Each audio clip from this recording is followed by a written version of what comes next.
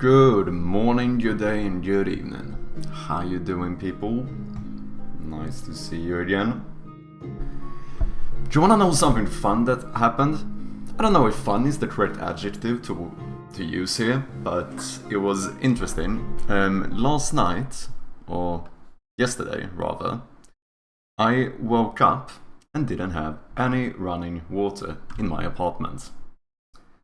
I was quite taken by surprise, to be honest, and then I think I woke up at like 8 or 9 in the morning, and I look at my phone and realized that I've gotten because I had no notice before this that this was gonna happen, so I was quite confused. But then I see that I actually do have a mail from my landlord, so I go in and look, and yeah, it does say that we're gonna cut off the water supply between 7 in the morning until 4 in the afternoon and whatever. But I got this mail at 9.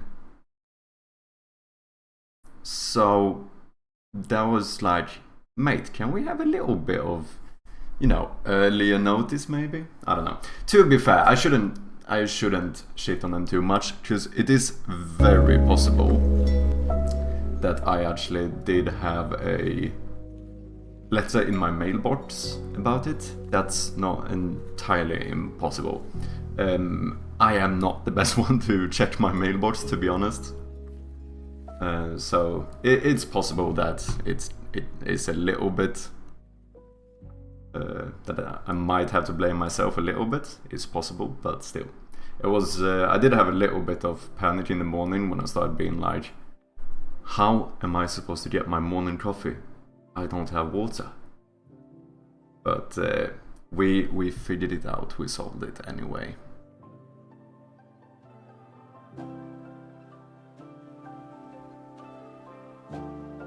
So, today I think we're gonna continue with a bit of game development. There's just a few things that I kind of wanted to show you guys first.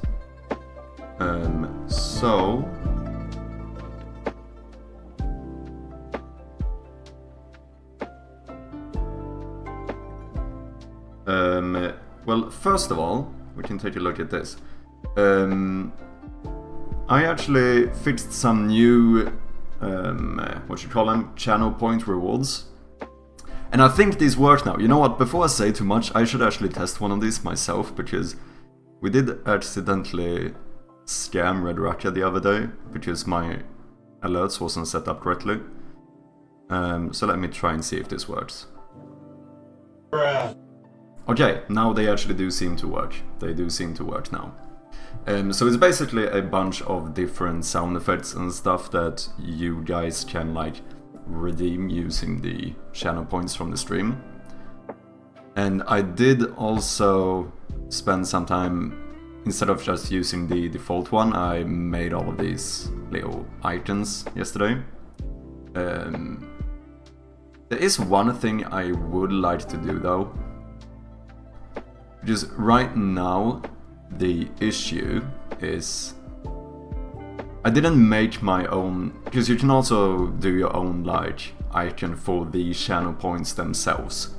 Here I went a little bit lazy and I just took my hot emote from Twitch and put that one in.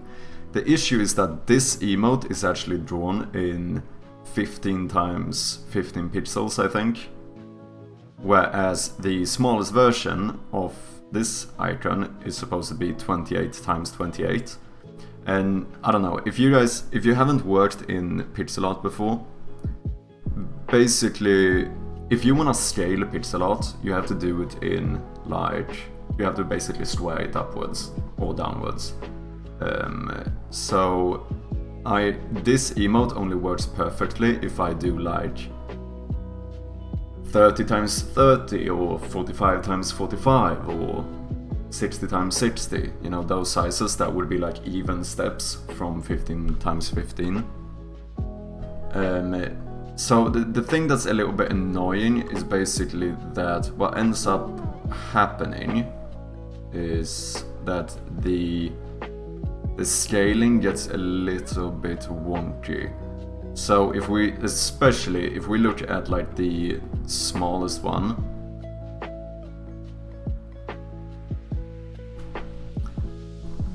like, you know, these pixels don't match up as well. I don't know what this is. This is like, compared to the rest, this is like half a pixel.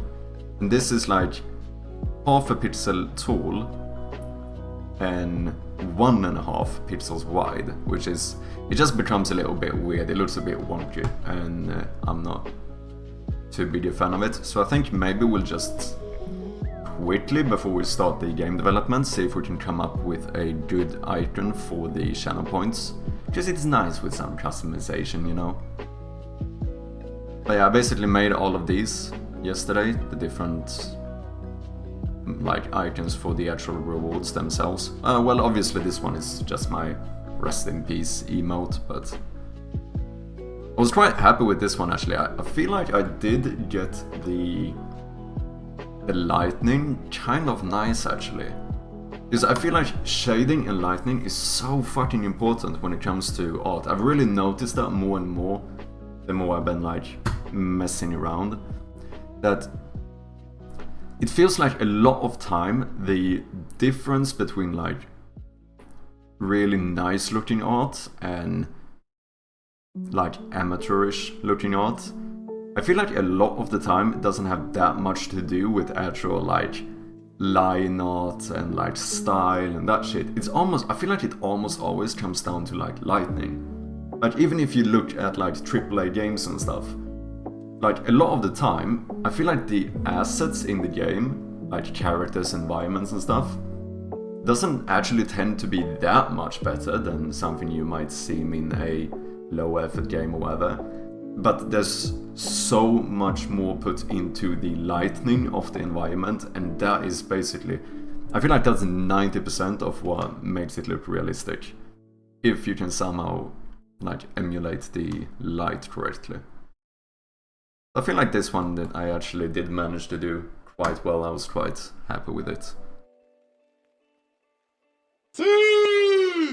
Red Rocka, good morning man. How you doing? Now they actually work, no more scams. I did try to look before, you know, because I read that apparently you are supposed to fucking be able to, what you call it? Not reimburse, but I mean, I guess it's reimburse, like people's channel points, but I can't seem to find a fucking button for it. So yeah, unfortunately you did get a little bit scammed last time. Yeah, indeed, we also handed out quite a few VIPs yesterday off stream, because I was looking around in my Twitch settings and I realized that I actually had quite a lot of vacant VIP slots. So yesterday we got a little bit generous and started handing out a few extra ones. And you were one of the lucky people to get a free VIP. I mean, technically there are free. I don't know why I said free. It's not like anyone has paid for it. I did technically kind of add the option now, not with real money of course, but I did make a channel point reward to unlock VIP. But oh, this is upscale. But basically, other than that, like now everyone who has VIP has just gotten it. But yeah, the interesting thing about this is I'm not entirely sure what exactly I want, because the interesting thing is that we can also rename them. Like channel points can have like a customized name as well. So I'm not entirely sure what we are going to do. But I feel like I just want something that's not weirdly like, or has like wonky pixels, because this shit is the kind of stuff that I will never stop thinking about this. Of course, technically speaking, I could kind of like half fix this by being a little bit cheeky and doing stuff like this instead. It's still not gonna be correct, because we're still gonna be somewhere in the image that's still going to be like half pixels. Like, there's no way of getting around it. But first of all, what we're supposed to do is we go here. We're going to scale this image down to 28 times 28 pixels. Now, whoops. Something weird happened with the colors. Did we have some... Oh yeah, no interpolation. Never use interpolation of any sort if you're handling pixel art, because it messes it up.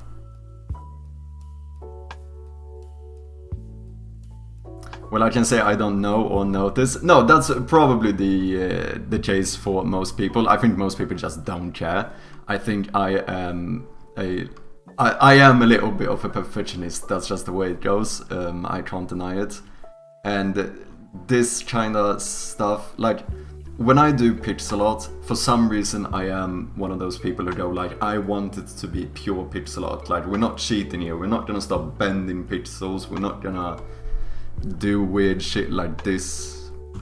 Is obviously, like, this would probably look better, but it's still, technically speaking, this isn't like pure pixel art. And I guess in a weird way I become a little bit of like a pixel art purist when I actually start working on pixel art, which is a little bit, like I said, I do think that the majority of people probably don't really care.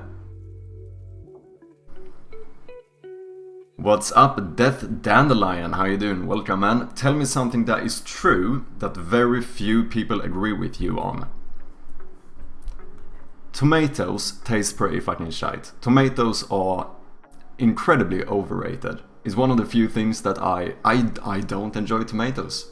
I like the vast majority of vegetables. Tomatoes are kind of shit, actually. I think that's probably one of those that it seems like a lot of people are not on my side on. And people go like, oh, but what about these like tiny tomatoes? Those are nice. And I'm, no, they're not. Is that unpopular though? I feel like it is. I feel like a lot of people give me shit for not liking tomatoes. Yeah, onions are much better, and I feel like onions is a more popular thing to hate on, where people are like, oh no, I don't like onions. But like, I much rather eat onions. Like, onions are good. Tomatoes are just not that good. It's something like the consistencies are weird. I am a fucking hypocrite though. I tend to be very much of a food hypocrite. Death Dandelion, thank you very much for that follow, man. Appreciate it. In general, I am incredibly much of a like food hypocrite. Which is, like I said, I don't like tomatoes. I like everything that has tomatoes in it though. Like, if you give me ketchup or like tomato sauce or like anything like that, I think is completely fine. Pure like raw tomatoes is not my thing.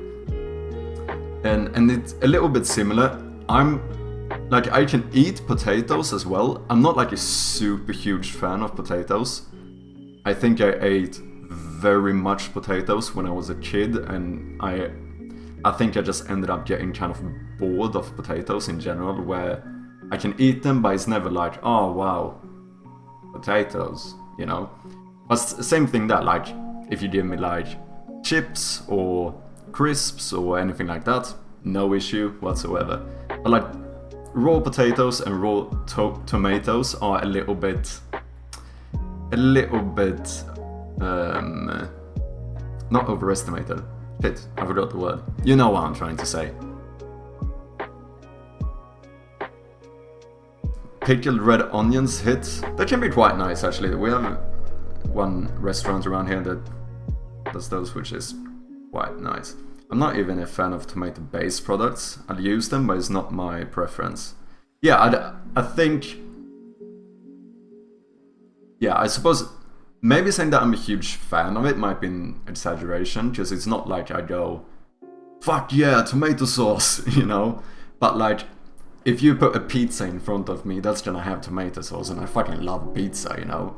But if you give me a pizza and there's like tomato slices on it, I'm a little bit like, oh, maybe even punch a few of them off, you know? I'm not huge on tomatoes. What would you say, Death Dandelion? What is something that you think is true that few people agree with you on?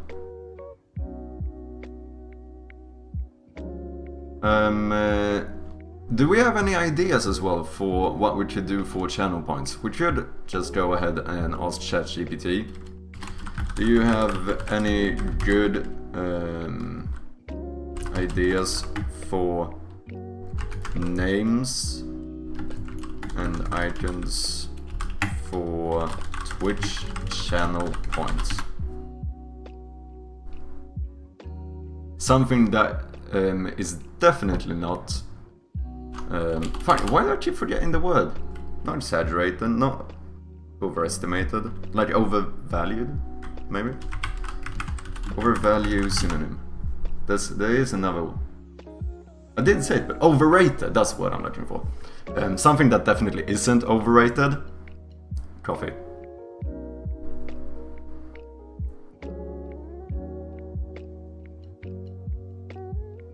I haven't been using 01. Is it better than 4.0? I don't even know. I feel like I didn't use 4.0 in a very conscious way, where I was like trying to notice the difference. I did it compared to like the first one. With 4.0 I just put it on, I haven't really thought about it. I think the main thing, or maybe that was with 4.0 as well, because obviously it takes a little bit more time. I think that would be one. Like, you notice that they actually do think a bit more, like they actually... Yeah.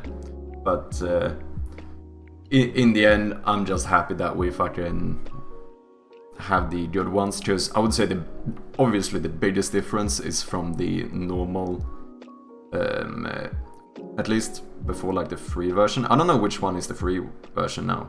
Because this says legacy model. Is 4.0 the no... Do you have to pay for 4.0? I'm actually not sure. Oh yeah, there is one that's faster as well.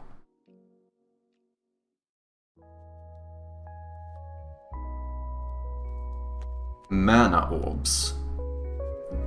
XP points. We can't have a progress bar as the fucking icon. That's gonna be weird. I mean, a star you could do. I mean, coins work. I started paying ages ago, so I don't know what the different plans is right now. Yeah, I mean, I've had ChatGPT for quite a long time. Is the availability good on the free plan? I think that was the biggest issue, at least when I was using the free plan. The fact that, you know, you would get these fucking messages that like, oh, you had like exceeded your limit for the day or whatever. And that was like, fam, I just wanna chat to my AI friend here. So I think that was one of the biggest reasons first as to why I bought it. It wasn't specifically for the better model. I think it was just that you were like unprioritized in the availability on the free plan, and that pissed me off. But I did definitely, after I started paying, I did notice a quite big difference in how good it is, especially with like code and stuff. Because I feel like when I was coding with the free ChatGPT, I spent more time troubleshooting and fixing errors than I did after I started paying. And it was so funny because I got the free version of ChatGPT to make a code for me for one of my games, and then it didn't really work. I started paying for ChatGPT, so I took the same code and gave it back to the new ChatGPT. And he started like shitting on the code, being like, yeah, this is bad, you're doing this incorrectly here. And I'm like, fuck, this is basically you who wrote it, just a dumber version of you, so don't cut me some slack here. This is not my issue. Like, everything you say, you are shitting on yourself right now. Loot crates? Nah. Yeah, it was a bit funny. It happens quite a bit. And sometimes I get a little bit like, I become a little bit petty, so I would start arguing with ChatGPT and being like, actually, you wrote this code, so don't give me no shit. And he will then have to man up and apologize for his earlier mistakes. It's fun. Magic runes, enchanted gems, Phoenix feather, star credit. Quest points. I mean, we could do something, since we still have a little bit of the, you know, chicken theme at some places. We could do it. I remember back in the days I actually had feathers, but this was when Twitch didn't have channel points. It was like the third-party bots and whatever that would have like loyalty points or whatever they called it. Yeah, I don't know why I start saying hello like it's Cass. Dude, me too. I do that kind of stuff as well. And I'm really good at, if ChatGPT actually does something good for me and like solves an issue, I always say thank you afterwards, and I'm like, oh, thank you so much for the help, man. And he would be like, no issue, if you have any other inquiries, please blah. And it feels so weird, because like you say, I know that it, obviously ChatGPT doesn't actually care whether I am being polite or not. But it's something inside me is like, he deserves a thank you, you know? Hard not to treat it like something that thinks when the output is so advanced. No, yeah, it really is.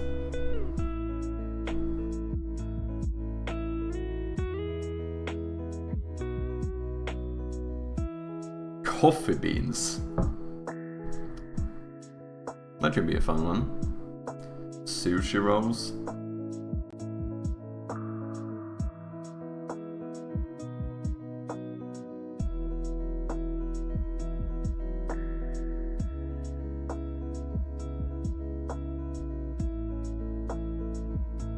Bitcoins.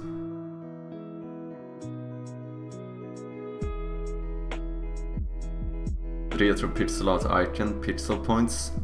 I mean, the icon is going to be pixel art no matter what, because at the moment that's kind of the theme, at least on Twitch.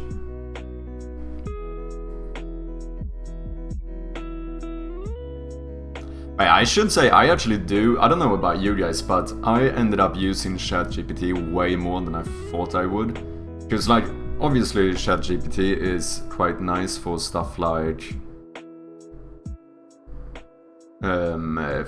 coding and so on, but like I feel like a lot of time nowadays I end up just asking ChatGPT what I otherwise would have used Google for. Like for example, like this question from the other stream where I'm checking like the countries furthest away from Asia, or sorry, Australia.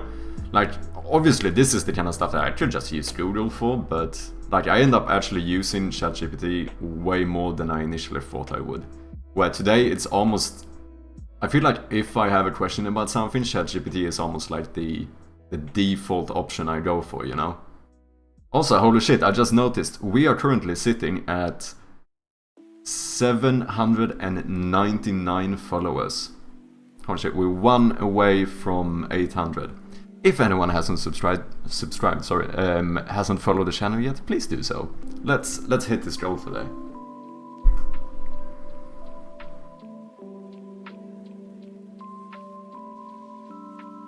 Use your username or mascot.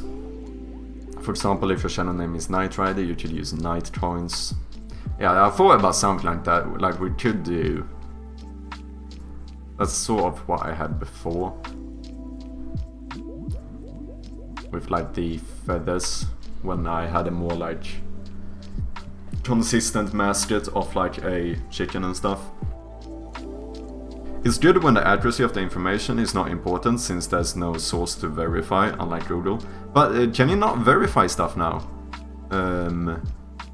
Because there was that thing before where you can like... I remember at some point ChatGPT did give me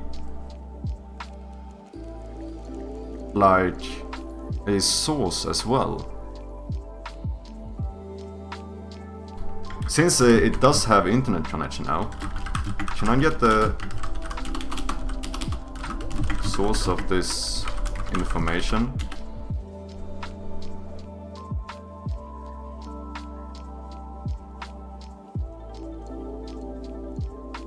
Okay, for that one he did not have a... Because there was, I don't know which model I was using, but there was one point where I think when it was like thinking and stuff, it actually showed the links to like the sources that it was reading or something.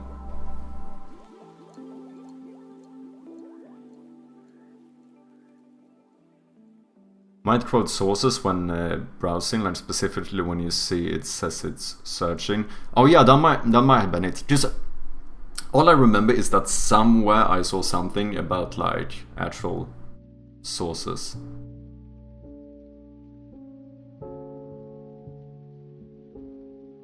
But that's also a good thing, because before when ChatGPT actually didn't have no like actual internet connection, it was a little bit weird where it would give you like outdated information and stuff.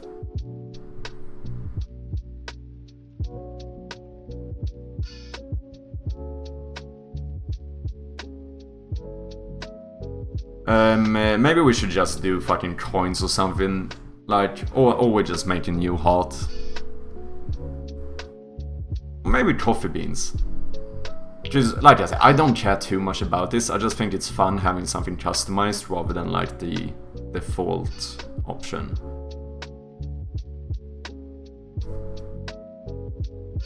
What about like...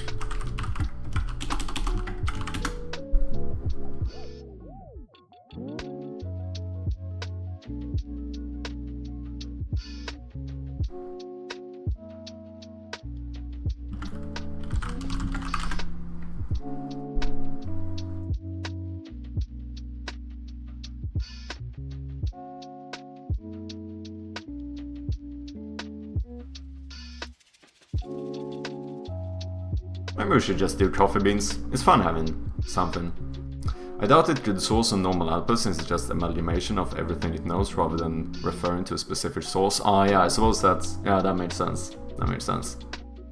Yeah, because it might not be that it literally, like, finds a source, takes the answer from there, gives you the answer. Like, it might, as you said, be like an amalgamation of the knowledge it already has and the few sources, maybe multiple, that it looked at, and then it just, you know, it becomes like a mix of sources, I suppose. So yeah, it might be difficult to nail it down to like, this was the specific source I use now.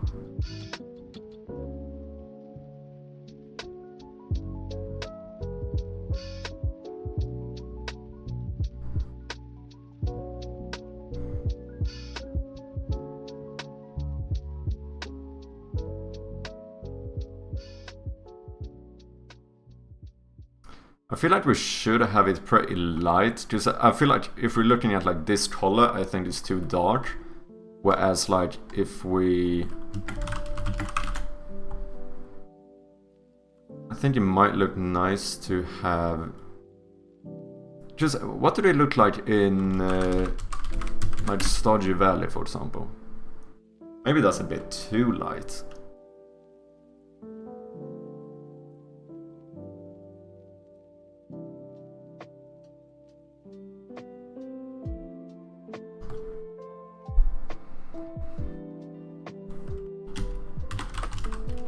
Coffee bean.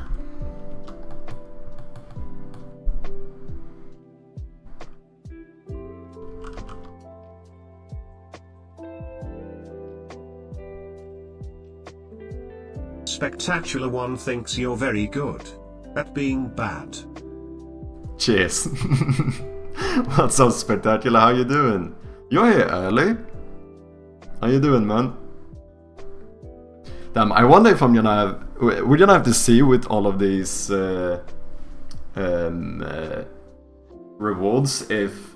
I might have to start changing the prices at some point, depending on like... because it's hard to estimate, because people do earn the channel points quite quickly. I mean, obviously a lot of these I don't really care for, but the one that I've been a little bit hesitant about is the text-to-speech one, the like open text-to-speech one. Because that one I did do quite expensive, because obviously there's a... it could very easily be abused, so I don't want like 2 new viewers to be able to like immediately start throwing text-to-speech into the channel, because yeah, it feels a little bit risky.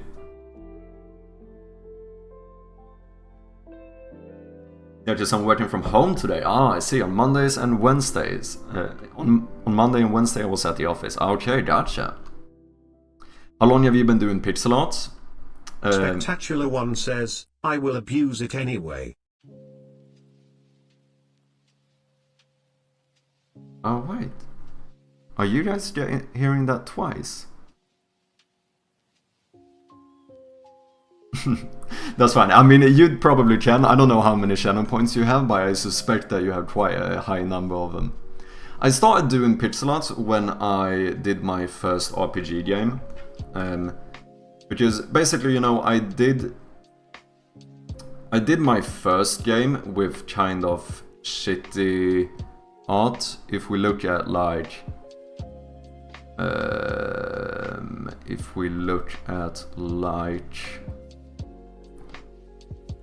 this one, for example. Like, this is what my first game used to look like.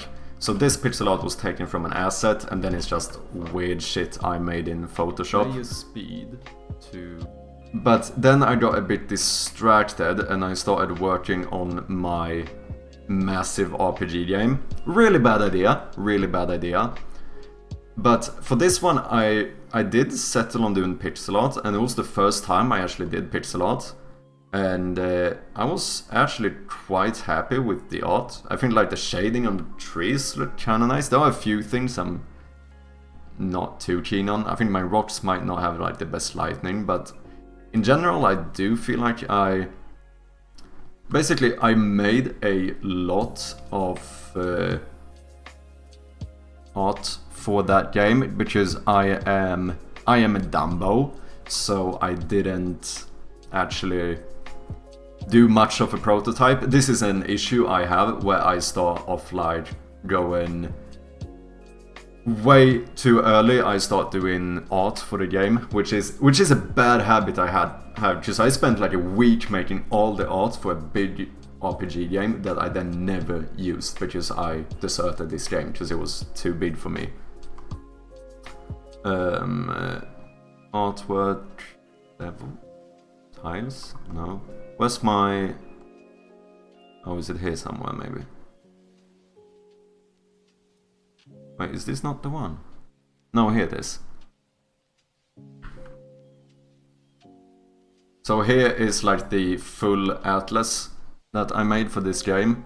Obviously here we get a little bit of anti-aliasing or whatever it's called, so it looks a little bit blurry. It's supposed to be really crisp, but this viewer is not the best one for it. So this was like the first pixel art I made. It looks great, thank you man, I appreciate it.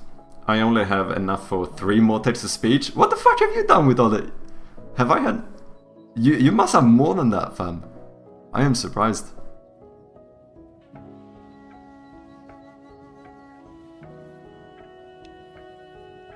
Or have you been spamming them before? Maybe I should make text-to-speech a little bit cheaper then, I'm not sure. But yeah, I was quite happy with this. Started trying a little bit of animations as well, so I would have these like animated... I think one of those videos actually shows it off. Maybe if we look at one of the later ones. That one is still... Oh yeah, I made this little enemy that would like pretend to be a bush, and then when you would get close to it, it would like jump out. Let's see here. I think maybe up here we might see me showing off. Yeah. So here we actually have like a little bit. This was like the first pixel art animation I made. Other than the player character, of course. And after doing that, that was actually when I decided to redo all the art for my first game as well. Because I did feel, when I came to my senses and realized that I probably shouldn't do a massive RPG game, I went back and was like, I should probably try and finish my first game instead. So then, we basically ended up redoing all of the art for the first game into pixel art instead. Which I think made it look a whole lot more consistent. And yeah, since then I've basically kept on using pixel art. Like my memory game was like the first one that actually I did without using pixel art. Because obviously both my... in Hall of Honor, both versions of Hall of Honor use pixel art as well. So here we had some of the old abilities and stuff. Someone stole my points for sure. Could be. Yeah, we did have a time when you could like bet your points a lot and stuff, so it might be something like that. This looks like a great proof of concept. What went wrong?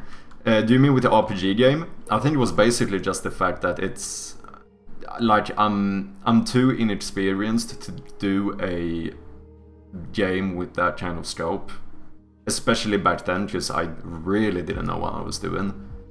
So I think after a while I just realized that like if I'm actually going to finish this game, I'm gonna have to spend like 5 years doing it, because yeah. I miss your currency you could get for watching back then. Yeah, we did have feathers for a bit. We had something else before. The ones that were viewed through the bot instead. But technically channel points now on Twitch is the same. Like you do get the channel points by watching. So it is similar. Was there a particular system that made you go fuck this, or was it just the number of systems that was overwhelming? No, I actually do think it was a little bit of a system, because I basically went fuck AI. Because I was too dumb to make good AI. So I'm surprised that this is the latest one, is it? No, wait. Why is this sorted in a weird order?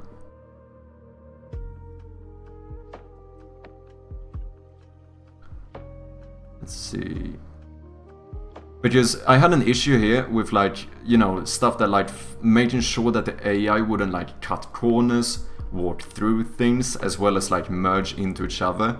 Because I think if I start running here, you see that now I did kill him, but slowly they would, and since both of them are just following my position, they would eventually merge into one, and just because they didn't have like a way to look and make sure that this doesn't happen. And I think that I had a lot of struggles with the AI in general, and I think that was one of the like systems or mechanics that kind of made me go, I'm not sure I am at the point where I'm capable of making a game like this. But it was fun working on, you know, I did like the stamina bar from like Dark Souls, and we have the dodge roll is working, like you can actually dodge roll, like you do have invincibility frames during like a certain part of the roll and stuff, and that was kind of fun to work on. And I did actually make a pretty fun game mode in this, where something I ended up doing with this game was that I made like a local versus mode in it, so that basically I could have my friends and me be in like a small arena, and we both would have the same character, just a little bit different like color scheme, and it would basically just be a 1v1 and see who would was able to beat the other one. That was actually pretty fun. So, you know, I mirrored the health bar of the other person on the other side. It became a little bit like a Tekken kind of game mode, but with like Dark Souls mechanics. That was actually, I was surprised at how much fun I had with that game mode, like just playing against my friends and stuff. Of course I would love making some game like this, like I really would. Is it something you'll come back to? I mean, I potentially could. It's just that like even now I'm still considering with like my turn-based game, I'm still kind of considering the possibility of me overscoping the game, because it's so easy to start like getting feature creep, and you start like overscoping everything, and like I'm just not, I don't think I am currently at a place where I have the confidence in my like game design and programming skills that I dare to spend like 3 years working on a game. Because if I would do a game like this, it would most likely end up taking like years to make, with like, especially with the scope. Because here my head was at like, I'm gonna make the new like classic Zelda game, like huge fucking open world. There's gonna be bosses everywhere. There's gonna be like quests you can do, like gear progression, like everything. And obviously, like doing that kind of stuff as like a noob game developer by yourself it's a challenge to take on. So I think what my plan basically is now is that I think I'm gonna continue and kinda make games that are slightly more complex and slightly better than the last game I made, and try to like work myself up to it rather than start with something of this size, you know. Because it's scary spending that much time and effort on something, and like if I would spend 3 years working on a game like this and then it turns to fucking shit and no one wants to play it anyway, like that, although I probably would have learned a lot of things, it would have felt like kind of bad doing that. And I think actually, even if we talk about the whole thing about learning, I think it's not even advantageous in that sense. Because I actually think I would learn more efficiently and quicker during development of like multiple tiny games rather than doing one big.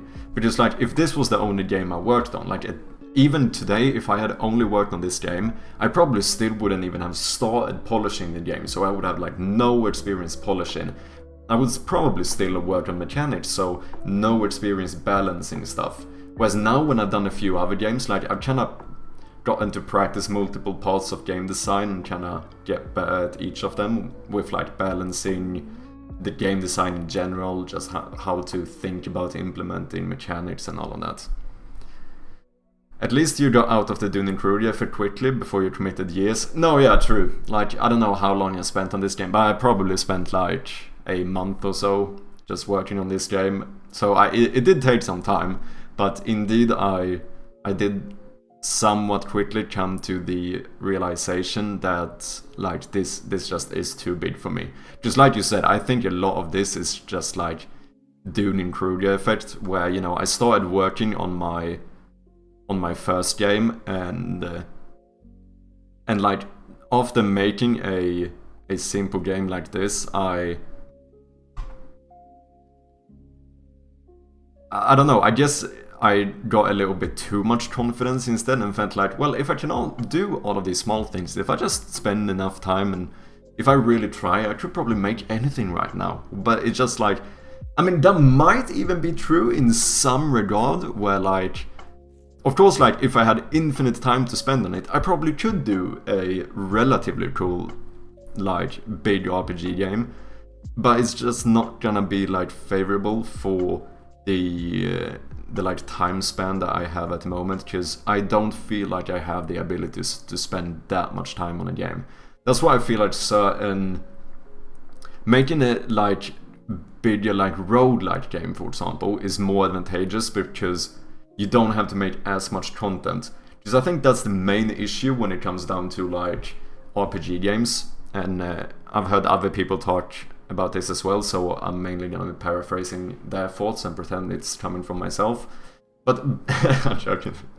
But basically, you know, with like an RPG game, like if you want to add 1 hour of content, you have to spend like 5 hours making that, and then the player is only gonna see that once. Just generally speaking, most people play through an RPG game one time. Whereas like if you're doing like roguelike game, is the complete opposite way around. Like half an hour of coding could add like 8 hours of playtime because of the replayable aspect of roguelikes. So I think that's one of the main reasons why I feel like for example, the roguelike genre is much more favorable for like a solo indie developer, because the amount of content you get from the work you do is more in like your favor, whereas for a RPG game where everything is kind of about how much content you have, it's like the thing I talked about before, where I think one of the main reasons why Skyrim is such a good game even today, even though it has some outdated mechanics and stuff, I think one of the main reasons why it's so good is because of the amount of content. Not necessarily like the quality of the content, it's just that there's so fucking much to do, you know. But for roguelike you don't really need that, because with the like generated and random things, it kinda it embraces replayability in a different way. You'll always progress faster doing multiple tasks badly, but learning from each mistakes rather than one task perfectly. Yeah, exactly. Thinking like a true corpo, maximize player addiction so they never leave your game. Yeah, and then just shove a shit ton of ads in their face. Nah, that's mobile development. We don't do that here. At least don't now. No, but I don't think... It's not even really about getting players hooked to the game. It's more so that I'm just... like, the time for me that it takes to make enjoyable content for players has like a whole different dynamic depending on the genre you do. But yeah, I definitely have made pixel art for quite some time now. I wouldn't say I'm still great at it. I do think I do certain newbie things, and I do think, like, for example, animations I don't think I'm great at. It's just a fact. No, I get the point, just me. I mean, yeah, no worries. But I definitely think I've gotten better. Like, a lot of my pixel art, I do feel like I slowly get more and more confident. Where, like I said, like this one, for example, I am actually... It's a simple object, but I actually think it looks really nice.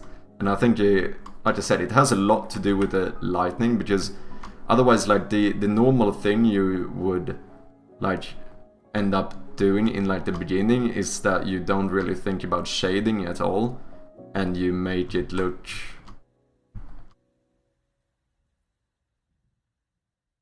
you know, something like this instead. Well, like, this looks very flat, it just does, you know. And if you compare it to this, I was actually quite happy with it. Just make a game like Isaac, it has infinite replayability. Yeah, and that is because of the roguelike aspect, isn't it? So that's why I did like... Both my Hall of Honor versions I worked on are like roguelike games, because it does, similarly to Binding of Isaac, it does give a little bit of that like infinite replayability, because you can always get a better run. You can always have a different run, you know. So you don't need to make more content, because the content kind of creates itself in a way. But I was actually at one point thinking about doing a game very similar to Binding of Isaac. I remember I started writing like a game design document, like planning it out and stuff. I think the big issue for me is that I can't make a similar game to Binding of Isaac without legitimately making Binding of Isaac. Because I kept on being like, okay, maybe it will be cool to like...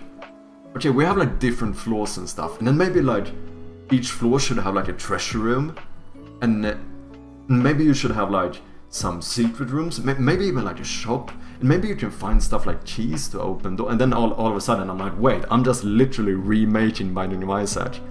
I think my love and passion for Binding of Isaac is so big that I don't think I'm capable of making a game similar to Binding of Isaac without ending up making a just worse remake of Binding of Isaac. Because I think Binding of Isaac has done so many things right that, like, I think it would be hard for me to actually take inspiration from it without straight up copying it. I did do a little bit of like, what you call it? I did take a little bit of inspiration from Binding of Isaac with my deck builder game, because one thing that my deck builder had that, like, for example, Slay the Spire and Monster Train doesn't have, is that I actually have something like active items, which actually was a inspiration from Binding of Isaac, where although it is like a card game and it's kind of like turn-based auto-battler, I still made a system to have like what I call rune stones, which would be like your active items, where you could like protect all your units for 1 turn and stuff like that, and you could use them like once per battle. And that was basically an inspiration from Binding of Isaac. I think one of the worst things when it comes to pixel art though is the fact that I am still a little bit like one of these people that I place a lot of single pixels, whereas I think if you look at very like good pixel artists, they actually tend to like draw a bit more and then like fix it up with details. And I think I have a little bit of a habit of basically putting a lot of individual pixels, which is a little bit more of a time management issue. Be right back, see you soon, man.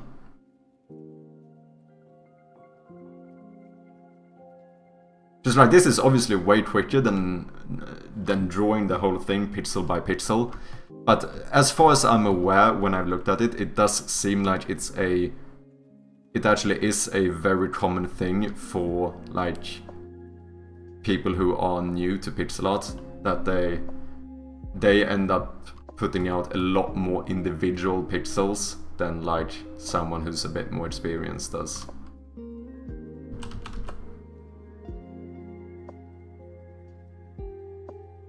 And also, I just need to get a sprite, because currently I'm doing this in GIMP, which is like an open source version similar to like what you call it, Photoshop, and this is just not optimized for pixel art.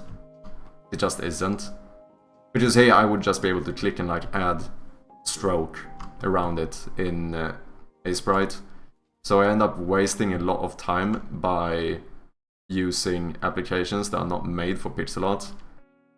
I think it's an issue I have where I get comfortable with stuff I use and I'm like, well, I can make it in this, so it works, and then I guess my thought process is a little bit like, if it works, I don't have to fix it. But I do think I am wasting quite a lot of time by just not getting a sprite. So that's something I definitely need to like get on.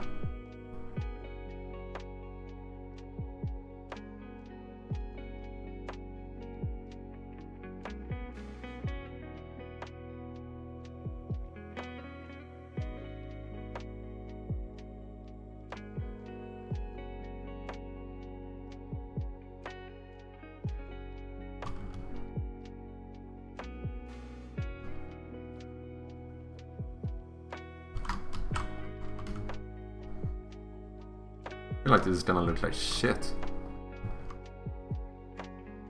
We'll see, we'll just try around a little bit and see what happens.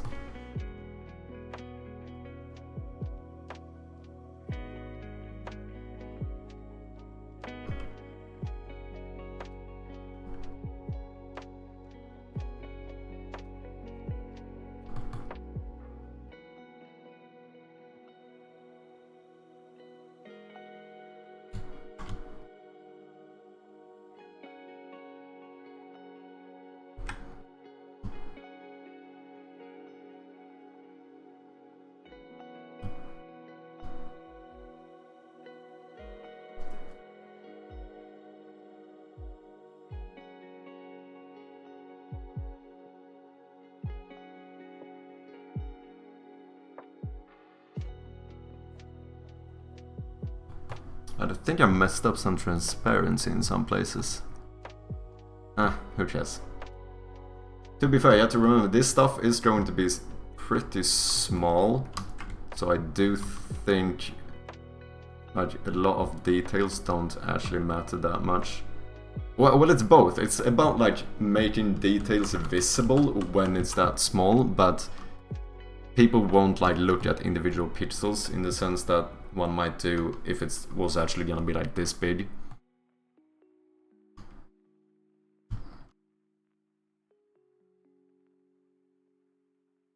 So basically we are just testing stuff out here and we'll see how this works.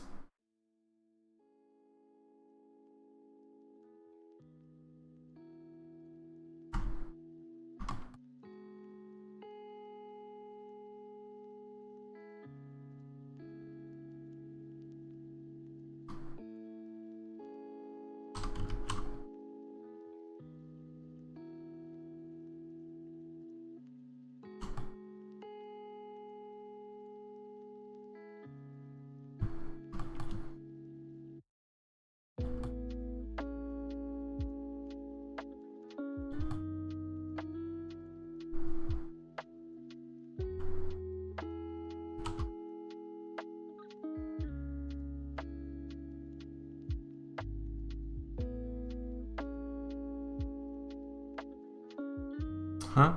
Oh.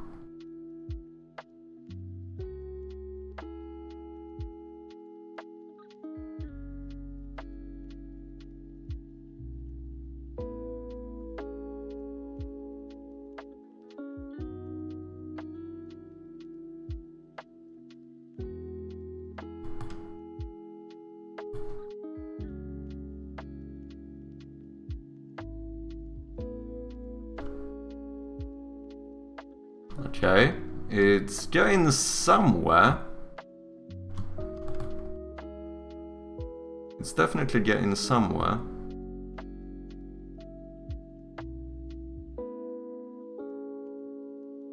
Like I said, it's like I said before, where I actually spend in, or where I actually place the individual pixels, I feel like doesn't matter as much as how I do the lighting.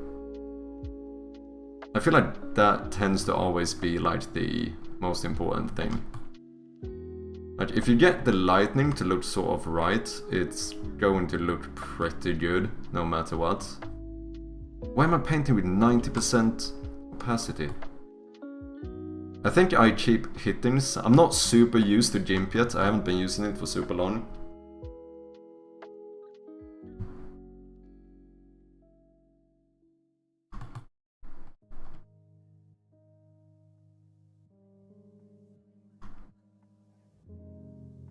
So I think I hit some like shortcut to change the opacity all the time, which is a little bit annoying. Does that look like a coffee bean? I feel like something is off. Maybe this thing here should actually be a bit wider. I wonder how it would look if we did something like this instead. I do think that might be a bit better actually.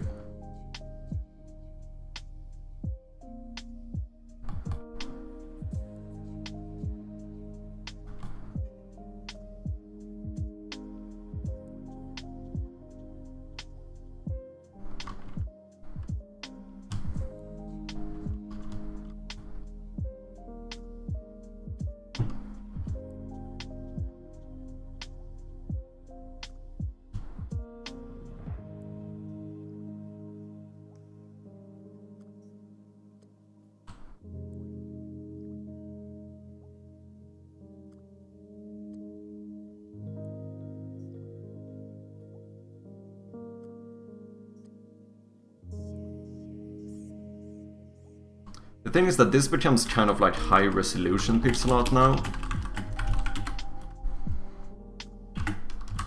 which I am worse at. I feel like I actually, because I'm bad, basically is what I'm trying to say.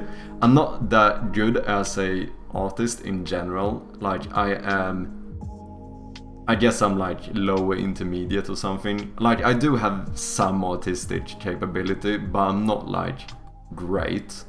And I feel like a lot of time, like making this kind of pixel art look like consistent and nice, I feel like I'm starting to get kind of the ability to do.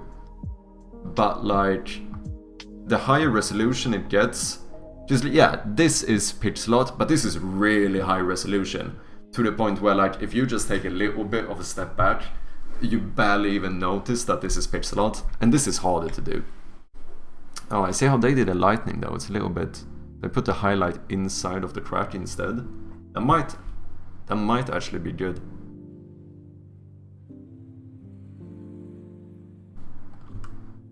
Maybe that's how I should do it. I think that's the main issue, just the fact that I don't have enough experience with like color theory and just lighting in general, you know, which I feel like is one of the most important things. Let's see how this would look.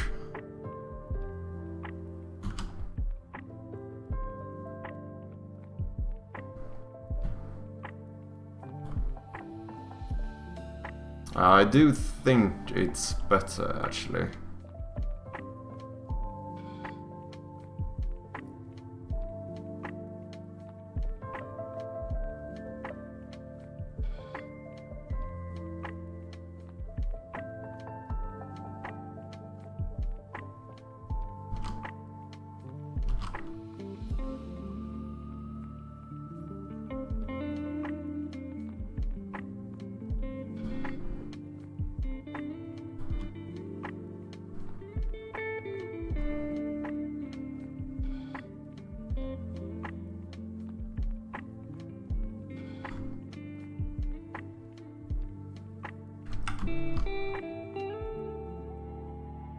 What's up, Joao? How you doing, man?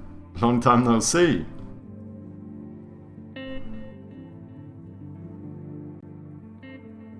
Can I not? Oh, never mind. Oh, I really do need to look up some like documentation or something on GIMP.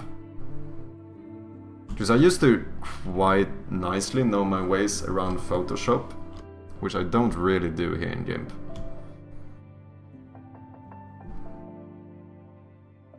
Okay, I think this is getting somewhere now. I feel like we are on the correct path here. Doing good, nice man. You doing a game? Well, we are gonna continue with some game development today. This is actually for Twitch, because I did some new like channel point stuff. So I just wanted to have a new like icon for the channel points, and we settled on coffee beans. So I'm trying to see if I can get the coffee bean to look right, but I'm struggling a little bit with the lighting of it.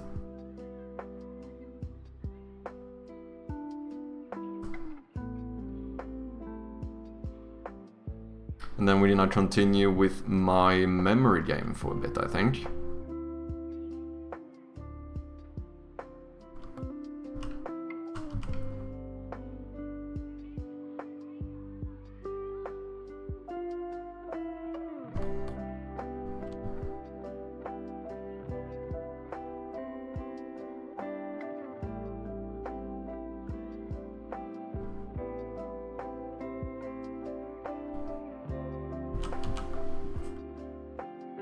Should we have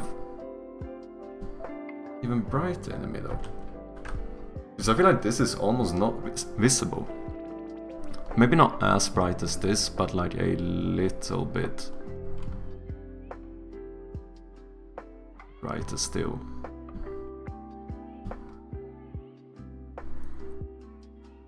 Because yeah, we have basically finished my first game, the, if you remember, like the Pastel de Nata game.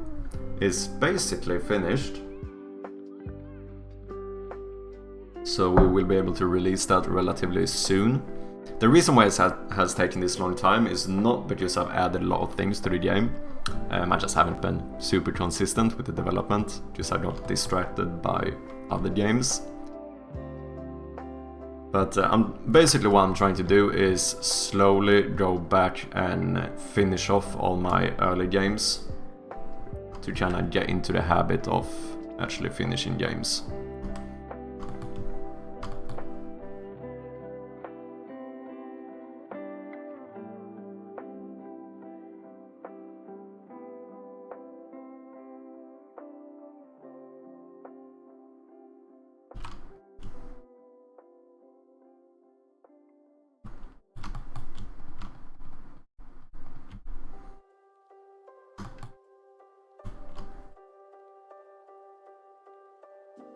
The homeless dude with a mustache? Pretty much, yeah.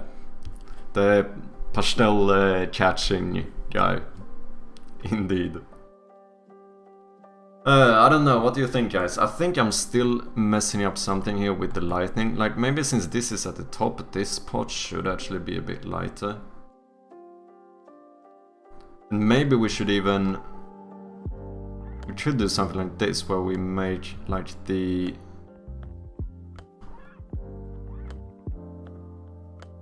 We make the outer stroke a bit darker. And maybe we make this one a little bit lighter. That might be a bit too much though.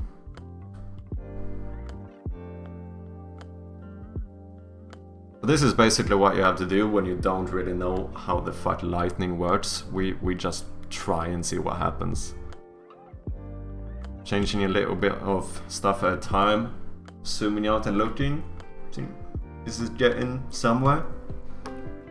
Does it look decent-ish? Not sure, but... Yeah, how would it look if we actually do the same color as that one?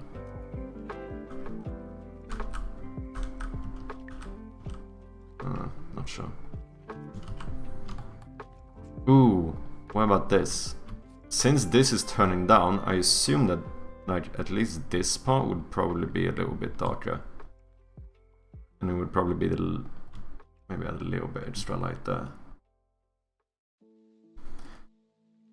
I don't know. Would you look at this and go, yeah, that might be a coffee bean? Or would you look at this and be like, what the fuck is that? Oh, wait. What if we do...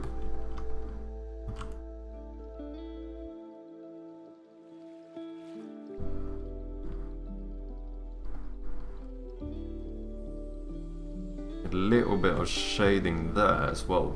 Get more of a round feeling from it. Coffee bean or turd? Yeah, that's what I was scared of. That's actually the main reason why I said I didn't want to go for like the really like dark brown color like this one, because I feel like it's gonna be easier to misinterpret it.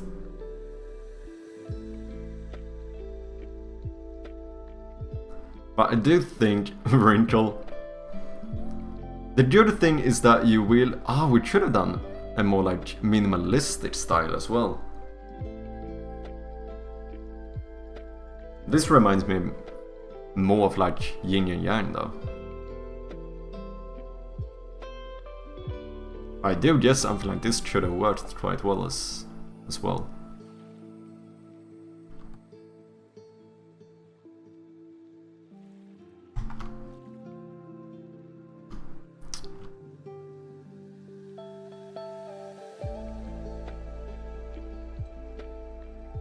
How do you not get...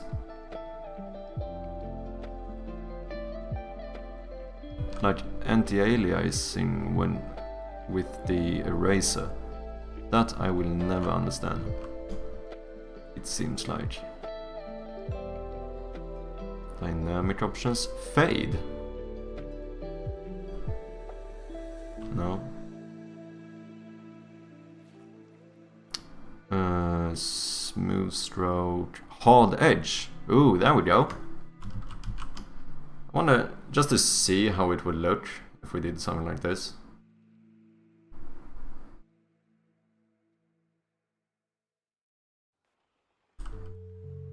Maybe it does actually look better.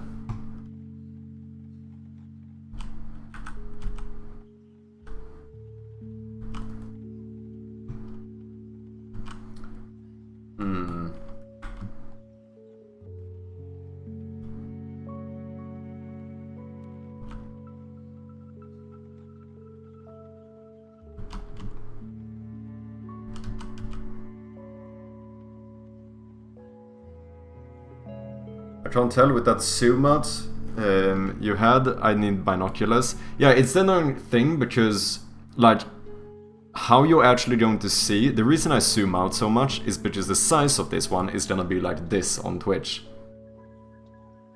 So... when you do stuff like this and like emotes, it's really important to actually consider how it looks when it's really small. Because a lot of the time, if you look at something like with this size, if you're making like an emote, it's super easy to see like the facial expression. When you make it small, like it would be in the Twitch chat, that kind of stuff gets a little bit more ambiguous. It's harder to tell like what the facial expression is actually giving off. Obviously this bean doesn't have much of an expression, but...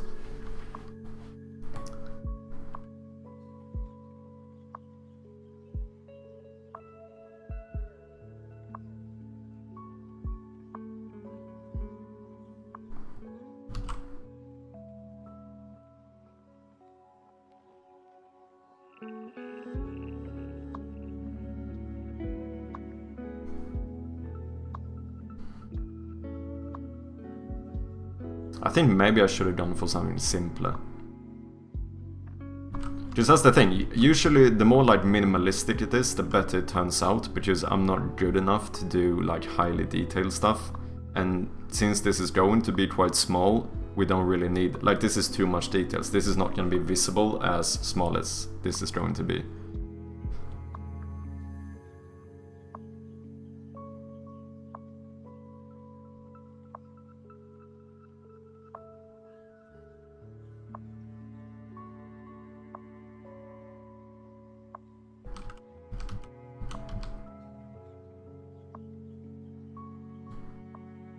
G'day mate, how you doing, Hobo? Nice to see you, buddy. How you doing this fine Friday?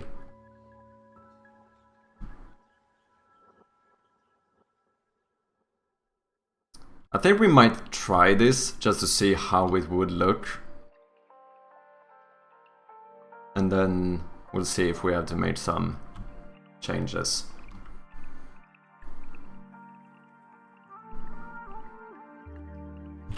So this is Coffee Bean 28, and then what we have to do is that we need to scale this image. Let's do 200% and absolutely no interpolation. Save this, Coffee Bean 56. And one last time we are going to, scale you. Coffee Bean 112. Why is everybody VIP besides me? Oh no, shit. Do you want VIP spec? You can get VIP, but you wouldn't be moderator, so you can't ban people if you're... Because you can't be both VIP and moderator. And I don't know about you, but I would argue that moderators have a bit more power than VIP do. Kinda rough to be honest, but I'm otherwise okay. Oh, I'm sorry, dude. I didn't even know I was VIP until now. Yeah, I did. Thing is, I said this before, I noticed I had a lot of vacant VIP slots. I didn't know I had as many as I did. So I got a little bit generous yesterday and started handing out VIP to quite a few people. That sucks, I'm gonna stay as mod then. Okay, gotcha. Now I actually did look it up because I was a little bit confused, but it does seem to be the case that you on Twitch you can't be both moderator and VIP. But there's no one to ban. I had 2 chances today before and you were to quit for me. Well, the thing is that I was actually unsure when Twitch catches these. No, wait. Oh yeah. So do you see those as well, Spec? Because I've actually been a bit unsure about this. When it says like likely ban evader restricted, do you see those as well? Thanks, bro. No worries, man. You've been supportive here, so I figured you deserved it. Okay, let's have a look at this.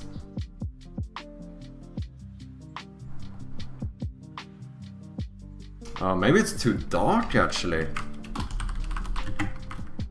Wait, should this be Coffee Bean or Coffee Beans? I mean, channel points is plural, so I suppose it should be coffee beans.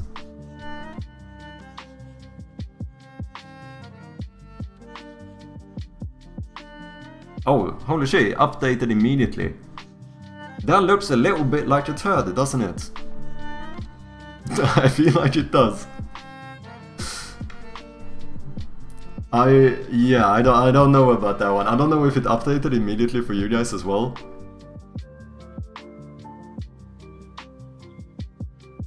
It's but just because I'm mod, no idea if non-mod. No, I know that other people can't see it. I just didn't know if that was a thing that only the actual streamer can see. But yeah, that's good to know. Then I don't have to stress it. Do you prefer coffee or tea? I like both. I definitely like both, but I am more of a coffee drinker. I think as a Swede, that is more common as well. Like, Sweden tends to be more... We're one of the countries in the world that drink the most coffee. Okay, I think we need to make this even lighter. So the cheeky way of doing this is that we are just going to select a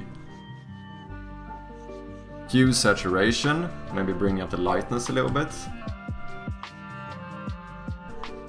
Maybe bring down the saturation.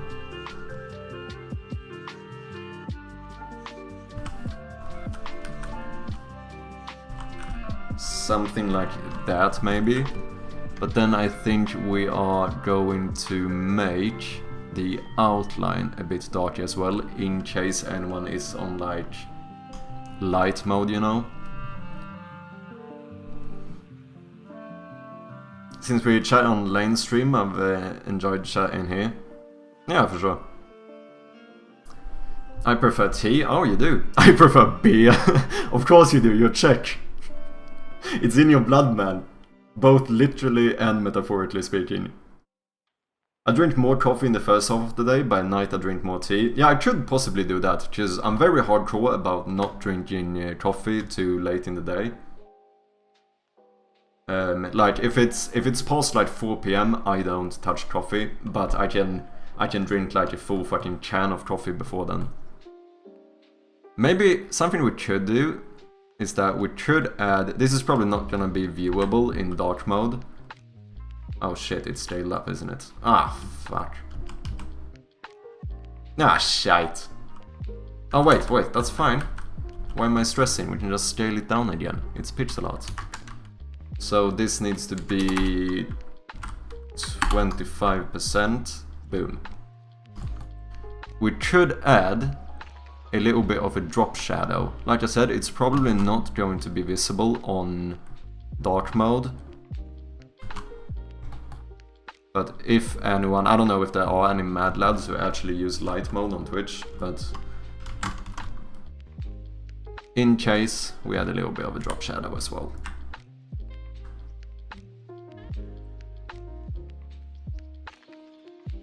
I feel like maybe we have a little bit of the wrong angle here though. I think this part might actually look better if we raised it up a little bit more.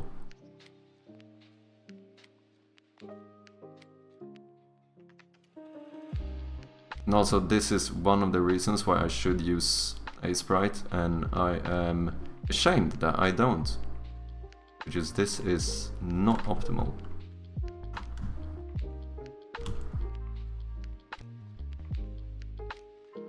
Yeah, maybe just something like this.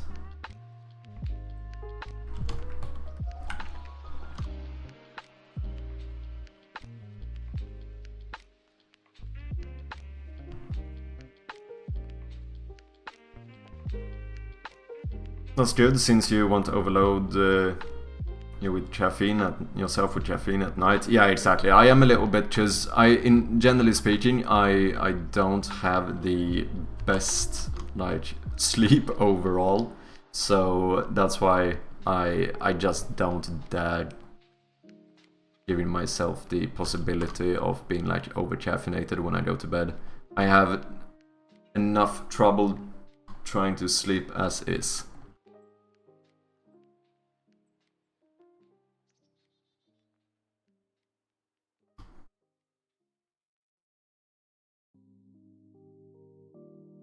Yeah, I think this angle is gonna be a bit better. We should even maybe raise the darker shade up a little bit more.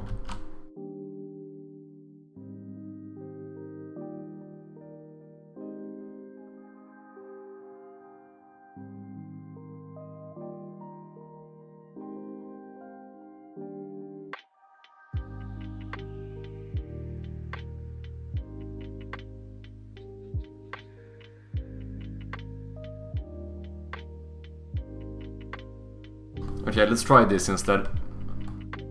You use GIMP, eh? Yeah, I started doing it after I had some issues with Photoshop, which is what I've always used before. And I don't know, I decided to try GIMP, and as soon as I kinda got around the differences, I feel like I don't see any reason as to why I would use Photoshop. I feel like I can do pretty much all the stuff I want here anyway. But yeah, like I said, for pixel art, Photoshop and GIMP are just not optimal to use, so I should get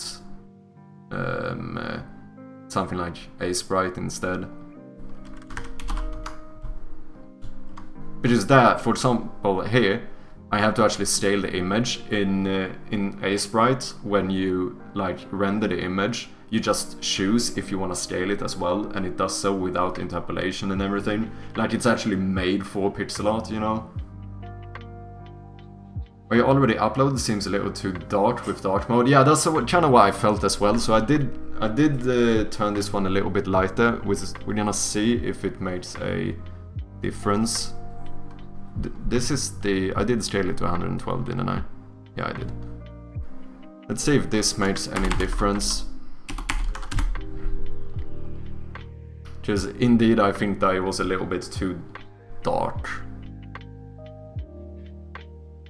Maybe it should even be lighter than this, we'll see.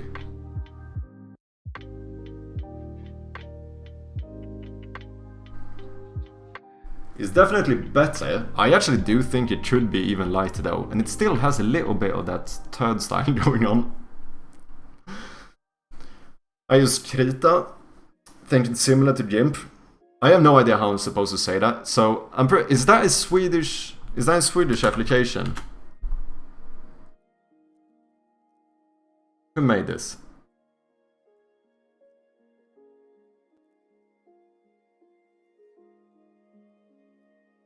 Just here's the thing, krita in Swedish means like, you know, one of these like chalk pens or whatever. I don't remember. I think you just call it chalk in English actually.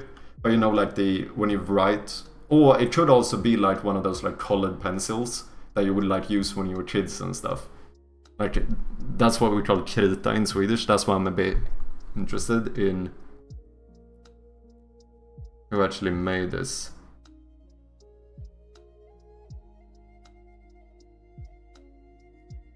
Krita Foundation.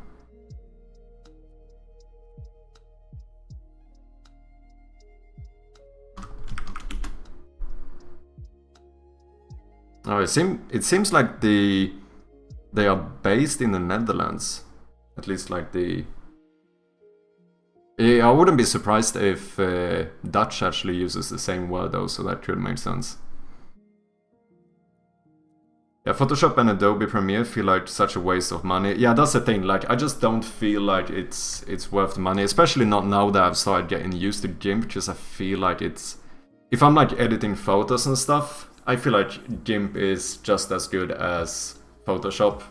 There are a few things I miss from Photoshop, like adding stroke to images and stuff is not as simple here, or maybe I just haven't found the correct options for it. That could be the case as well. They should very... Because I have noticed that there are a few things that they just call... They call stuff differently, which is a little bit like... Sometimes it's not super intuitive. I mean, smudge tool, that's the same. I do remember there was something that I was a bit confused by in the beginning.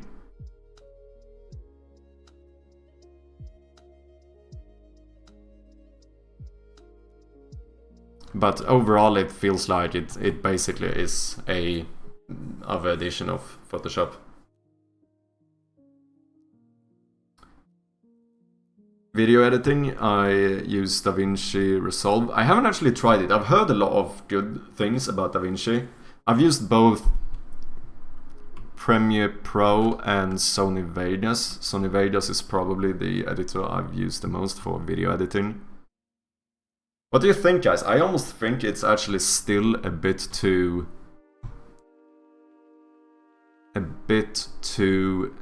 dark, maybe. Because I do think the vast majority of people on Twitch are using... Oh no, this is gonna become Inception here. Oh no, this is just gonna keep going. If we look here... Oh shit, my OBS chat is covering it. If you look down here, what do you think? I feel like it might actually need to be even a bit brighter than it is now. Only problem is you need a beefy PC to run smoothly. Oh yeah, maybe it isn't as... I don't know, as optimized. I mean, to be fair, if you're doing like 1080p video editing and stuff, you kinda need a kinda... Or even, especially if you do more than 1080p, you kinda need a beefy PC to start with anyway.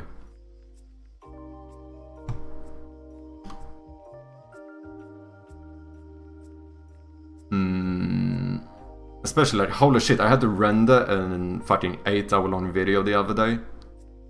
And I have a pretty beefy PC, but holy shit, that takes time.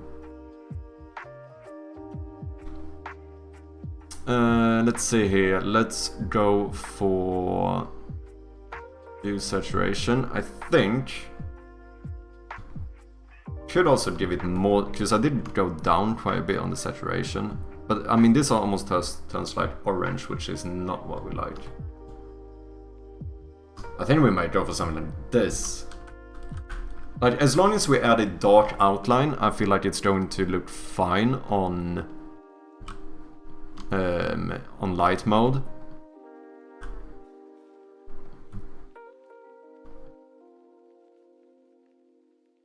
But I think this might be better, just going really light with it, because I feel like it's like Spec said as well, I feel like it's a bit too dark. Yeah, the playback used to be choppy until I bought a new PC. It was kind of annoying editing when you had to rematch parts. Yeah. Rewatch, yeah. Yeah, editing can be... I think the worst thing for me is just the fact that in general, I enjoy most like creative processes, you know? But when video editing, I actually do find to be quite long. Which is... No, I wish I did enjoy it more. Because I'm definitely too fucking broke to hire my own editor. Maybe we should actually keep the other one. No, I'm pretty sure I do think the other one is too dark. Otherwise we just make this one lighter. Or darker again. And maybe we actually should do the thing where we... Ah shit, I'm editing the high-res version again.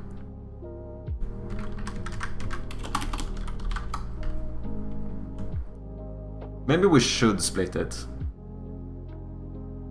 I think it might actually look better if we split it.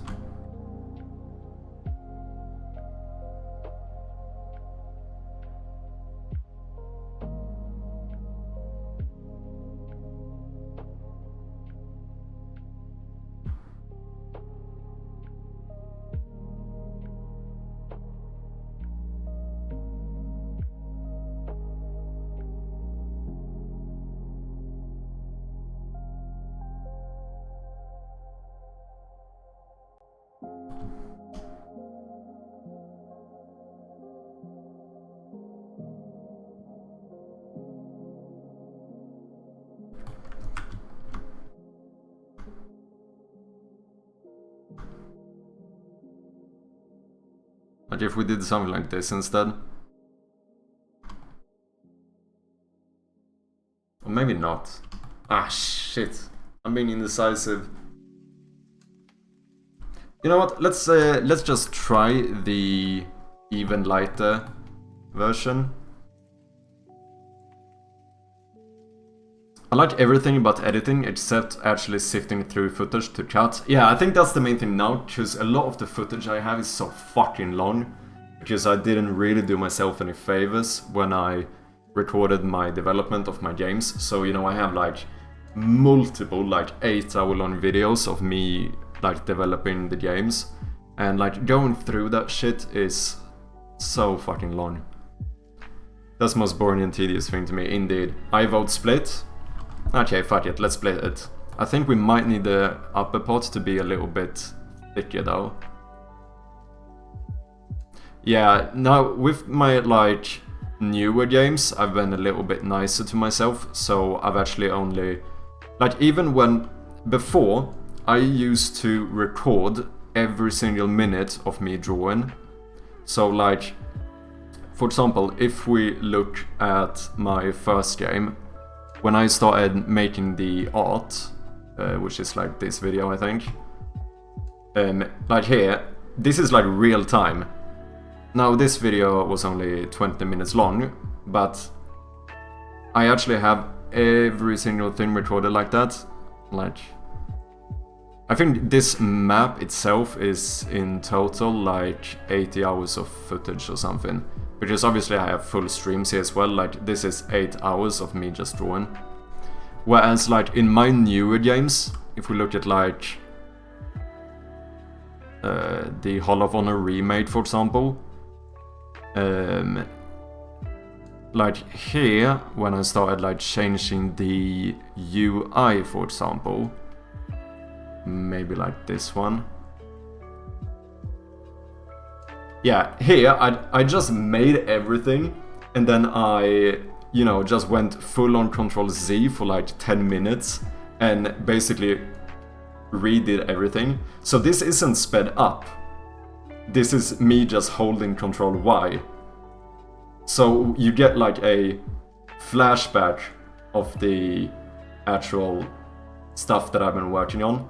But the video itself is only 1 minute, even though I was drawing for like 2 hours.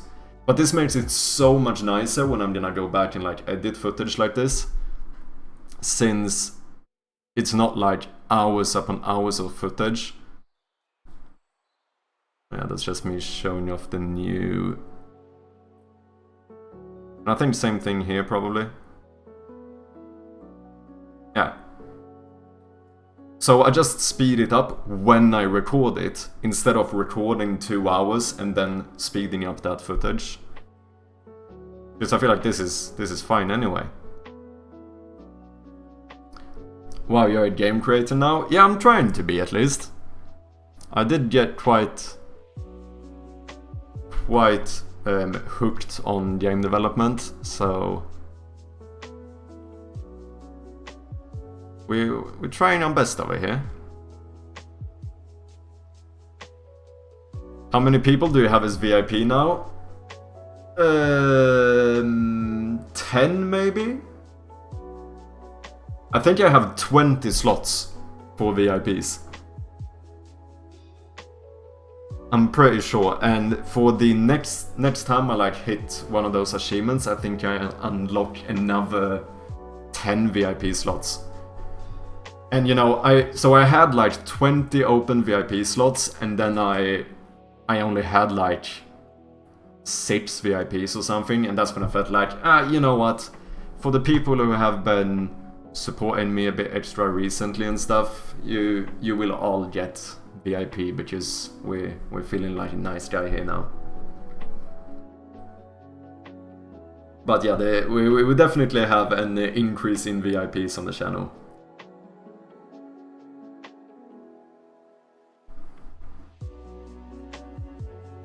It'll be a small amount when you become a big streamer.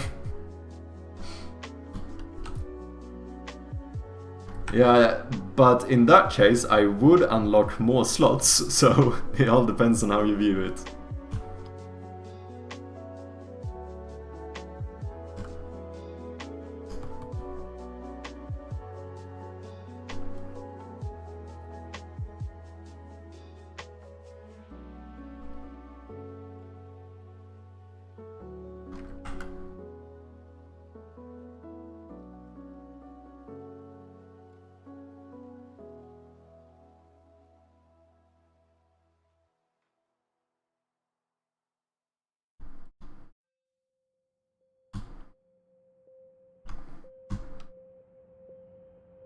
This doesn't seem round enough. Does it? No, that's too hard of an edge. We need to do something like this instead, I think.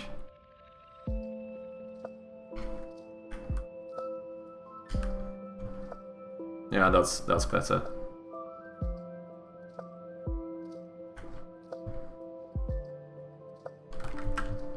Maybe this could actually continue down something like this. Or at least like that. To kind of make it seem like it's curving into the other one.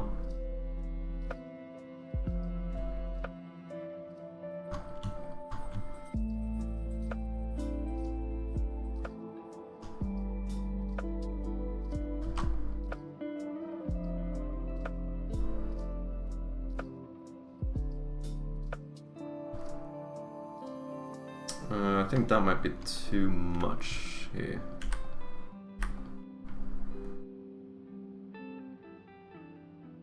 Something weird is happening here as well.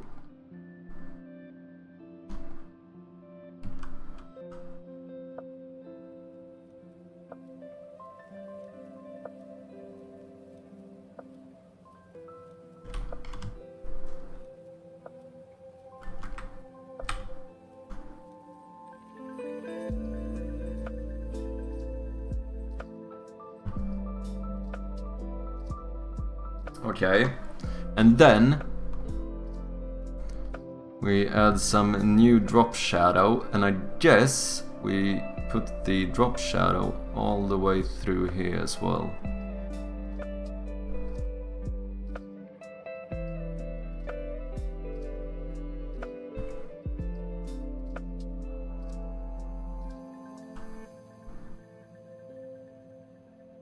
Does that make it not seem like we have a split in the first?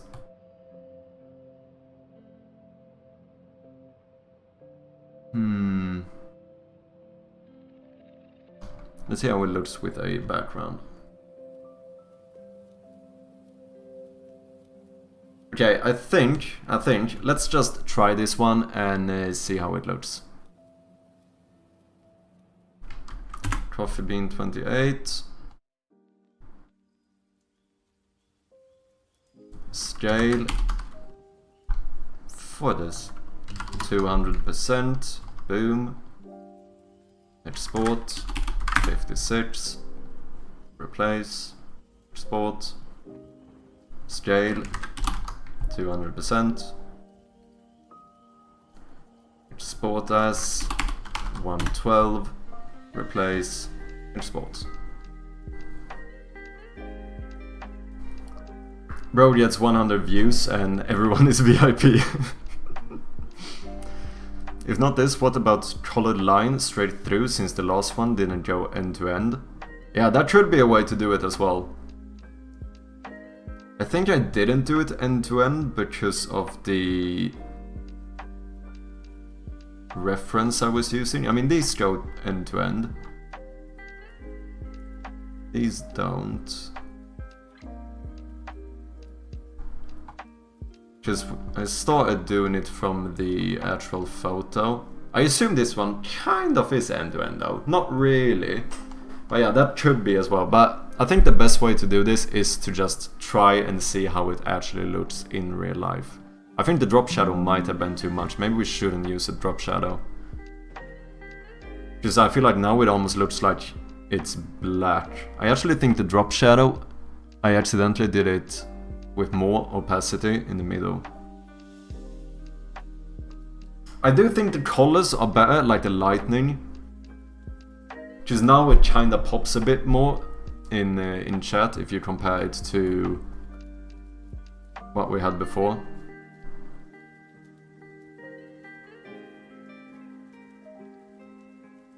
And the good thing is that if anyone is actually confused about what this is, if you just hold here, it now actually says coffee beans.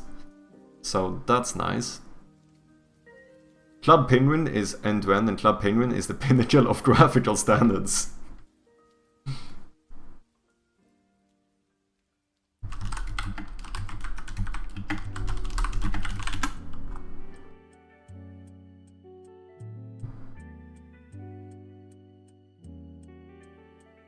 Where's the fucking coffee beans? Oh, Dude, that's even more than end-to-end. That one's going outside of the... Interesting. Interesting.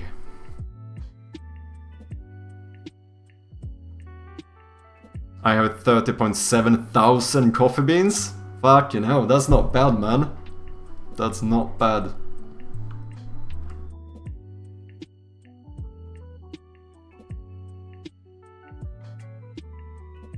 You know what? This coffee bean actually isn't that shabby.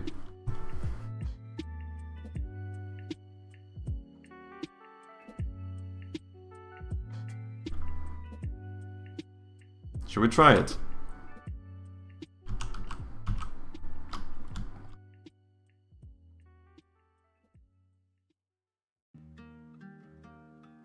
And maybe we should do something like this where it actually is a bit thicker instead. And then I think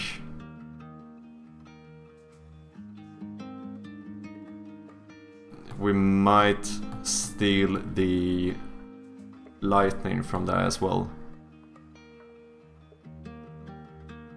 Let's try. Let's go with the Red Ruckus idea here. Let's base this off Club Penguin. It doesn't look split on my screen, but it looks good. The one we have now. Yeah, I do think I added too much drop shadow, actually, where it ended up looking like it was painted black between instead. I think I might have to actually move them further apart to really get the split to be more visible.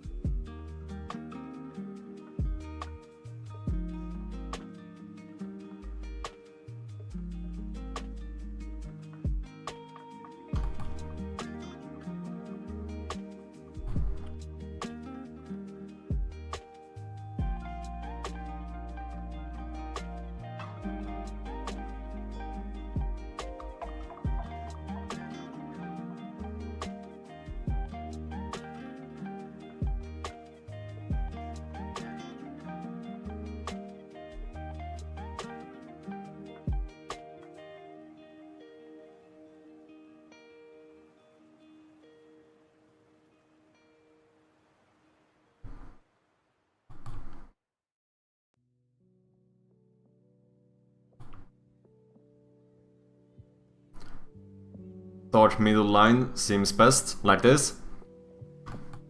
Yeah, let's try it.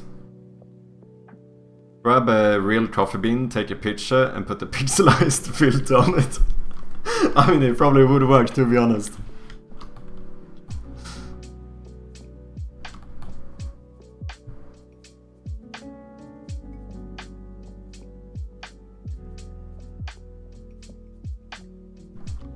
Unfortunately, I don't even have coffee beans. Does anyone here actually use coffee beans? I just buy the fucking coffee powder, I suppose.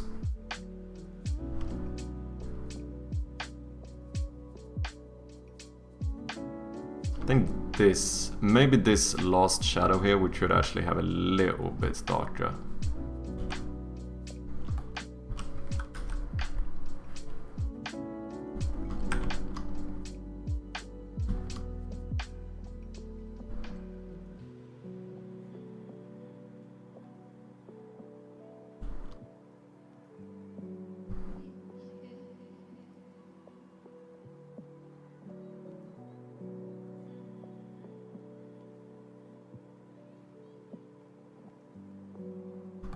I think a little highlight here might do it good.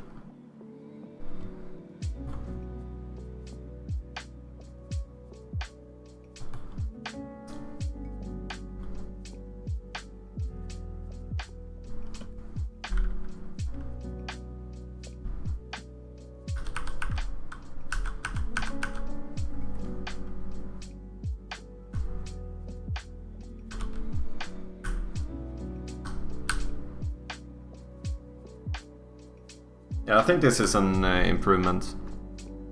Let's see how it looks.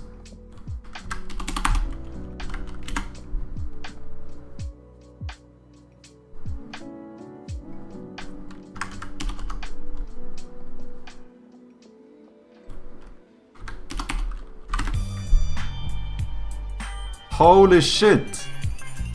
Red Raka with yet another gifted sub. Thank you, man.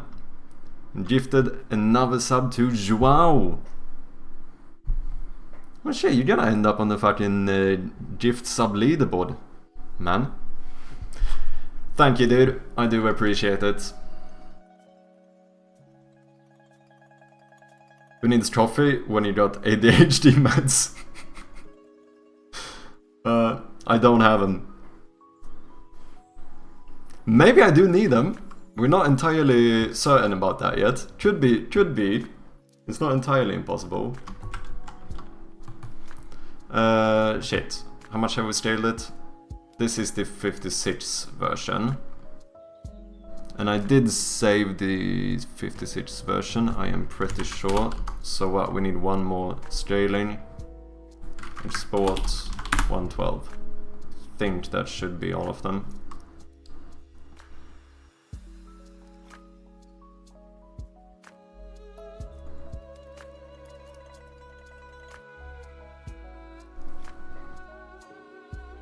They also did get a little bit lighter now, which might not actually be bad.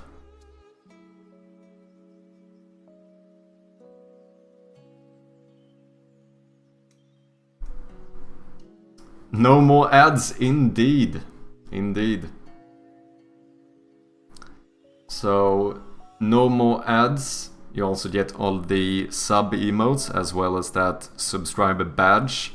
And if you are in the Discord and you link your Discord account to the Twitch account, you also get access to the exclusive Dead subscriber channel.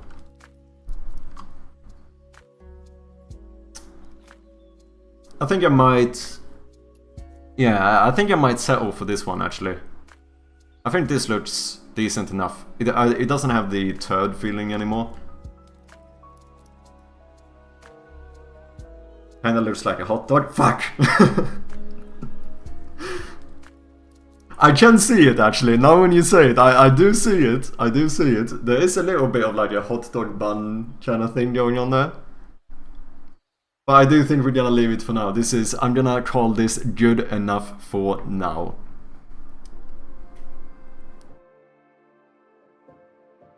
There is like the extra feedback at least that if you hold on it, it does say coffee beans.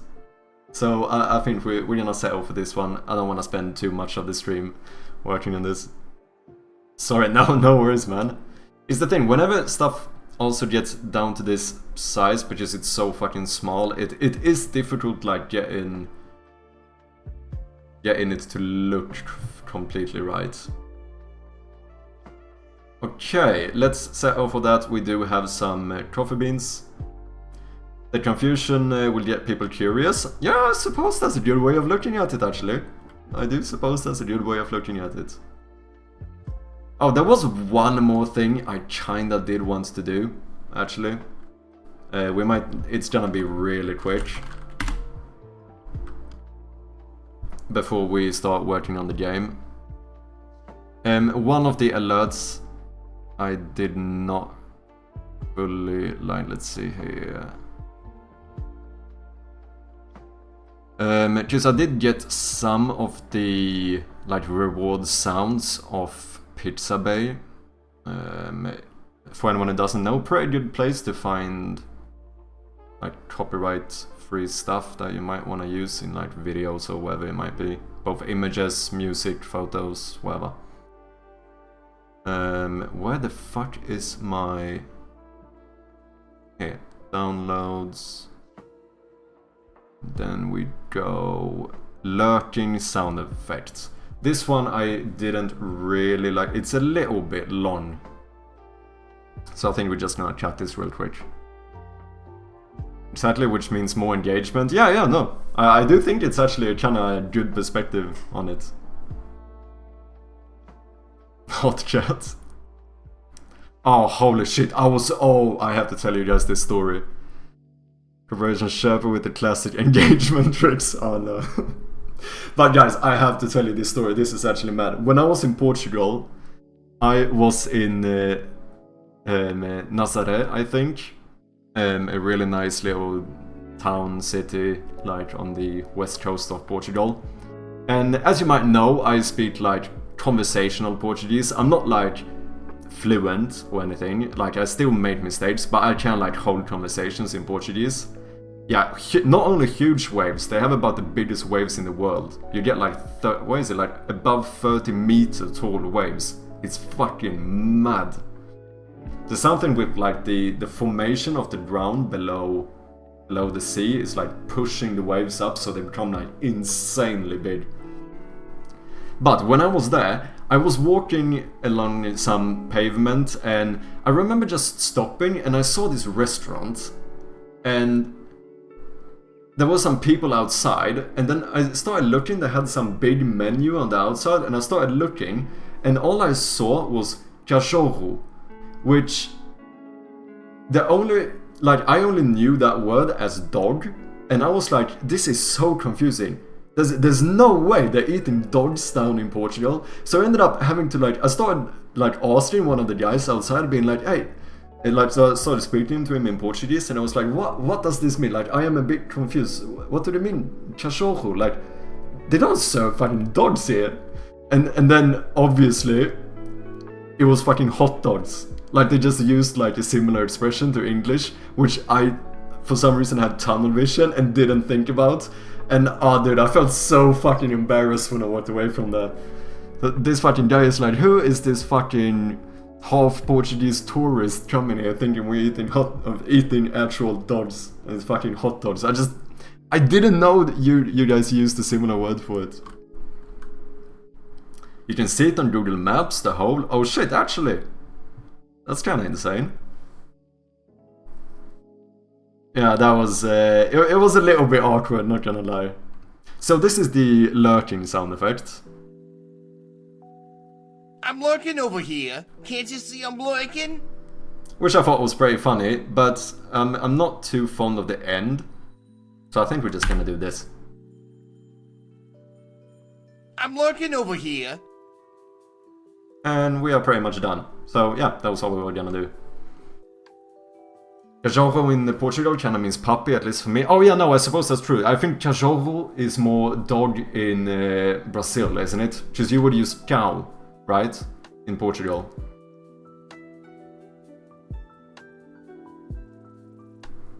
It's similar to dog food, like it's not food made out of dog, it's food for dogs. Could be.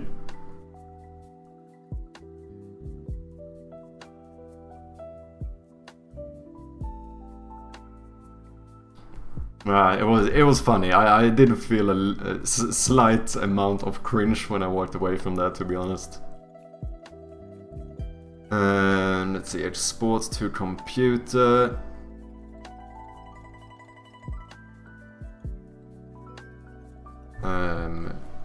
Lurking sound alert cut. Export. I think that should be good. Yeah, cachorro is like a baby dog, small dogs overall, but it's not used as much anymore, but my dad used a lot when I was younger. Okay, but you would say cow instead for dogs, I assume? Or for dogs it would be cães, right? Cow, cães, I think.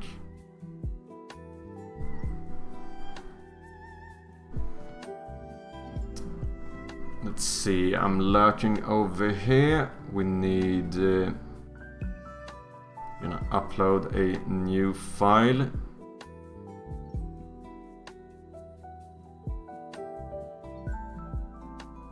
Also, holy shit, have you ever seen someone so fucking organized? I never thought I would be here in my life, but I actually organized my entire PC, everything into one massive folder. Let's see. Boom, now we have the cut version. Let's do a little test alert. I'm lurking over here. It seems to be working. GG. We are officially done with this. So, let's get into... Do I need to save this? Nah. I'm lurking over here.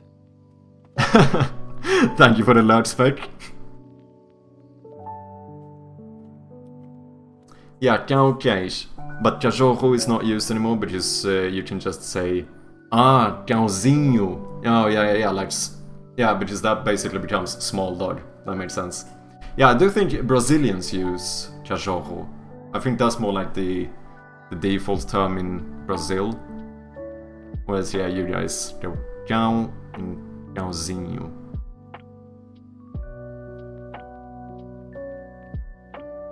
Damn, you're making me look bad? How so? Oh yeah, with my organization, you mean? Yeah, dude, it took a while to do and, like, organize everything I have, but I'm really fucking glad I did it.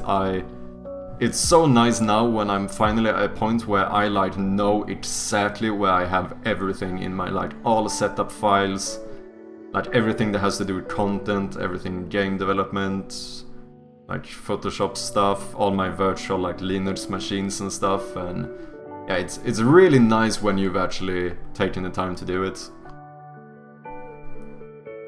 And another thing, I don't have a affiliate link or anything to this. I wish I did. I have applied for it because I would fucking love to promote it, but I have not gotten accepted yet. Get a fucking password manager, people. If you're using the same password on multiple platforms, just get a password manager. Sort that shit out. Don't reuse password across multiple places. It is not secure. Don't do it. And please don't use shitty passwords either. Like in the 2014 hack or whatever of LinkedIn, the most common password used on the website was LinkedIn. Don't do that. Please, get a good password. Preferably, get a good master password, get a password manager, and fix your fucking cybersecurity. I will also organize it like this, but with new PC. With this one it's not possible. Oh yeah, I did it on my old one because it made it easier to transfer everything I needed to this one. So basically when I looked through my old PC to find what I needed, that's when I organized everything and then moved it over to this PC. And now I'm just gonna keep it organized. I will try to at least. What do you mean, isn't password 123 good enough? No, it isn't. It isn't. Okay, I will add 1 behind my Twitch password, so it's gonna be Twitch1. No, you're missing... No, don't do it. Get a good fucking password, preferably get a password manager that can generate passwords for you. Like, I couldn't even pronounce half the passwords I have, and I'm not reusing a single password anywhere. That's the way you should do it. Get yourself a password manager, it is so worth it. Life is so much easier. Don't use browser password managers as well, since they are stored in plain text. Yeah, make sure that you're using like a good one. Like I said, I am not affiliated in any way. I recommend 1Password. They have one of the best reputations. 1Password has so far never had any type of leak. They are one of the few companies that work in like password management that has never been hacked so far. And you can even do like, I think you can even store everything locally on your computer as well, so you don't even need to involve the cloud if you don't want to. It's really nice. Like, just get a password manager. What about password 321? Yeah, there we have it. Make it WordPass 231 and you are more than safe. Yeah, otherwise the common thing that people do, and I know I'm gonna get a few of you, with this, because I bet what a lot of you do, when you wanna have the genius idea to make your fucking password secure, what do? You take your fucking, let's say you have password, what do you do to make it safe? You change the A to a 4 and the O to a 0, don't you? And then you think, boom, maybe you even add an exclamation mark at the end, boom, you're fucking safe. No, you're not, you fucking knob. get a good password, get a password manager, fix your shit. That is my one tip. Just do it. It's worth it, and it's so nice when you do have a password manager set up. I didn't realize the convenience. Like, not only do I never have to remember any password again, except for my incredibly complex master password, but like, I don't even have to enter a password. Like, my password manager enters my passwords for me as long as I'm logged into the password manager. Like, it's so convenient. I am literally never going to live my life without a password manager ever again. It's not worth it. Not only for security, but for convenience. So that is the one general tip that I would give everyone, is just get a fucking password manager. I use the same password since I was like 6 years old when I used Facebook to play Dragon City. And then you might use that in multiple places as well, I expect. Don't do that. Don't reuse passwords. It's not good. If one thing where you have an account gets hacked and there's a leak, the first thing people do is try the same password with the same email on other platforms. And if you're using the same for like your email address and like your other social media, wherever it might be, like, it's a very easy way for people to get access to everything you have. It's not worth it. It's a little bit annoying setting up stuff like a password manager and obviously going around changing all your passwords. It took me like fucking 2 whole days to do. Because you don't realize how many accounts you have until like you start looking at your like email account confirmations and stuff, going through everything. Like, I think I have like fucking 100 different passwords and something stored in my password manager. You fucking knob. How about, will you show us your password manager? No, we're not going that far here. We're not going that far. It's good when you try to get old accounts back, like I still have a social club account to play with my old GTA 5 account. Yes, but that's the thing, because it's convenient to use the same password, but it's not secure. The thing is that if you get a password manager, it is still convenient, because you don't actually have to remember the passwords. Everything is stored in the password manager. So it's equally convenient. You never have to sit there and think, oh shit, what password did I use? But you also get the added bonus of way better security online. So yeah, I highly recommend getting a password manager. Okay, let's see, where were we at in this game?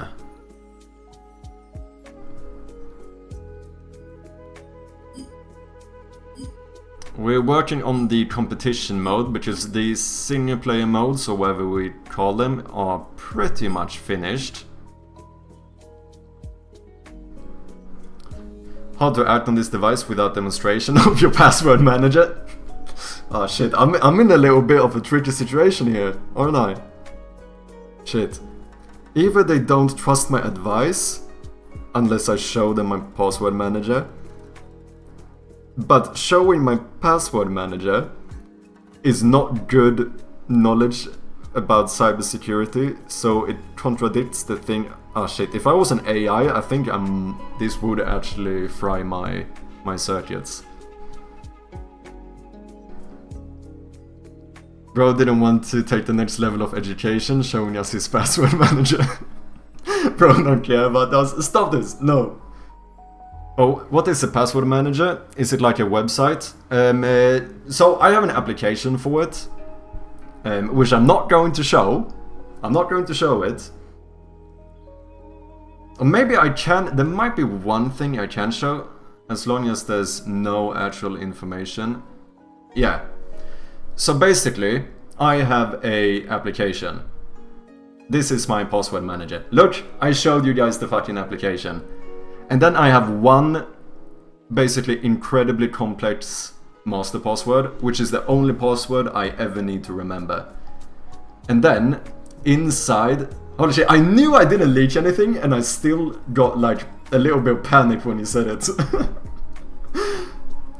And like inside, if I log into that application, all my accounts to everything is stored inside there. Like Google Authenticator. No, I also use Google Authenticator on every single account I have, because you should use multi-factor authentication as well. But this is not light. This is basically only to store your actual passwords. But what's really nice about stuff like 1Password is that they also have a browser extension, which makes it so that... And if you forget the password of your password manager, yeah, then you could be fucked. There are a few ways around it. You can get like a safety code that you can like print out, delete digitally, and hide in your home. So that you have like, in case that would happen, you have like a backup to get access to it. But the thing is that it's not as easy to forget it, because instead of remembering 20 passwords, you only need to remember the one password. And then all other passwords are stored in the manager. Bro's PhD about to be hacked. On my password manager, you can't recover the master password. No, I'm not sure. I don't think you can recover it. But I think you can get... You can use like a backup code to get access to the account, and I guess with that one you could potentially change it. But obviously, that backup code is not something that I have... Like, I haven't even stored it. I literally threw it away, deleted it everywhere, because I know I'm gonna remember my password. As long as... Like, if I take the time to memorize something, I tend to remember it. You can reset the account. Oh yeah, I suppose that might be the case. Oh, which removes the passwords and info. Oh, yeah, that's... I mean, it's good. To be fair, like, yeah. Backups could be good, but it adds a wave that people potentially could, like, hack into it, of course. But the nice thing... I don't remember if I finished my thought. The nice thing about 1Password is that you can also have a browser extension, which will actually make it, as long as you're logged in, it will autofill your password wherever you're logging in if you have that account saved. So you don't even have to remember passwords, you don't need to type passwords. It's fucking great. I'm never going back to not having a password manager. It's one of... I would actually argue that online with tech and stuff, I think it's one of the best decisions I've ever made to get a password manager. I might sound like a fucking shilly. Like I said, I don't even have any like affiliate partnership or anything, but I do highly recommend it. Just because of my own experience. I think it's really nice to have. Oh yeah, you could tattoo the code on yourself. Yeah, as long as no one sees...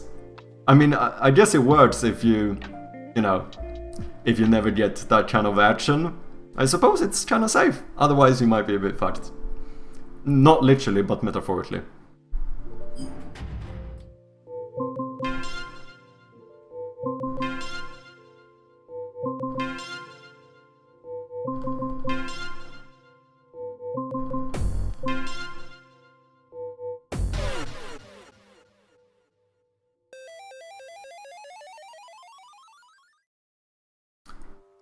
Make sure this is updating correctly in the competition manager as well.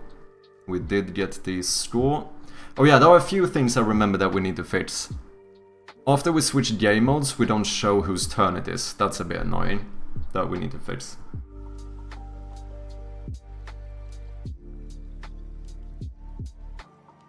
I say that 1, 2, 3 is my body count and I'm safe. I found a way to do infinite amounts of actions for channel points. Oh no. Wait, actually? Password too long? Yeah, mine, I should say mine is pretty fucking nuts. I probably went a little bit overboard. Like, yeah, my password is...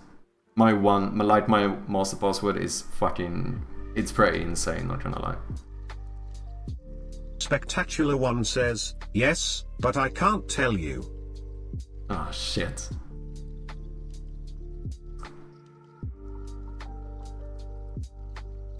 Oh, okay, I see you out. No, I got it now. The master password for the manager is password 12.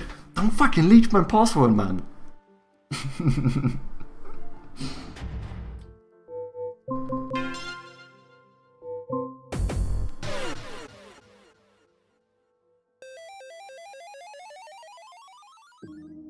Just look, now, one issue is that if we go here, we do see the scoreboard, and I think it updates correctly as well, but when we go next, we jump straight into the game.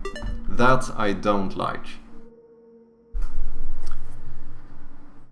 Because you want to be, like, reminded of whose turn it is to play.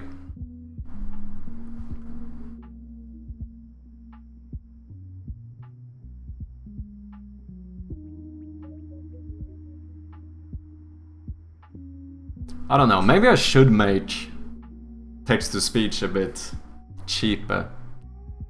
I don't know, it's hard because obviously you don't want it to... Like, obviously I trust you guys with it, I don't really care. And if people want to abuse me a little bit with it, like, that's fucking fine, I don't care.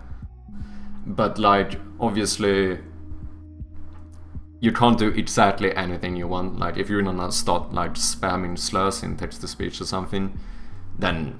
Now, I hope and expect that you guys wouldn't do that, but you never know with, like, 1 point now. Dude, that means people could do it, like, 200 times an hour. That would be insane.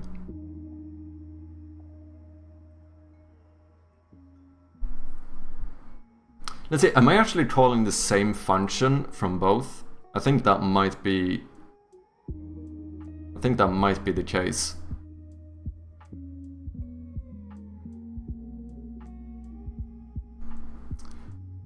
Let's see here. Buttons. Ready button, you call local versus player ready, whereas next, this one, yeah, both of them call player ready. That's no bueno.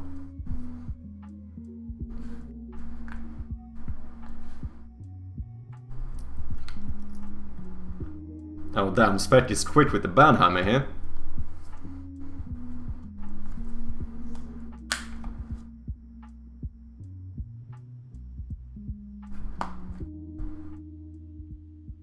$2,500 is pretty expensive, not gonna lie. Yeah, it might be, but also this shit, like, Joao has 40,000 channel points. And I think that's the thing as well. I think subscribers actually earn points like 2 times as quickly. I think the normal on average is that people get like 220 points an hour or something like that.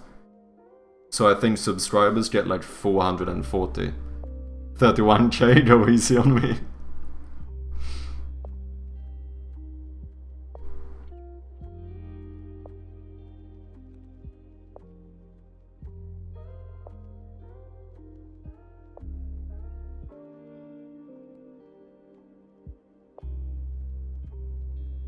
I just hope that wasn't a guy who accidentally typed a link, but most likely it wasn't. There's been a lot of bots recently, it's kinda mad. I don't know, is there not a way... Yeah, after it's purged, should I not be able to still view it?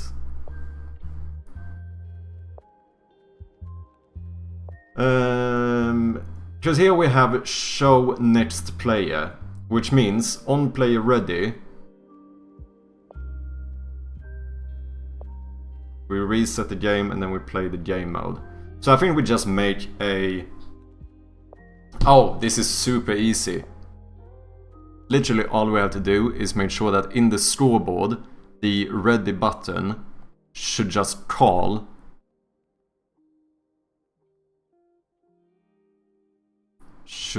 oh, is that not public? Yeah, it should just call the show next player function instead, and it should work. Yeah, it's crazy. Yeah, I don't know what exactly... It would be interesting to know, because it has definitely gotten way worse.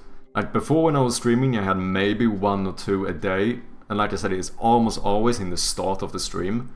Whereas now I have like at least 1 or 2 an hour or something. Like it's gotten pretty mad.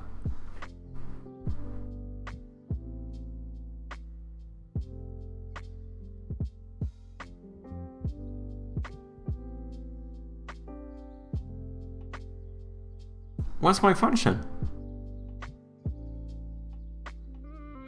Oh wait, we actually can't... Yeah, we can't call this one because local player is not set. But do we even do anything with this? Oh yeah, next play name I'm equals... lurking over here. Spectacular, thank you for the lurk. I'm still proud that I managed to guess your age. You should be. Most people don't. Most people don't. So I think what we could do is just check where do we actually call the show next player one. We do it here. So what we're gonna do instead is we just steal this, remove that, remove this, and then down here we are going to say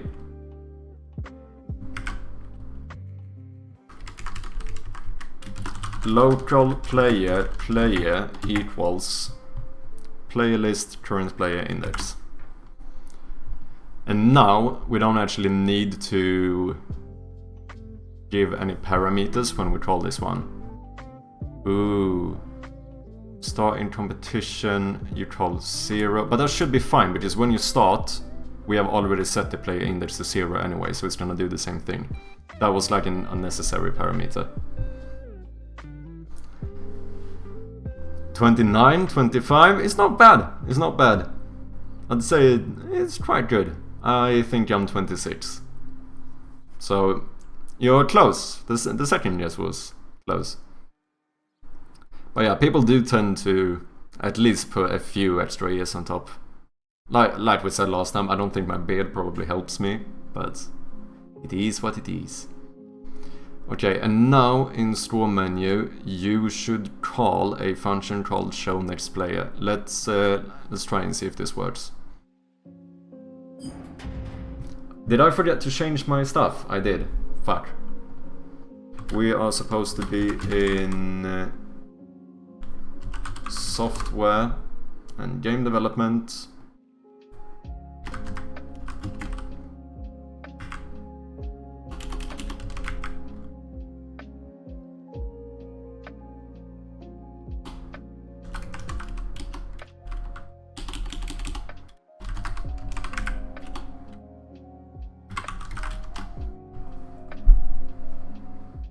There we go. I saw a video of you saying you were 22, I think. Yeah, I probably was something like that when I made my first like Omega videos and stuff. So that should probably be right. Fucking hell, I'm getting old, people. Time flies. I'm definitely at the point in my life where I more and more often get the random thought in my brain like, shit, I'm getting old, you know?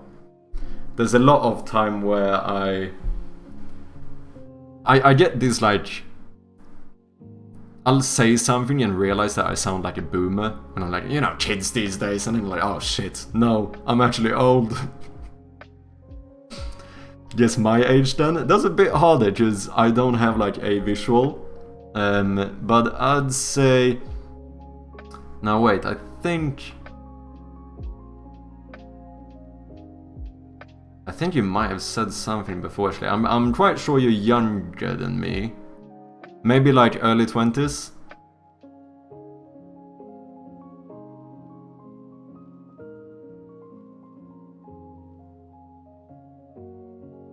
I'd say somewhere there, like late teens, early 20s, something like that. Yep, okay. Yeah, I think you might have said something a while back. Okay, now we see whose turn it is. Let's lose. Next player's turn. Let's lose again. Now we should go to the scoreboard. That should update. It did. And now if we press next, we should see whose turn it is. We do, but we don't turn off the scoreboard. That's an issue. Okay. So the easy way to fix this is just to go down to deactivate all... No, not deactivate all titles. Rather deactivate all competition UI. But here, wait, score menu. Wait, do we not call that function on show next player? Oh no, we deactivate all UI from the UI manager. So let's... Why?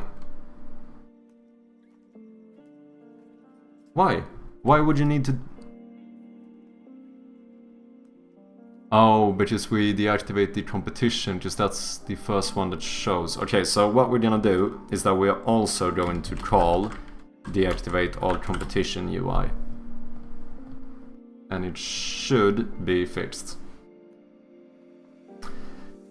I'm 20, 21 in less than 2 months, by the way. Oh, shit. Less than 3, actually. I'm bad with math. No worries. Okay, so my guess was pretty on point then.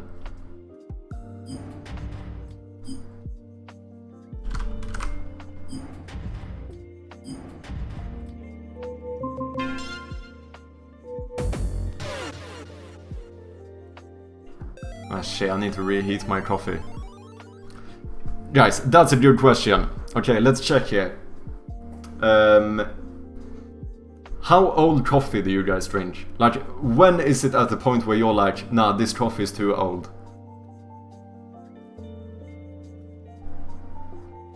Are you the kind of people who like, if the coffee brewer has turned off, then it's too old? Or how long could you potentially go?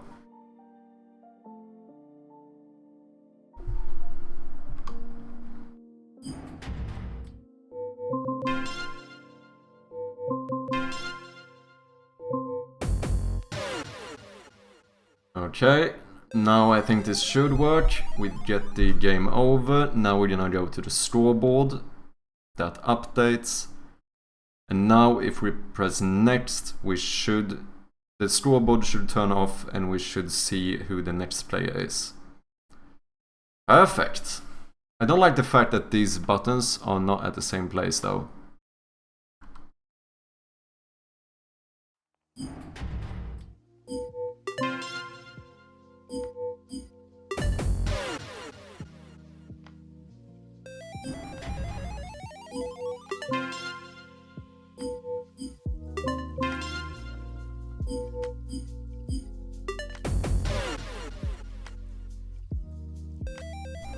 The colder it is, the easier to chug.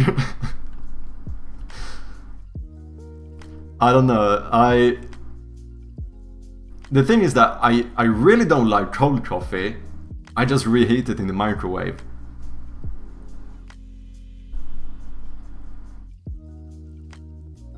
I like to make my own coffee, so when it's off the bottle, I buy another one from a different brand. Is that what you mean? Oh, I drink small ones. In Portugal, it's very... Oh, yeah. I really like the Portuguese coffee, though. Okay, here the button is all the way down here. And then it moves up. Where is it actually in the game over scene? Oh, there it's way higher. Okay, but I think at least these two, I feel like should line up. So I think the ready one, we are going to move down. Which is this one. We're going to take the ready button and put you at minus 450. I feel like that's gonna make more sense. We should also fix the issue where if you complete the whole competition and you press quit competition, you get like an the screen where you have like, are you sure you want to quit? I feel like we should only show that if you're in the middle of a competition. I know I'm kinda falling in love with American coffees. That's super huge cup, looks like you're drinking tea. Yeah, to be fair, I think the thing about me is that I really like the taste of Portuguese coffee and like Greek coffee and that kind of stuff, where they do like the really small cups. But I also really like just having like a big fucking cup of coffee.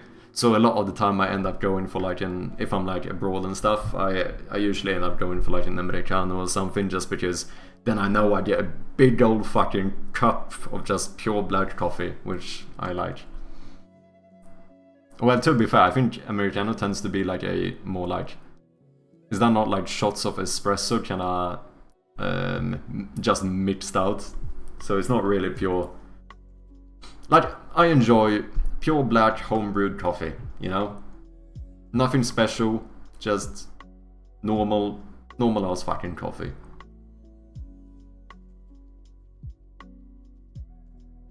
Here, quit competition, then we show the abandon menu. But I think we can actually do something here, where we do like... We can just do an if statement and check if the current game mode is greater, or is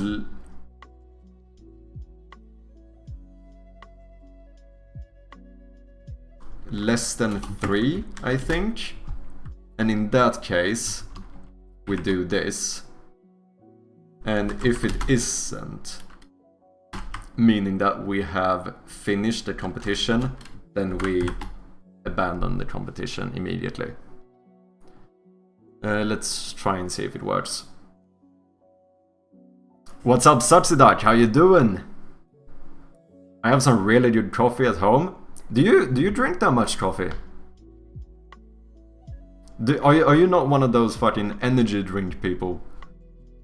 That's one thing I can say that I don't like. I can't drink energy drinks no more. I did like them when I was like a teenager maybe, but something like, yeah, I don't know. I feel like they just taste like, I don't know, weird. Hot take, no pun intended. I think coffee is overrated. Spectacular, are you still here? Are you lurking? Can we ban Hobo Changus? I'm joking, but holy shit, that is a mad sentence to say. That's mad. You're talking to a Swede here. When I started the studies, I bought a Mocha Master and grinder and got my dad to send beans. Oh, holy shit, look at you go, fucking fancy coffee and shit. Mocha Master, that's like the fanciest coffee machine you can get here. And then grinding the beans as well, fucking hell. Dude, you need to give me some coffee someday. Coffee is art, lol. Coffee is nice, I like it. But do you drink tea or something, Changus? Or are you not really a caffeine person? I don't know, I just like the taste of coffee. Yeah, I think it's probably a bit of one of those things that's like it's a taste you get used to. I don't know, I just don't like the taste of coffee, so bitter. Yeah, I do understand, like, if you're not a coffee drinker, I get why coffee might not at first taste super nice, but it definitely is one of those like acquired tastes where, like, if you actually start like drinking coffee, yeah, like Joao said, you do learn to love the taste of it. You really do. Like today, I like first times I drank coffee, I probably didn't find it that tasty. Today, I fucking love the taste of coffee.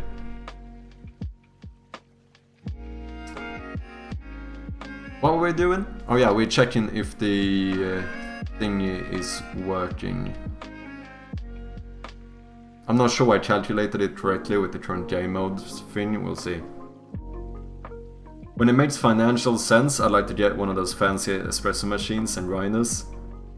When you say espresso machines, do you still mean like a manual one, or are you talking like... No, because you did say grinder, I'm not sure. Or do you mean like where you go and just push a button to get a cup? Because we used to have one of those at my old work, and holy shit, that wasn't a good time for me. I drank way too much coffee. When all I had to do was press one button to get a cup of coffee, I ended up drinking like 6 cups of coffee a day. So I think for me, at least if it must be a little bit harder to get the coffee, because otherwise I start abusing coffee. I've had a phase of drinking coffee, but I still wasn't really into it. Okay. Depends on coffee, but it's kinda damn nice. Yeah. No, of course there are still like... You can have a bad cup of coffee. And a really good cup of coffee. That seems like a cool workflow making espresso. Yeah, and espresso is really nice if you like... Because that's kind of what you do in Portugal, right? That's more like an espresso, which is really nice. I think Portugal might have had one of the like tastier coffees I've had. I might be biased. That's very possible, but... I had to have milk and 3 sugars, otherwise forget it. Ah shit, yeah, I've never liked coffee with milk. I took after my father. My father is a bit old school and he has always been drinking coffee with sugar. So when I started, I did so as well. And I really did not like coffee without sugar. But I just find it to be such an unnecessary thing, because I don't want to put just unnecessary sugar into my body. And the thing is, if you get used to drinking coffee without sugar, it's fine. But if you're used to drinking coffee with sugar, drinking it without tastes like shit. But it was like, 2 weeks to get used to not having sugar in it, and now I never have a problem with it. 2, not 3, okay. Almost 12 AM, holy shit.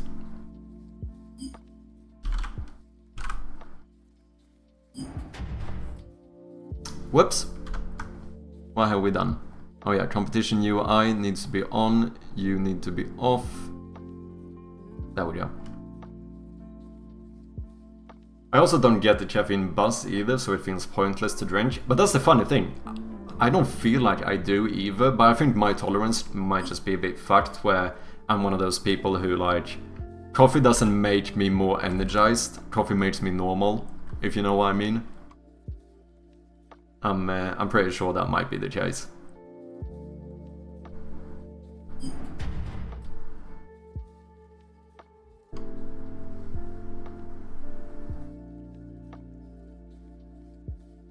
Holy shit, look at that. Spectacular in the lead with 572 hours of watch time in the stream. That's fucking mad. I need to... I go in every now and then and I remove my own time from the bot, because there's no point in having me on this one. And also Streamlabs. What is Streamlabs doing on that list? Not even your biggest fan.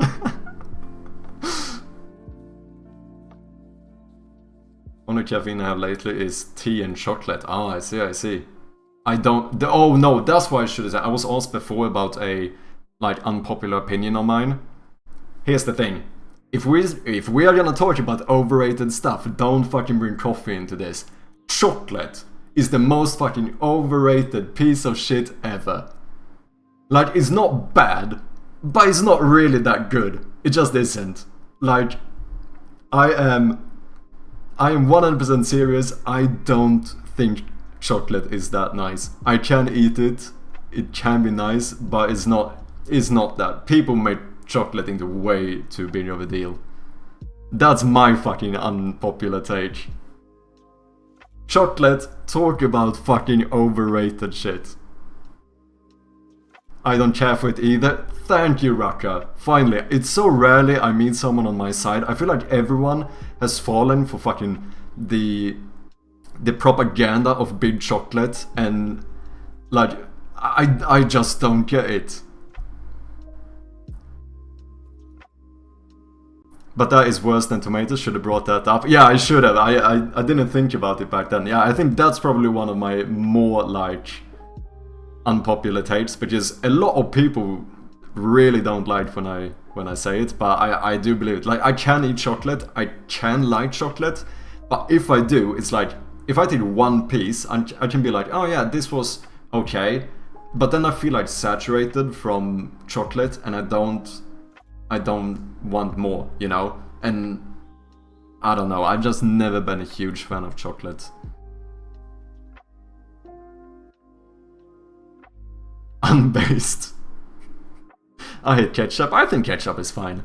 Which is ironic since I don't really like tomatoes.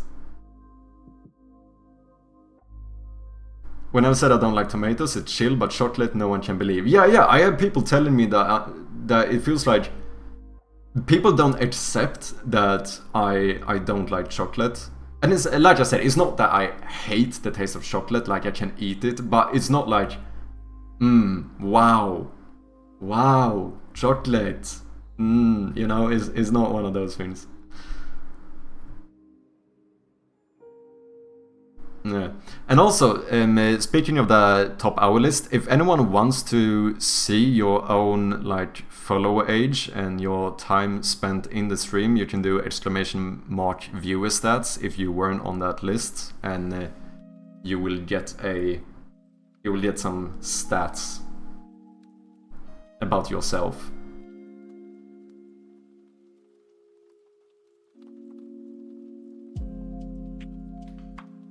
I just ate ketchup on McDonald's when I was a kid. Ah, okay.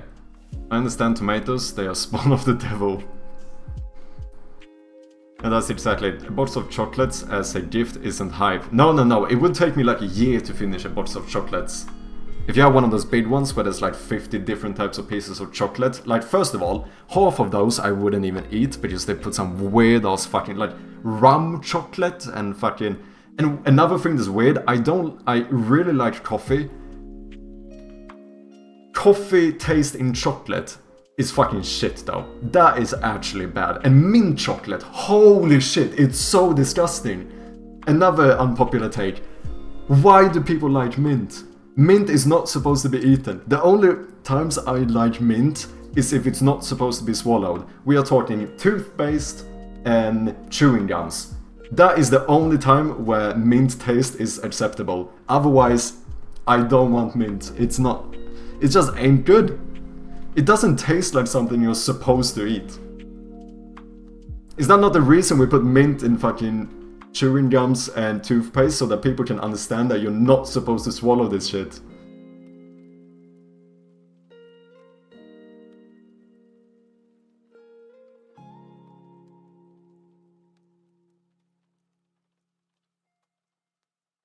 Almost 2 years, what the fuck? Yeah, time flies.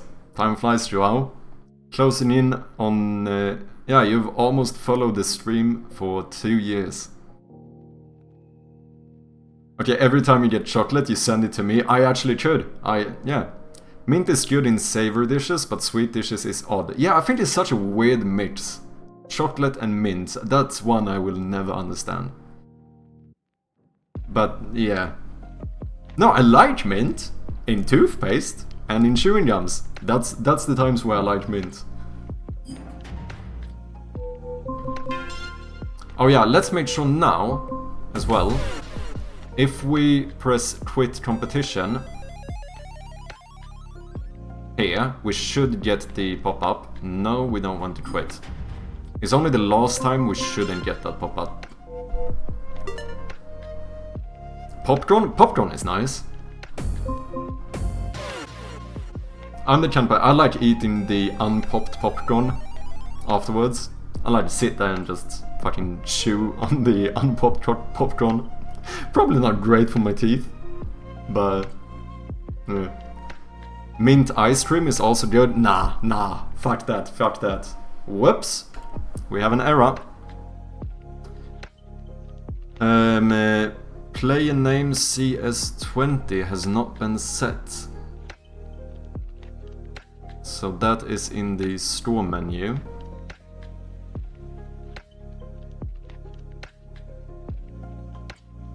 List of local players.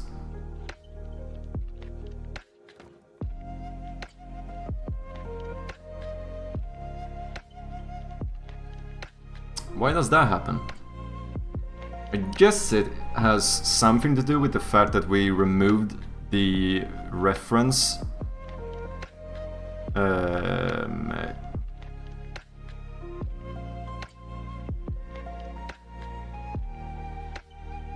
Because we removed this reference and just say this.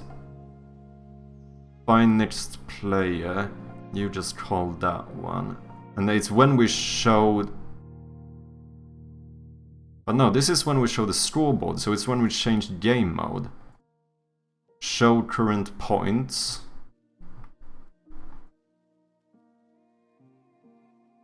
Where are you?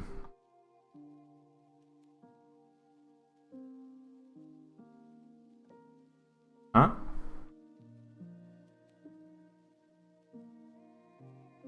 Game mode ++ show current points. Where do we show the current points?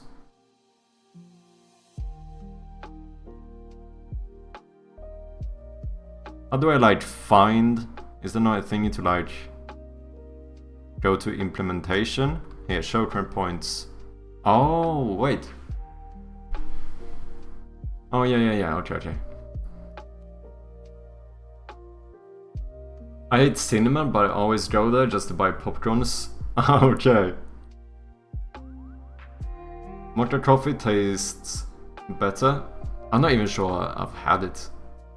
Brand quality coffee makes a big difference for me, but supermarket ones work. Yeah, I do. I mean, I like just normal ass fucking nothing special coffee as well. But of course, like having a really good like quality coffee is also nice. And Mocha Masters actually make really good coffee. I don't know why. Maybe it's a lot of like placebo. I'm not sure, but it does. It is quite nice. I don't have one myself, but I have used Mocha Masters.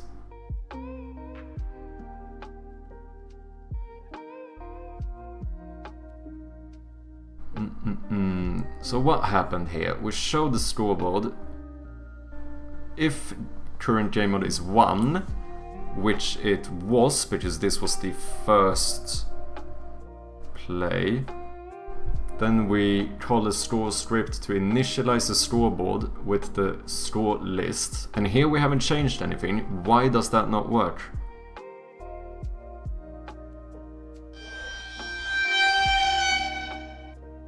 This is suspicious.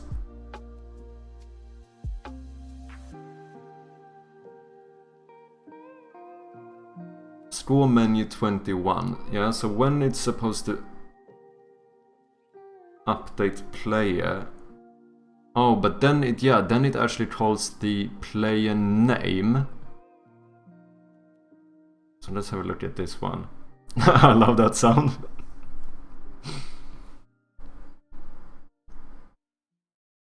I've actually never played Among Us.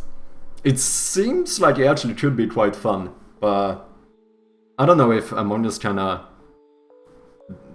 fell off. I don't know. Because it definitely had a peak where it felt like everything that happened was like people playing Among Us.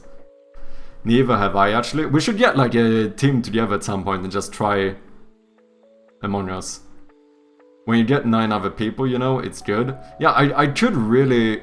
I definitely see the appeal. It seems like it could be really fun, and it does kind of make quite good content as well. Oh, you did buy it though? Yeah, I don't even have it, but I would be inclined to play it at some point. Maybe that's what we should do. We should just find a bunch of people and play Among Us.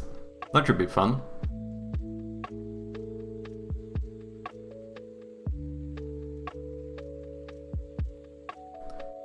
Update player, and then we put in the reference to the... Let's see actually if something is messed up in the competition manager. No, there's 2 here in both. Oh, maybe the issue is... No, just look, you check the count. So we should only update the ones that are in the list, and then if the list is not maxed out, we remove the ones that have not been updated. This seems like... Why do... But for some reason, the... Can I see which object this has to do with? No.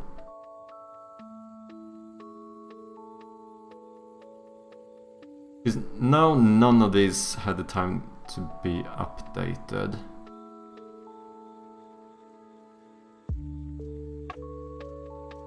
I don't know how people can play it with randoms and no voice comms. Yeah, no, that I don't really. I mean, that's kind of the fun thing about it, isn't it?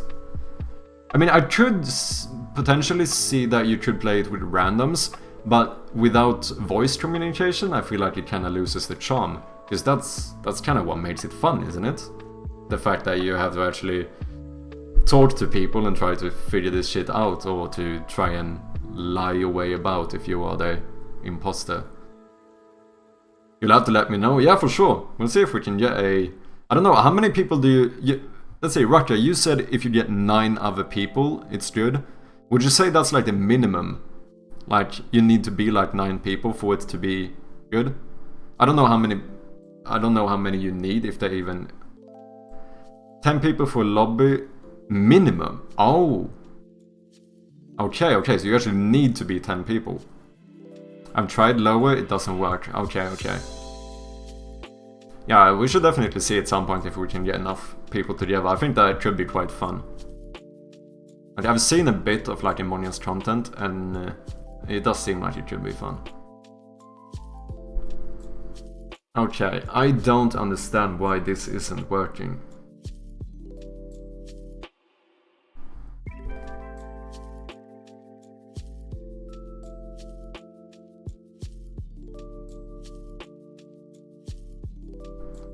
We could do something like...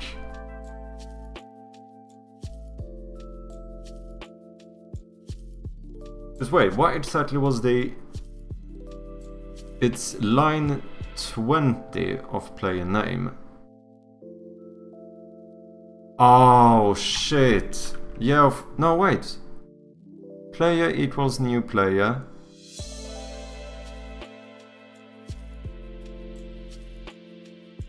That should be fine. You're saying that this one is not set, so it shouldn't find... I assume that the local player was not...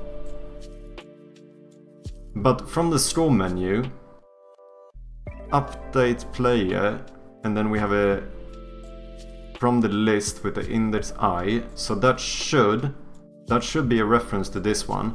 This one should set player to be the new player, and then this should work. What we could try to do, just to see if it makes a difference, is that we call new player here as well.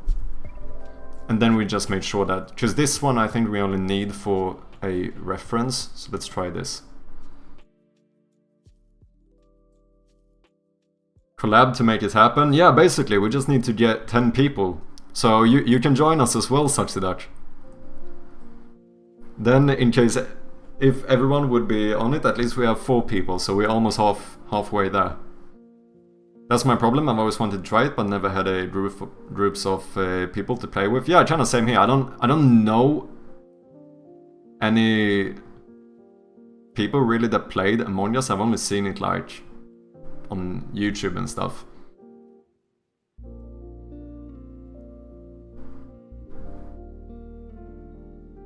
I'm down, but only seen maybe 10 minutes of gameplay. Yeah, I think that's fine. Like, it doesn't seem like it's super complicated. I feel like it seems like it's somewhat beginner friendly.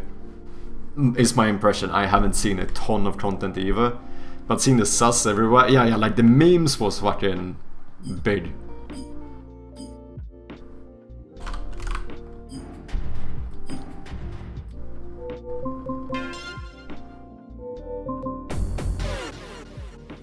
Okay. Why are you calling me a chicken?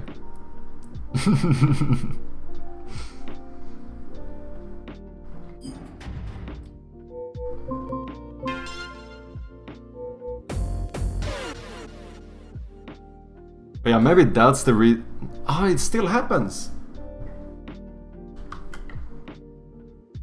Okay, but this happened after I started changing the way we do this. So let's see, I think the issue might be from here. That we are missing some type of reference. Because when we call initialize scoreboard, we do need a reference to the list. Make sure that we have that, because otherwise that might be the issue. Calculate points, you do it from the score list, that should be fine.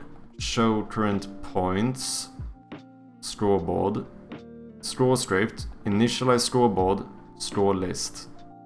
And you have a list of local player. Score list is a list of local players. That should... I feel like that should work.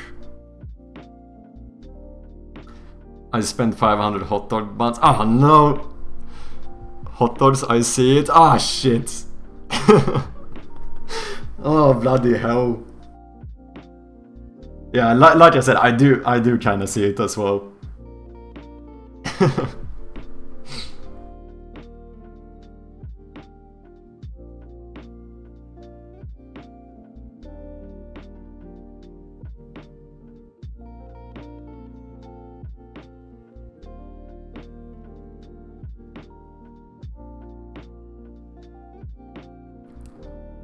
Wait, is it because you're supposed to show the points?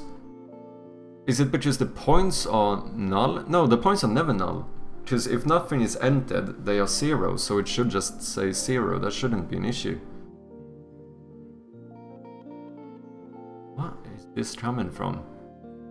Didn't it say player name? Oh wait, did it? Where?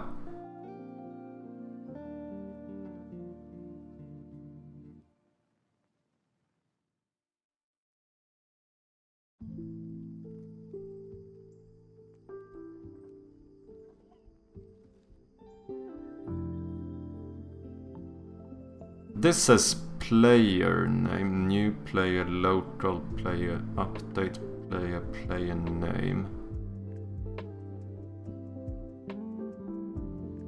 Me misspelling? You mean misreading?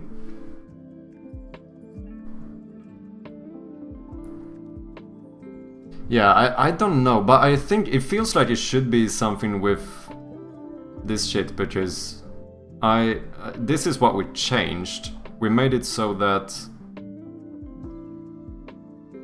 Because when you press player ready, which is what we did before... And my phone is at 1%, so I'm gonna head to bed now. Good chatting with y'all, see you guys later. Have a good night, Hobo Challengers, and like always, thank you very much for dropping by, man. Always nice to have you here. Have a good night of sleep.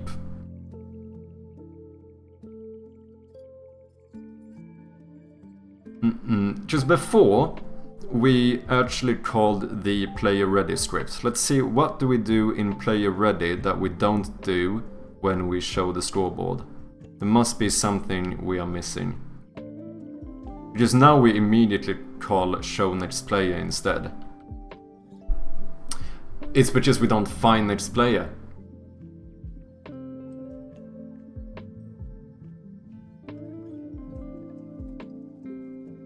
Right? Because otherwise, from the... Let's see, where is player ready? You immediately just jump into a game. Where do we call this one?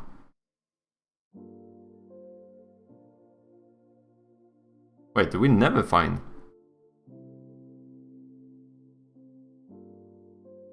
Happy coding, thank you, man.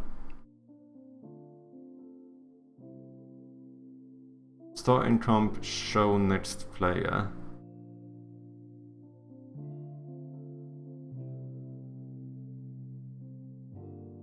Player ready.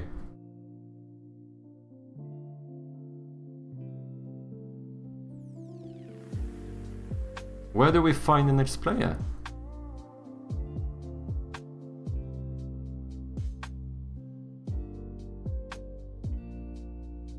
Game overlay set active false. So is that when we press the next one in the game over menu?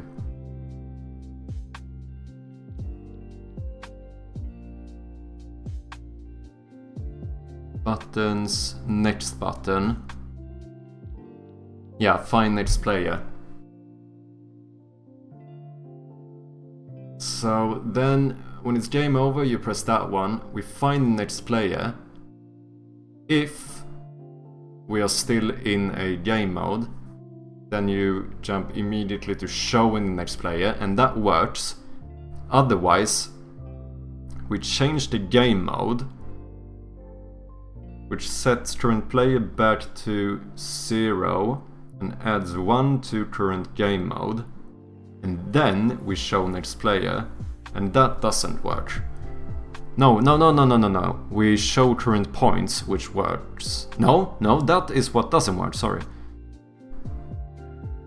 So when...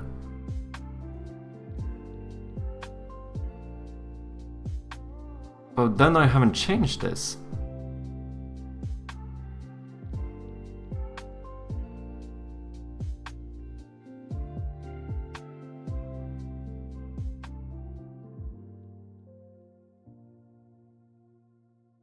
Local player equals player list, but this was working. Q control plus left click, maybe. Oh yeah, I can. Oh, I did not know that. Cheers, thank you, man. Can you explain what you're doing? I'm lost. We're basically trying to fix the competition mode. So this game is kind of like a memory slash brain game where there's a lot of like, basically this game mode is just about, you see a pattern and you're supposed to remember the pattern, and then it will get like bigger and bigger. But then we made this like competition mode so that if you want to, you can like play against your friends. So we're basically trying to make this work and making sure that all the UI is working correctly, but all of a sudden now we started getting a bug for some reason when we are supposed to show the scoreboard, because in between all the game modes, basically in the competition mode you play through all 3 game modes, and then whoever does best is gonna be the winner. But apparently now all of a sudden when we show the scoreboard we get an error.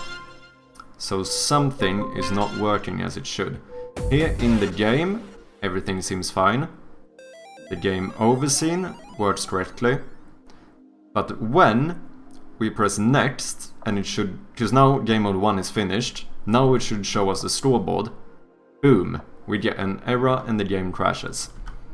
Oh well, the game stops. And it's a null reference exception, which means that some reference I have in my code is not correctly set. And it's basically because this player name looks for like, it should check which player it should assign, but for some reason it doesn't find it. Because this line is the issue, where I don't think I can see exactly where, it just says that it's... Yeah, when it calls line 20, we get an error.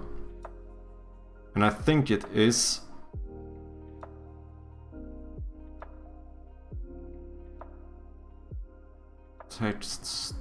Maybe it's because the text object hasn't been correctly set. It could actually be that as well. I don't know why that would happen.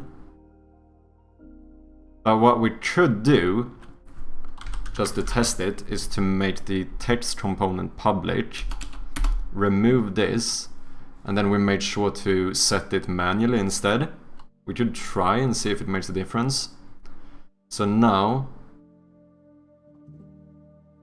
text player name. Oh look, it even updated correctly. Oh yeah, that's because we're still in the game. Yeah, now it hasn't. So you should go there, you should go there, you should go there, there, there, and there. Because this might be tunnel vision on my part. It doesn't necessarily have to be that it doesn't find the player, it could be that it doesn't find the text object. Otherwise, what we need to do is to just start adding a few debug logs and see if we can find some hints to what the issue might be.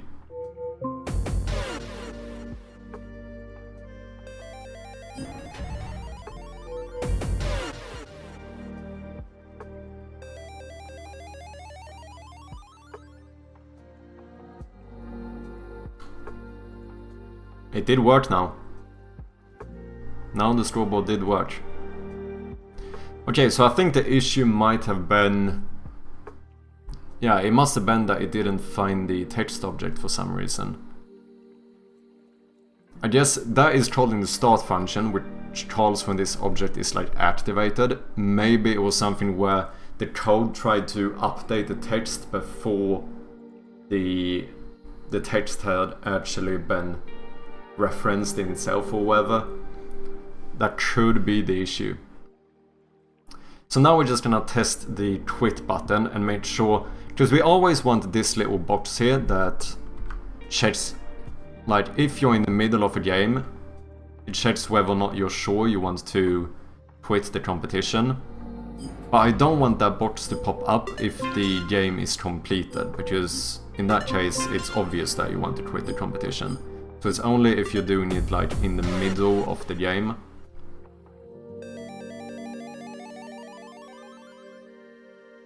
So like here for example, we should get it, good.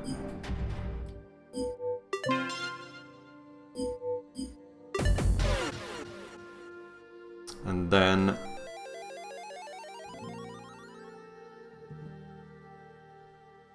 here we should also get it, good. And this is the last game mode, so after this one we should immediately quit out of the... Here we shouldn't. Good.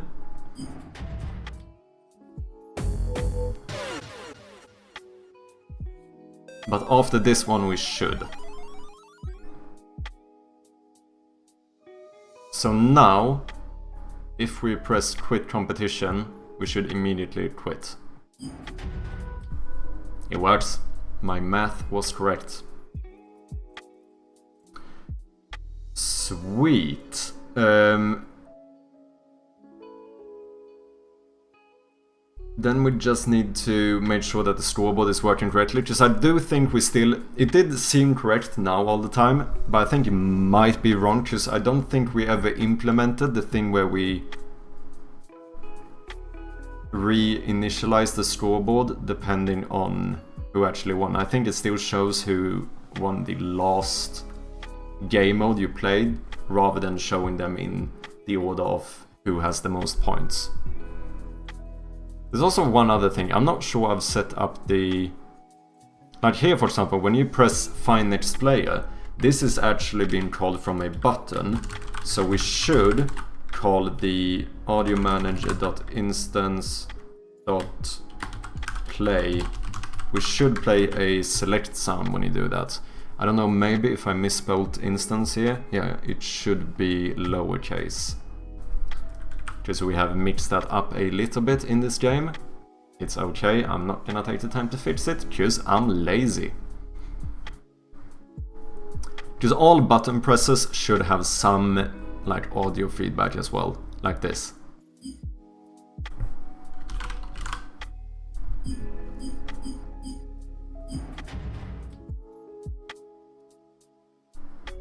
These don't. Okay, so quit competition, abandon competition, and return to competition do not have audio effects. That one does.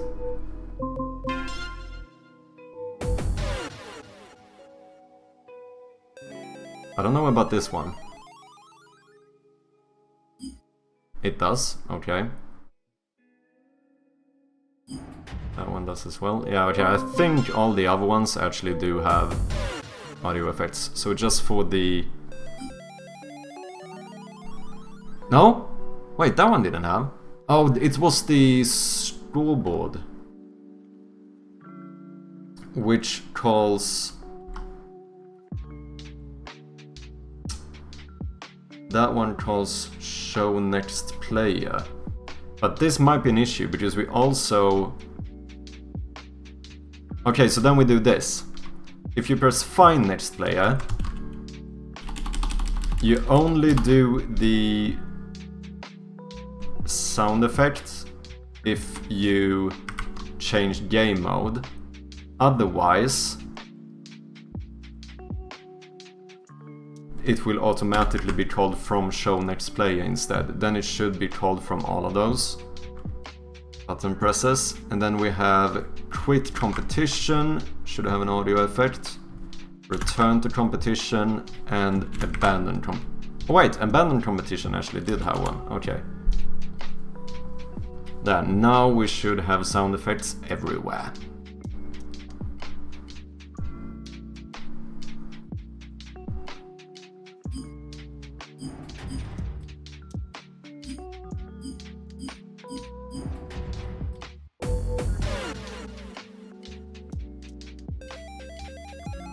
So here there should be an audio effect. Indeed. And there as well.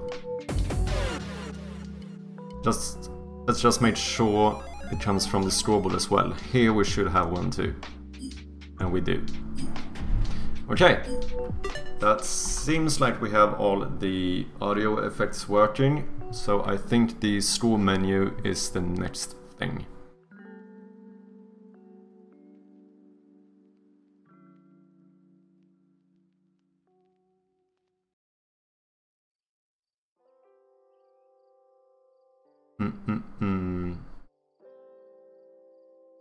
What's wrong with the scoreboard? I think we still have the issue from last stream. I don't think, because we cannot quit in the middle to play Portal. So I think the issue is that if we look at here, the scoreboard, we initialize it first, and then we calculate the points. And after we calculate the points, we initialize the scoreboard. But the issue is that when we calculate points, we sort them in the order of who did best in the last game mode. So I think it will, even if that person isn't actually in the lead. So what we should do here is like, I think what we should do, yeah, so the total score, it doesn't actually take the total score in mind. A lot of the time it looks right when I play, but that's kind of because I accidentally make the same player stay in the lead. So it looks right. But that's just because he is consistently winning. Because I think I have a habit of doing good the first one and then I quickly lose on the second one. And if I keep doing that, he is obviously always gonna stay in the lead. But that's incorrect because technically speaking, it could switch. So what I think we need to do is just make a new. So first we calculate points and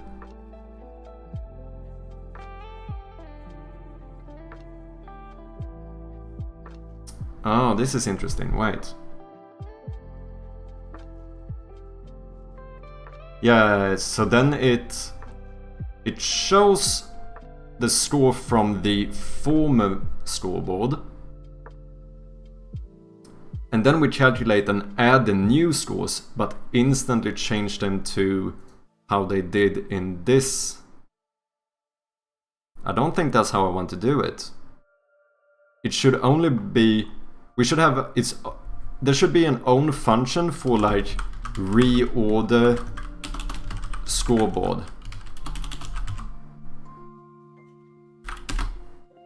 So what I think, annoying thing here is that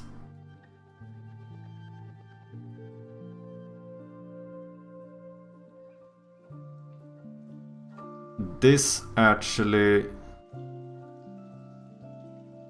reorders the list, so it's automatically going to reorder everything. I think we need to add more stuff here, where maybe, let's see, this one initializes, so first time that's good. Do you have a list or such that contain the total score? Yeah, we do in the scoreboard. Or technically it's not total score, but that's just me being nitpicky. It's the points which will be a reflection of your total score, kind of. So this is what's going to tell you who is in the lead. So what we're gonna be able to do is to just sort the list from the total points, or the player points, or whatever the fuck we call it, instead. But I don't actually want calculate points, should not actually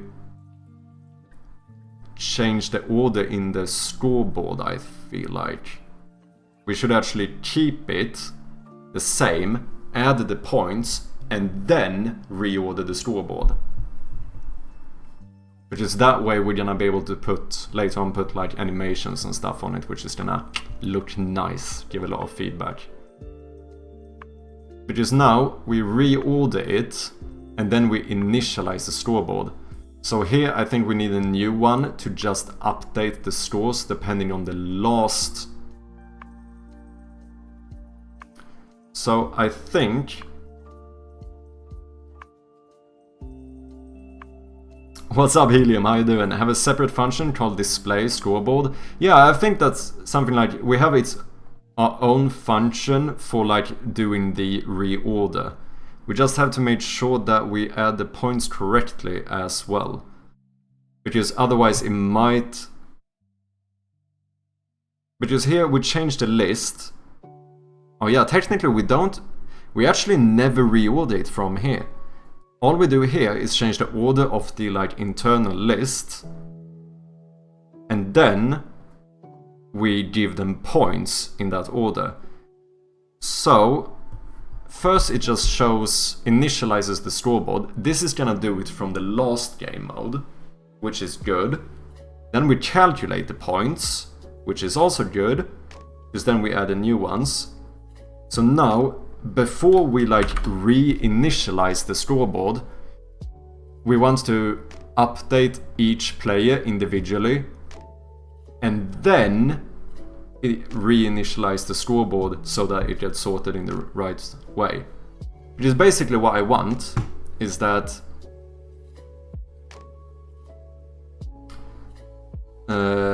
if we do this, if we open player scores, the score menu, yeah, if this is the current like how they are actually set out, like this. Oh no, from, let's say from the last game mode, it looked like this. 3, 2, 1. This is how it looked after game mode 1.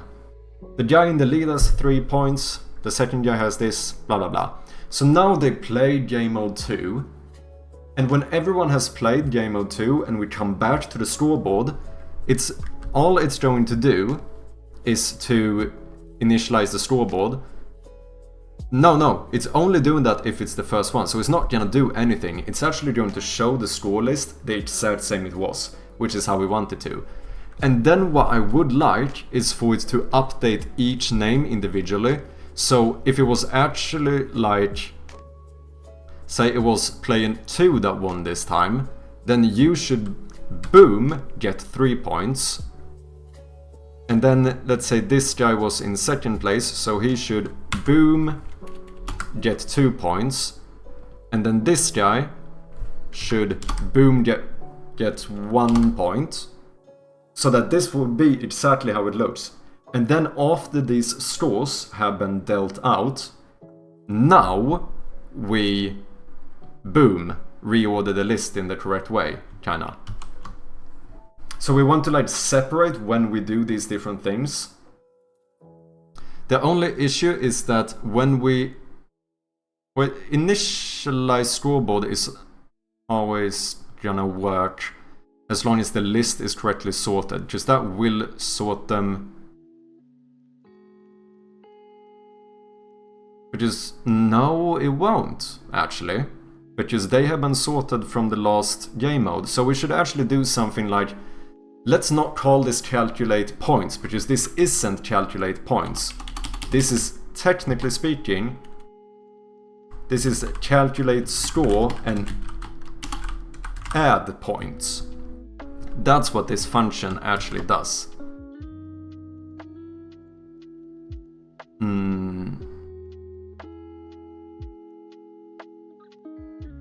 show current points. Fuck. Where did we call that one from?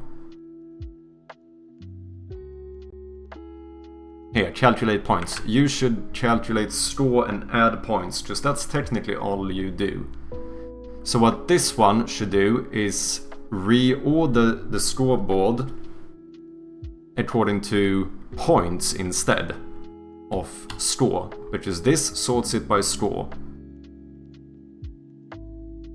So here we can do like...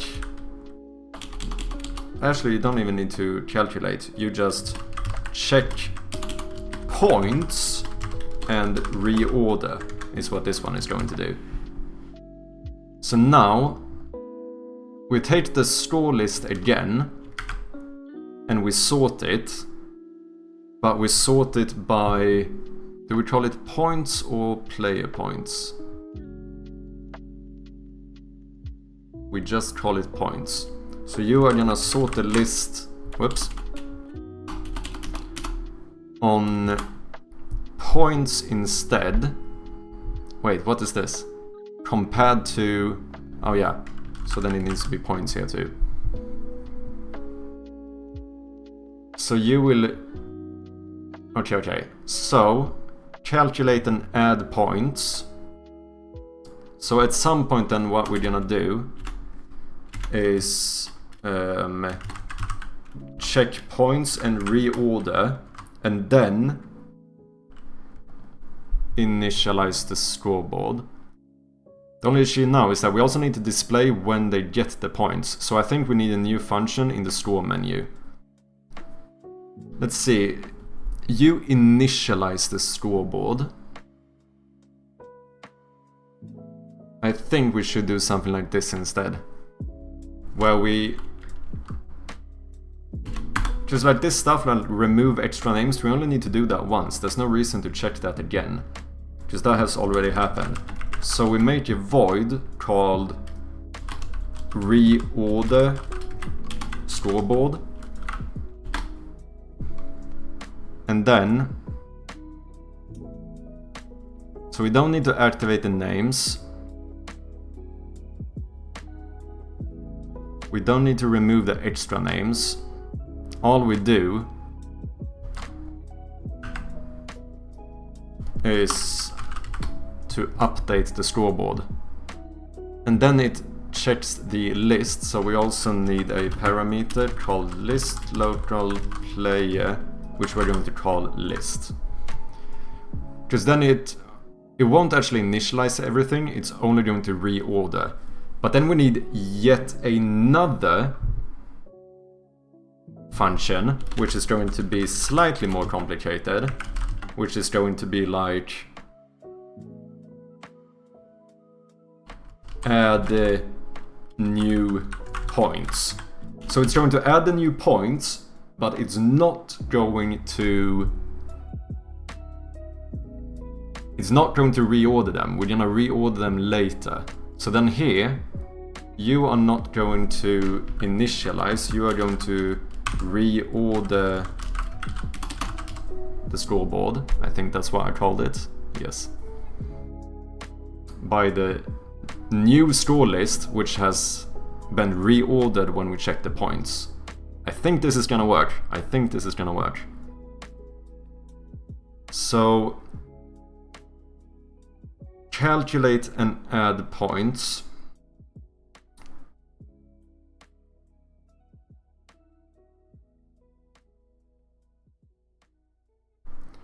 I would like it to where like the guy who won gets points first, if that makes sense.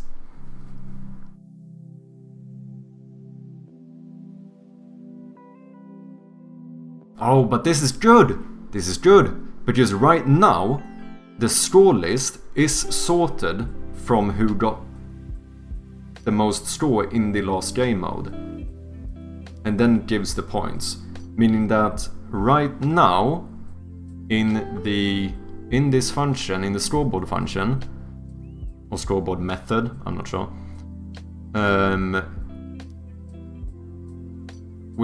the list is initialized at first, And then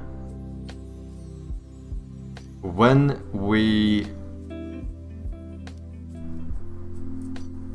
Wait, this should actually happen immediately.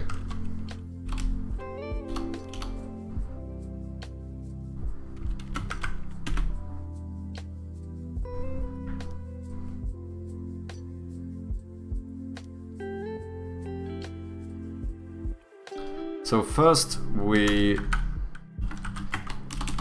check, like,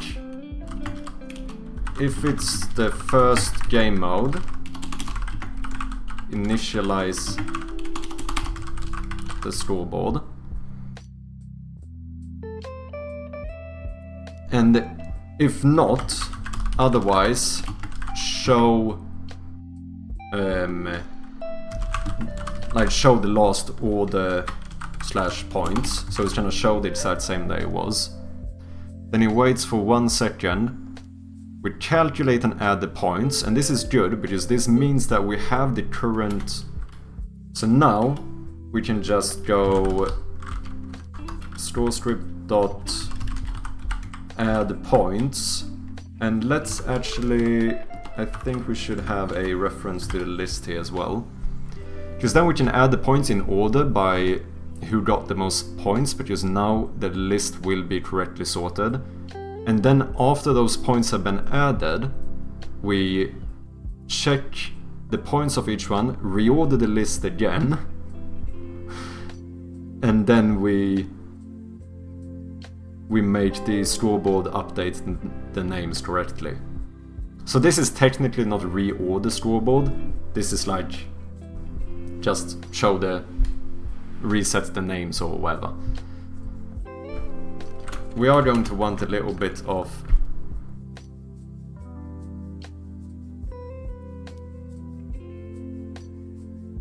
you know what, it might actually be better to do something like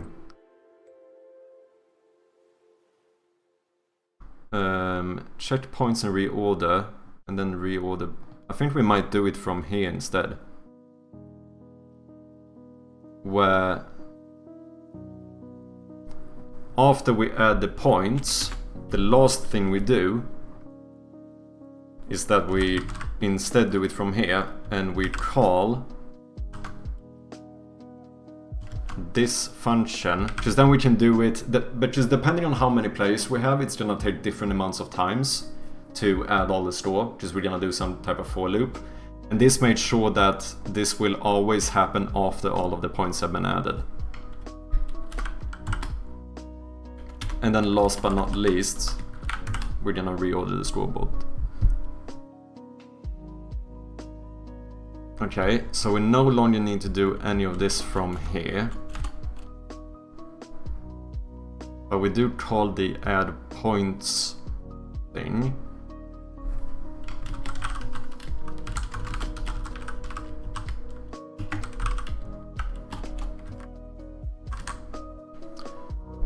So now we want to make we want to check the list, and then we have to like find the correct name, because it might not be in the correct order in that list. So we have to find the correct player to give those, to update the points to, or whatever.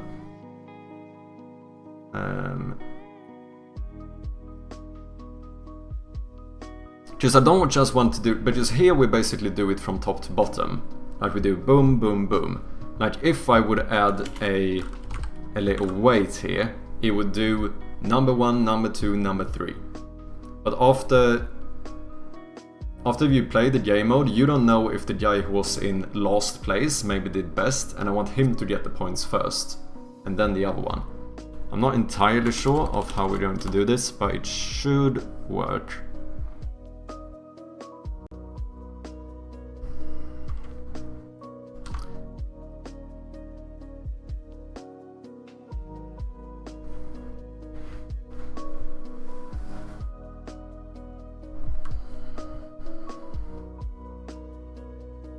We need to... What do we need to do? We need to find a reference to each of these names, make sure it's the guy in the lead, and give him the correct amount of points. How do we do this in a smart way? Like now... Oh. If, say, the guy in last place won the last game mode, I want him to get 6 points first. So we need to find... Oh, so we can check... Yeah, this might be a bit confusing, which is fair, because I'm probably not the best at like explaining my thought process here. It is a little bit chaotic in my head as well, to be honest. But basically what I'm trying to do is to make sure that if the scoreboard looks like this, 3, 2, 1, this is what it would look like after the first game mode. Now, after the second game mode, we want to call the function to add the points first, without reordering this list. So if player number 3 here won the last game mode, he should get, boom, 4 points. And then it should maybe like give boom 2 points to this one, and then boom 1 point to this one. And now we reorder the list. But that means that we have to somehow like check the...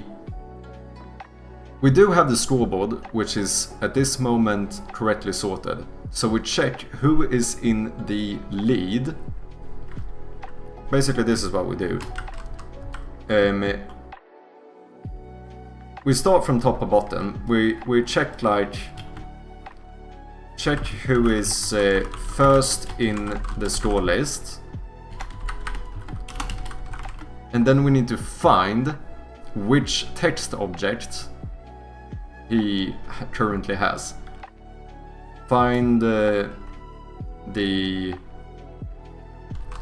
like related text object, and then we update text, and then basically repeat for second place. That's kind of what we want to do here. Still confused about score list and all, but there are 2 in total. Yes, we do have the player list. Oh, sorry. We do have the player list, which is technically speaking, it's the order list. All this list does is to determine in which order they are gonna play, so it's never gonna change. And then we have the score list, which is dynamically updated depending on how they do, basically. So the good thing here is that when we call the add new points, but it also score points and mode score.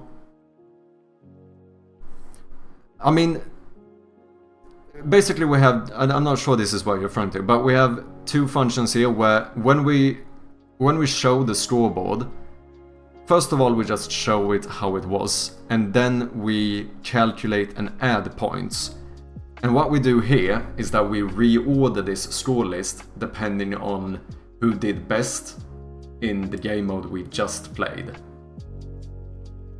And then we add points to them depending on who they did. So the one at the top of the score list is gonna get 3, then 2, then 1. So this, and after this we call add points here, which is going to be the actual visual, like boom boom boom. The issue now is that technically they all store, both of these store the exact same thing. What they store is actually local players, which is this basically this object, this script that I've made myself, which has all of it. So we have the player name, points, score, everything.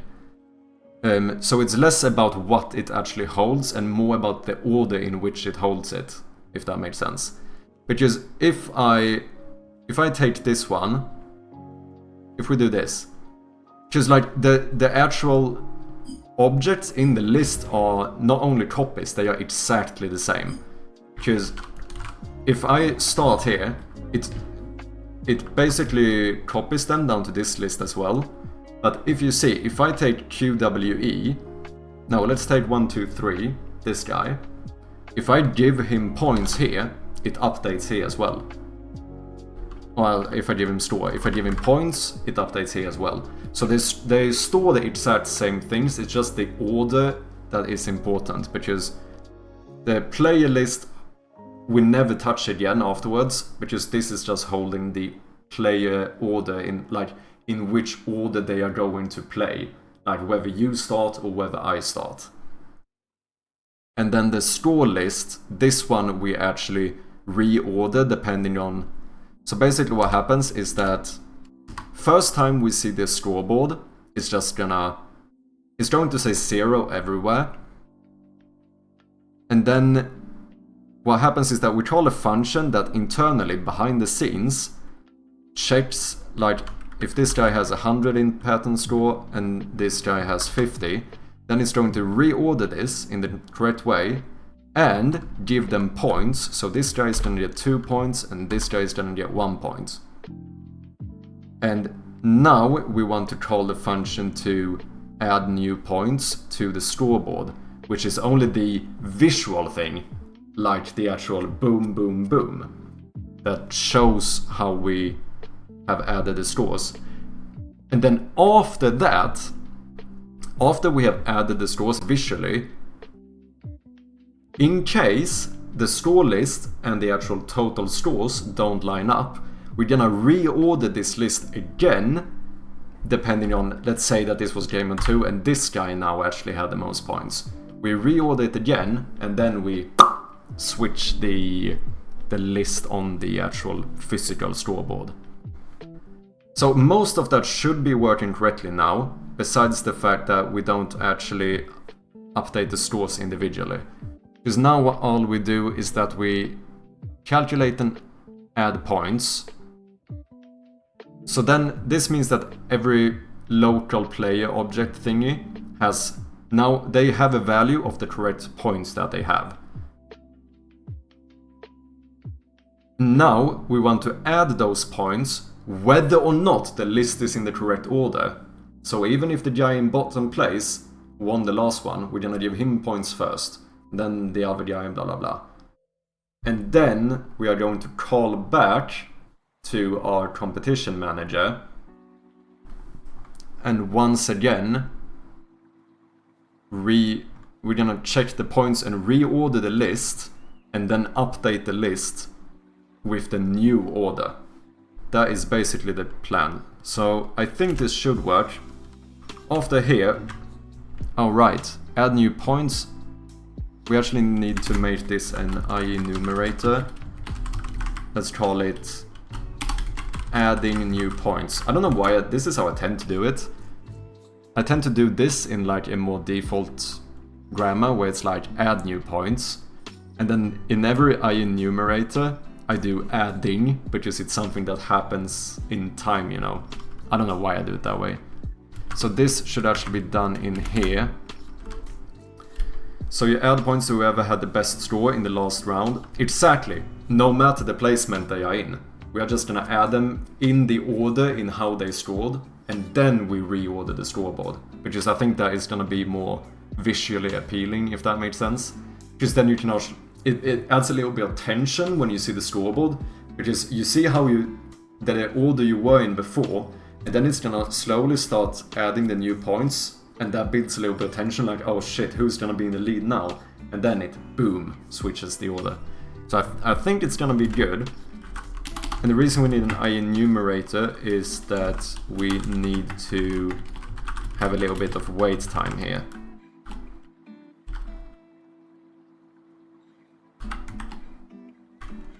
Before we reorder. So first things first, we are going to do, before we reorder, we need to do this.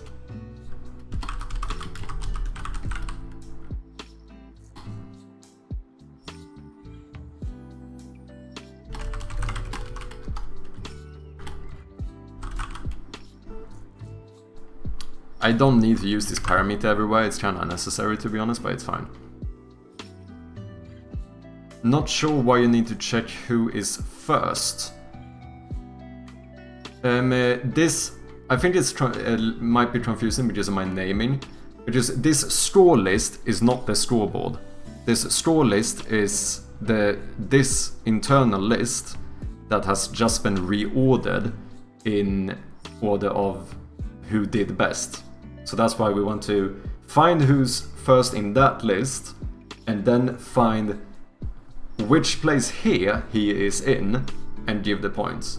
So yeah, the reason this becomes so confusing is because I'm mixing up scores and points and different lists and the scoreboard and the score list, and obviously my naming conventions aren't like super great, so I do understand why it becomes a little bit confusing.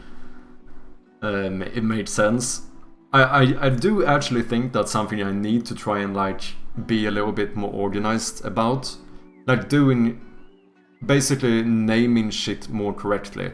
Because like this was called calculate points, but that's not true. This doesn't calculate points. It calculates a score and then it adds the points. Like it's like small things like that I think can be quite important. And then like this one is just gonna check the points and reorder. Like I think it's good to get into the convention of naming shit in a good manner. Yeah, it is hard. It's way harder than one might expect, to be honest. But now when we call this one, we're gonna start this I enumerator. So we need to... We do have the list, so we can do like... I guess we need to do some type of for loop. Maybe you had a thought when you did the method, then it ended up doing another thing. Yeah, that's very possible, indeed. Int I equal... I never learn how to fucking correctly do for loops. You know why? Because I can just do this. Can't I? I not have a for loop here? Boom. Done. That's how we do a for loop. Oh wait, do you need a singleton? Oh, we have a singleton. Awesome.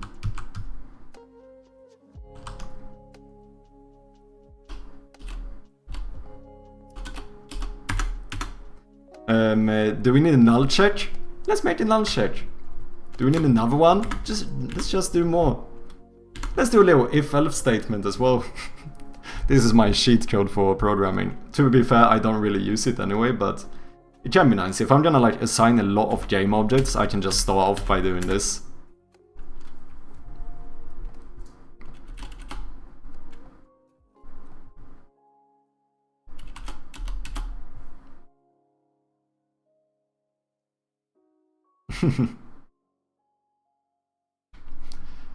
Okay, so if I is less than, I suppose this needs to be list.count, because we just check how many we have.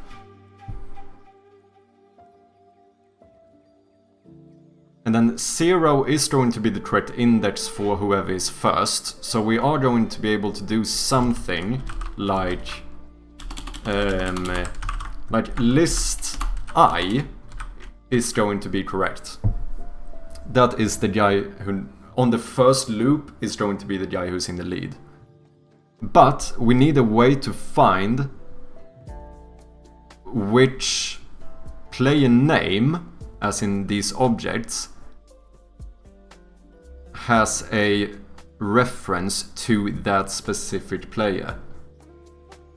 So I guess what we could do, this is really bad, this might be really unoptimal. This is the way that I can figure out how we could do this, is to do another for loop and go through all the names and check whether or not the name is equal to, or the local player is equal to the same local player as list I. Maybe make it work and optimize later. True. That's probably a good way to think about it. So then we don't even... We can actually...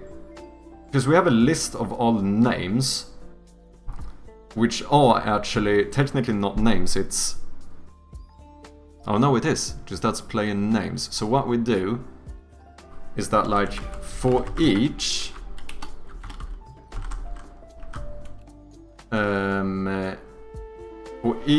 player name in names, for each player name in names,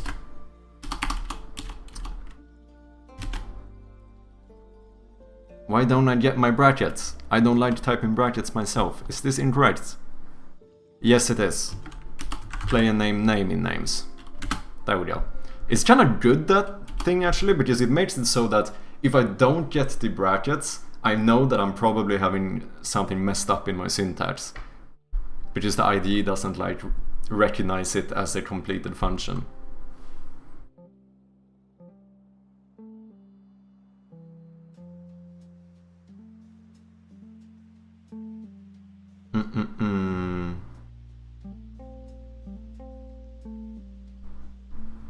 So we go through each of the names, and we should be able to check. Oh my god, this is going to be an if statement inside the for each statement inside the for loop.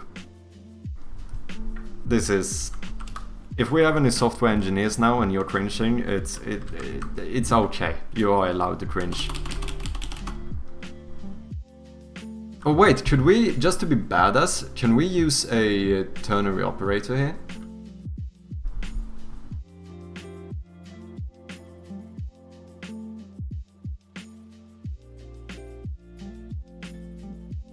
If player name equals name add score. Yeah, that's basically what we're gonna do. This is just for fun. I'm thinking if I could do... Right, okay, let's do it the obvious way first, and then we can look at stuff like that later. Like you said, make it work, optimize later. I think that's an okay way to go about it. Unless maybe it's something super foundational that you build the entire game upon, then you might want to make sure it's somewhat decently made at first, so you don't have like a shitty foundation. But in general, I think this should work. So we check if name dot, and you have a reference to player. If name dot player is equal to list with the same index as we are currently on in this loop. So this is gonna be kinda bad, because each for loop is gonna go through every single name, but it works, it works. So if the name, if the player name object has the same player reference as the list,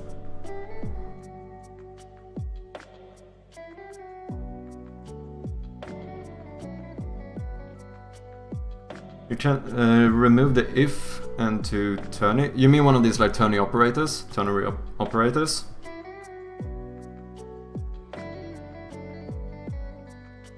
I think you can use an operator. Use operator if you would like. So how would we do that? It would be something like... Can I only make... I don't remember. Should I only make the condition? I did ask ChatGPT about this before. Can I start it off with the condition? Ternary operators in C#. Oh yeah, condition. Okay, so then I just don't do the parentheses. Condition, boom, do something. Okay, so then we should be able to do... Yeah, exactly. We do the condition first, which is to check if the name.player is equal to the list with the correct index. And then, if we do that, we... Let's see.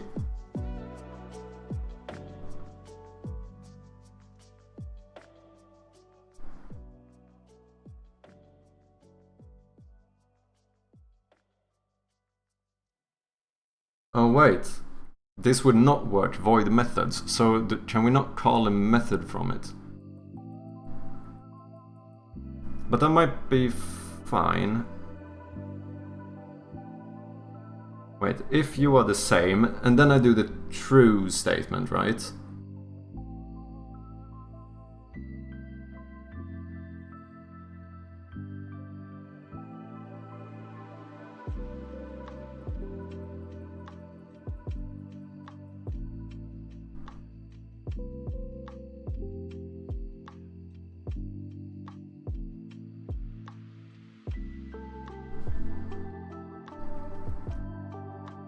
Executing methods with no return value.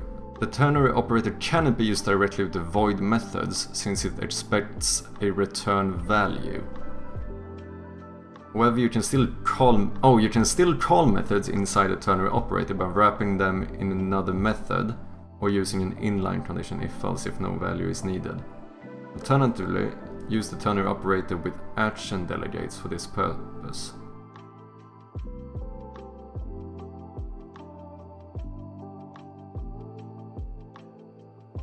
That's the thing, I think I would like to call another method.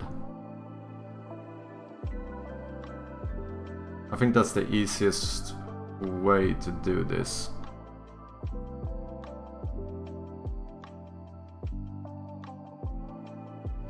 So maybe this doesn't work then, because from what I understand from this I can't call like a void. Yeah, I think that might be how we need to do this.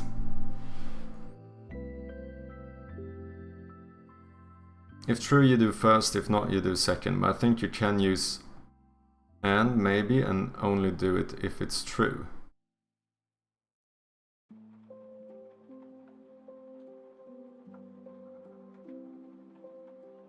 Or change the method to not be void. Yeah, I guess what we could do is to make a...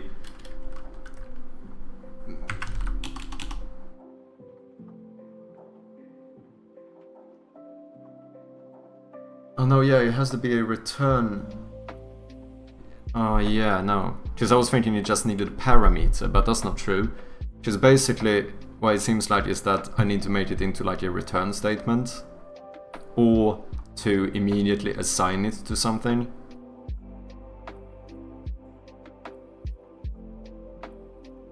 Oh no! No, this might work!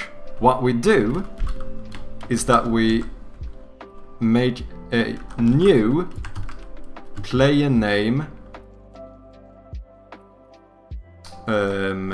which we call like the correct or we do player name dot. Basically, we can do something like this. Name2 is equal to if this condition is true. I'm not sure if this is gonna work, but it might.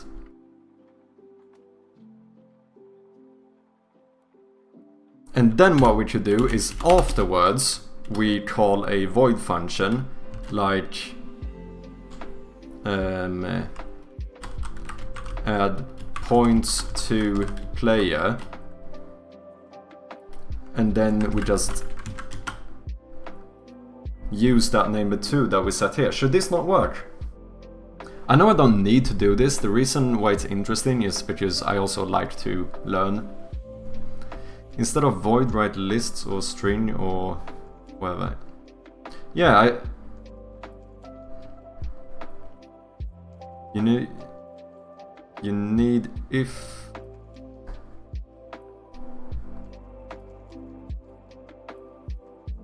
Oh yeah, it's going to be like this, right? Obviously this is not going to be true and false, but because this would basically look like this. String result is equal to condition question mark first thing second thing. So I feel like Rather than calling this name, let's try to be good here. If we say like...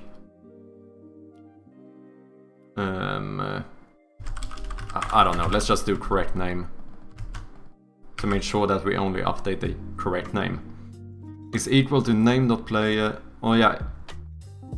Is equal if it is the same one, then... Oh no, wait. Yeah, no. Huh?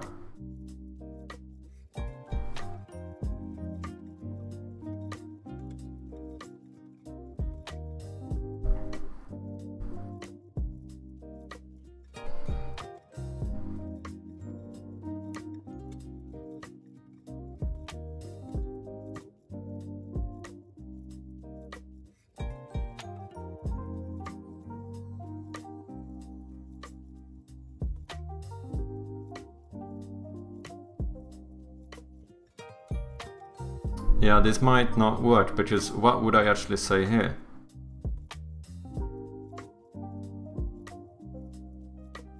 Bro, write the if statement? Yeah, I think I need to.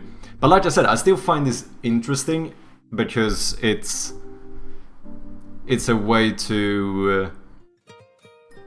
I mean, this is basically what's gonna make me at some point start understanding how to correctly use the ternary operator. But it does seem like this is one of the cases where it might actually be easier to use an if-else statement, mainly because of the reason that I do specifically want to call a function afterwards, I think. Yeah, I think it might actually be that let's do this. Let's make an if-else statement. Let's make this whole method and with an if-else statement, and then we could ask ChatGPT and see if it's possible to actually make the if statement into a ternary statement instead. So if the name.player is the Scrum Master, if that is correct, then we like call the add points to player, and the player is going to be... Now we want, technically want to add points to player name. Details matter, let's be precise here. And the player name is going to be that name. And otherwise, we are just not going to do anything. So then, this should call for the first one, check who is in the lead, find which player name has the same player as the player in lead, and add points to that one. Then it's going to add 1 to the integer, which means that this will be 1, the person in second place. So it's going to once again go through all the player names and check if you have the same player as the player in second place, and then add points to that one. This should work. One thing we need to do is add a little bit of a wait time afterwards. Not after each for else statement, but after each time it finds the correct one, we want to yield return new, wait 4 seconds. Let's try with 1 second, it's probably too much, but let's try it for now and we can fix this afterwards.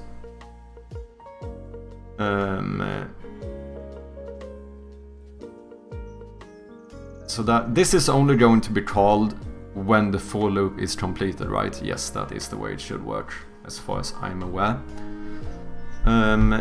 So now, what we need to do is make the function to add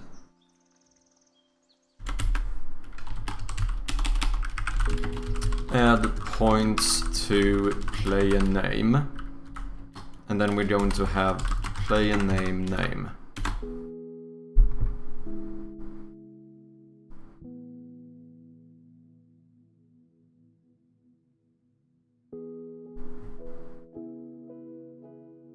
And basically then what we are going to do is that we are just going to update that player, right? But also play an animation. So name dot because we don't want to play an animation each time we update the players, because that means that first time you're shown the scoreboard is just going to be all bouncy, which is gonna look weird.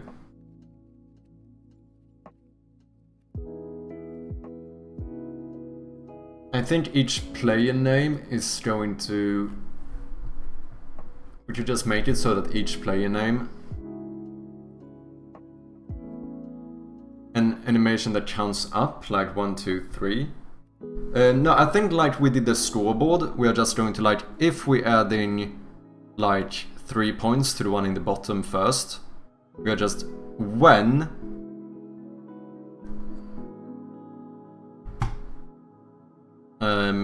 at the same time as we add these points, I think we should just do something where we, whoops,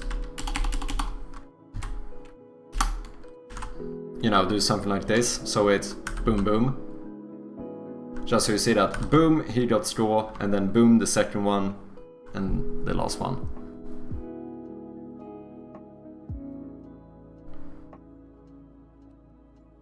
So, you know what we should do? Let's just make a new function here in the player name, which is called like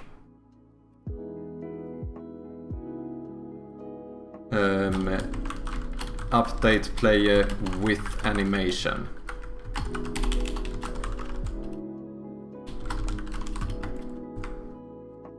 And this is technically not a new player, so we can just call it player.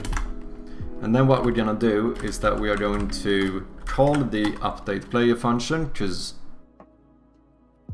basically all of that we still want to do. But we also want to say like animator.setTrigger updated. I don't know. And then we need a public animator. Dude, I think we're onto something here. I think this should work. I do have a shit ton of errors here, I don't know why. Oh shit ton, I have 2. Maybe a bit of an exaggeration. Score menu 4574. Oh yeah, because I'm not done here. And then, what was it, 45? You are going to update player with animation.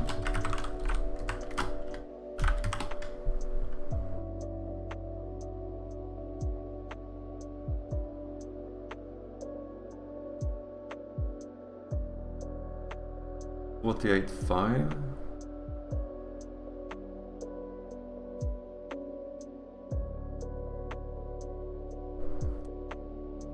Requires one. Oh, when we're calling this one. Oh wait, we do have a.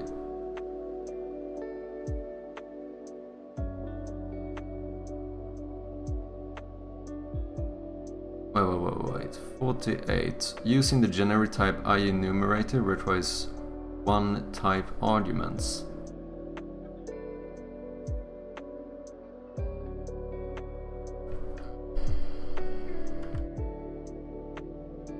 I don't understand.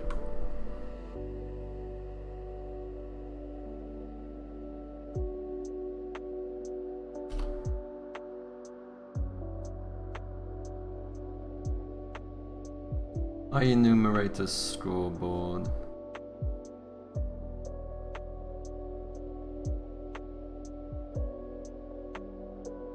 Add new points. Let's make sure that we from here call the add new points one. I'll just draw an... No, you know, this is right. Store script... No, add points. That's not correct.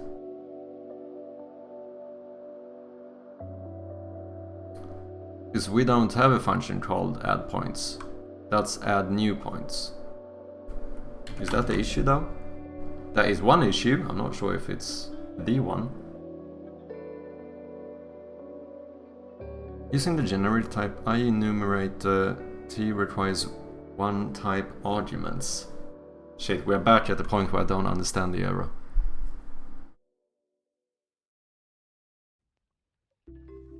Can I not? Yeah. Stig, help me. What's wrong? There could be a few potential issues.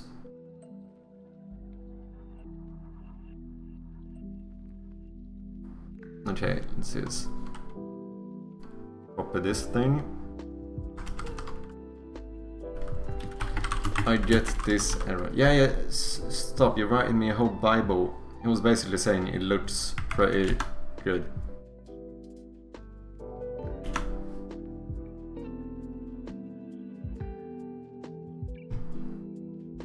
The error you're seeing, using the generate type IEnumerator T replace one type argument, indicates that C# is expecting IEnumerator interface to be defined with the specific type parameter, but your method is using IEnumerator without specifying a type. In Unity, the correct type for coroutines is the non-generic IEnumerator without type arguments. With your method, is correctly structured as a coroutine, but it should return just IEnumerator and not IEnumerator T. To fix the issue, change the return type.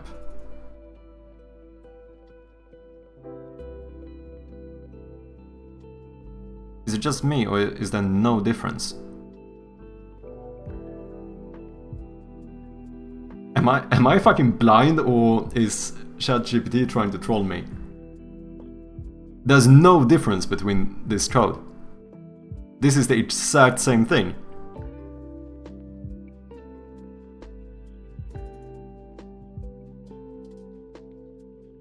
Make sure your method returns IEnumerator, which is what Unity coroutine system expects.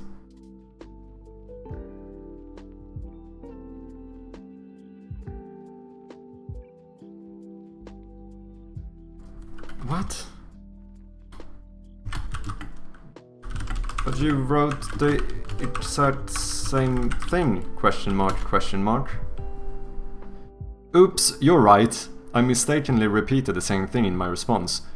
To clarify, the error you can blah blah blah, non-generic IEnumerator for coroutines, not IEnumerated T, and your code already seems to follow that. Suggests that somewhere in your code you're trying to use IEnumerated T without specifying the type argument. So, while adding new points method looks fine, check elsewhere in your code for something like this.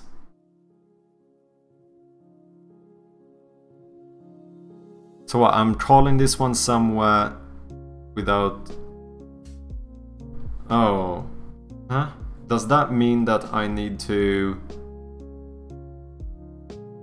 Wait, do I need to say maybe here when I start the coroutine?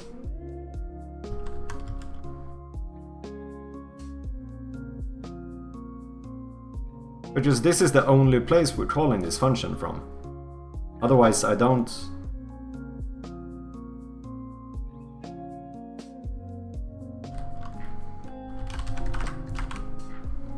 Yeah, that's the only place we ever call this function from. Start coroutine, adding new points. List local player. I wonder, could it be, but this, I'm not sure, could it be that I need to say the type here as well? Nope.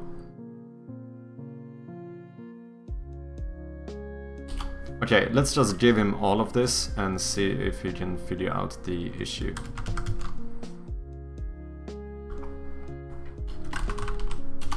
Here's the full flow or whatever.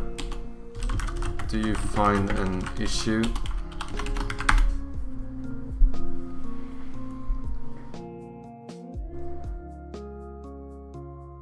You're missing the name of the coroutine?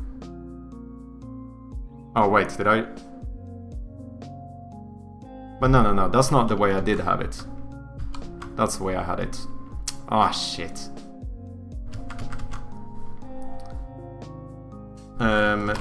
Sorry, this is what the code looks like.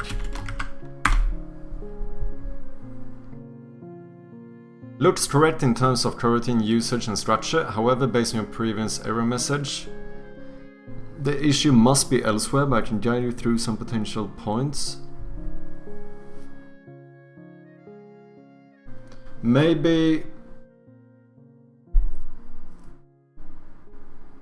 Okay, what about when we call add new points? That's probably the issue. Am I missing... No, we have a list. Straw list, which is a list of local players. You know what? We don't even need this. I don't know why I'm doing it this way.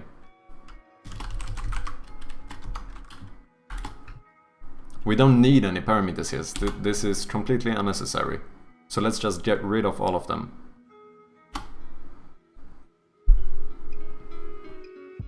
And I think maybe that doesn't fix it.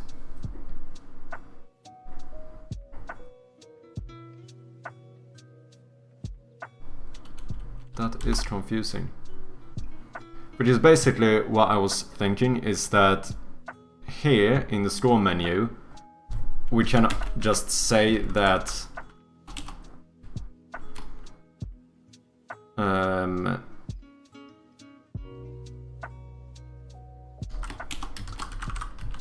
something like list local player list equals local versus dot store list. Like, we don't actually need to pass it as a parameter.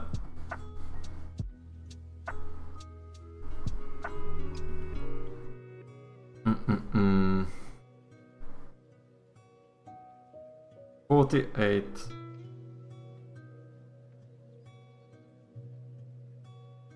Didn't it work before? Yeah, I think so. What broke it? I am not sure. Start coroutine, adding new points. We have the parentheses, enumerator, adding new points.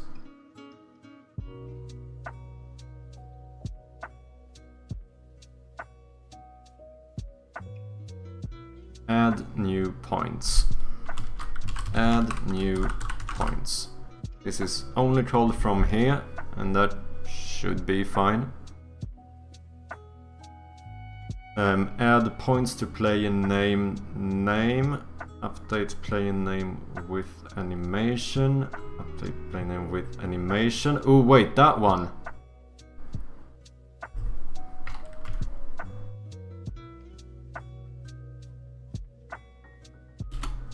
That's the issue.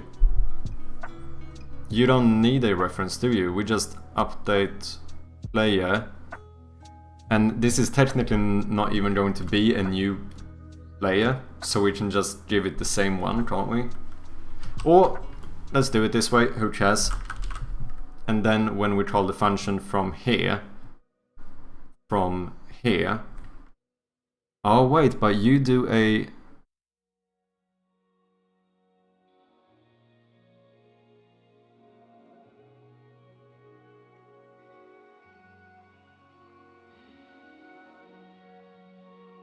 But we don't need to do this. We don't even need to have this function. All we can say here is name dot update player with animation, and then we go just list I. We remove this function, make sure that you take in a player.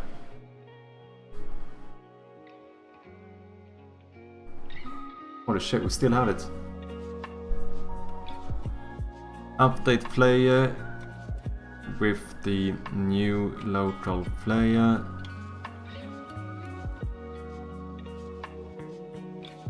Wait, is it this because I technically don't have... Is that messing up somehow? No? Okay.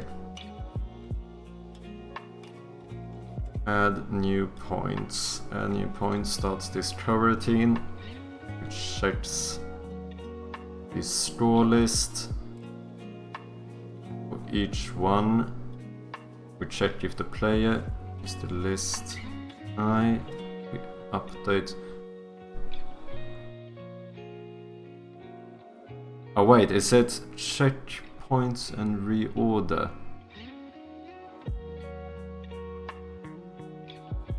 Checkpoints and reorder? No, you don't have any parameters. Reorder scoreboard. Oh, reorder scoreboard needs a list, which is dumb, because we actually don't, but fuck it. List. Done. So, holy shit, why is it still not working?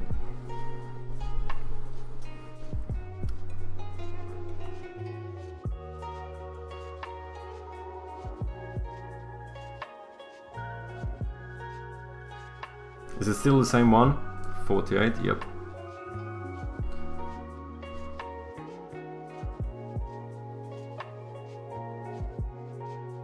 Yes, it is. I'm just thinking if it could be something in this one.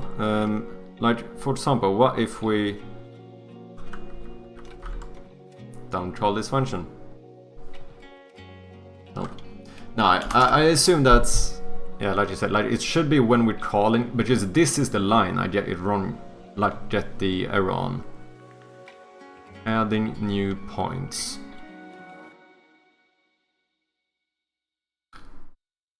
Using the generic type IEnumerator T requires one type, but I don't even, now we're not even using a like type thing anymore. Wait. Isn't it because the return is inside?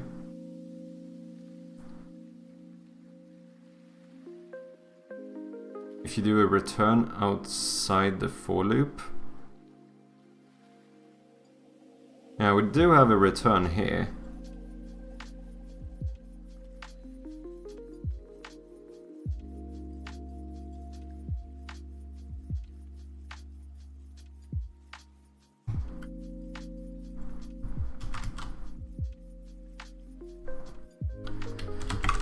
I still get the same error. This is the code now. Structurally fine for how Unity coroutines should work. It's likely that the problem is unrelated to this specific coroutine method. Okay, so I think there's another issue that is making the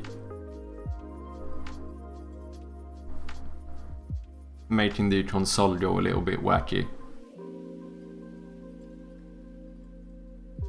There must be some... Not... Can you try to not... for the IEnumerator? Not use the IEnumerator? Like not call it, for example? Okay. That line is not the issue.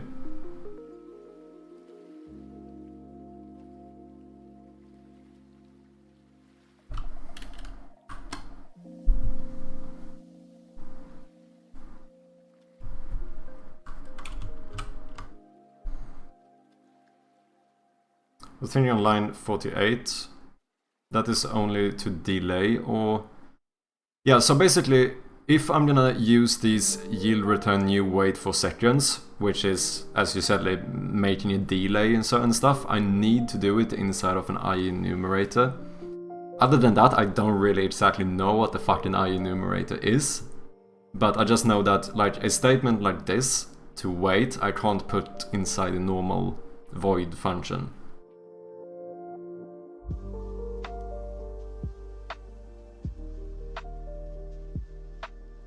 Or if you comment enumerator and the return values, still same error. So if we like comment these,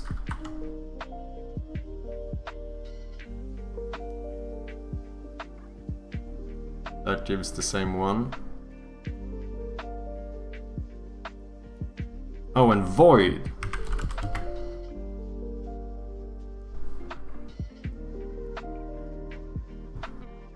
$48. Now you... Oh, sorry.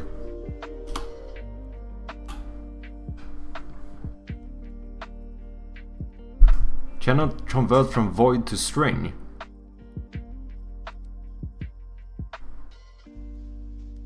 Scroll menu 45.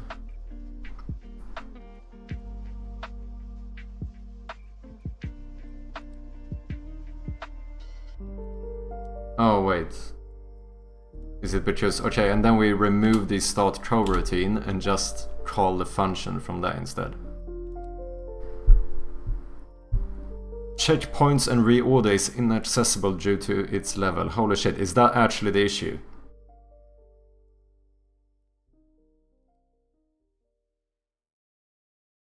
Scroll menu...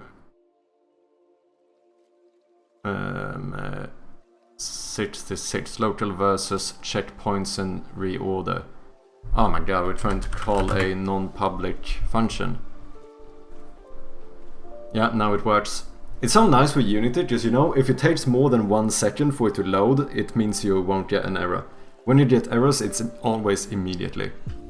Okay, let's try and redo this now and see if it works.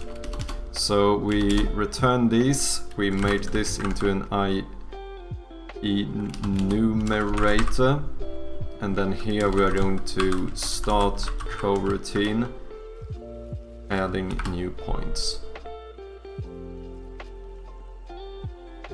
Fuck! Why? I've never had this error before, and I've made like so many of these enumerators. Like in my, you can imagine in like my auto battle game, like almost the entire game is handled with enumerators, and I've never had this issue.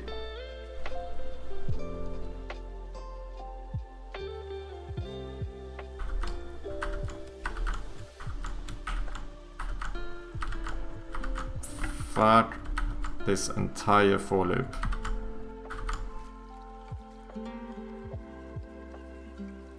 Okay. I guess that means it's not the for loop either.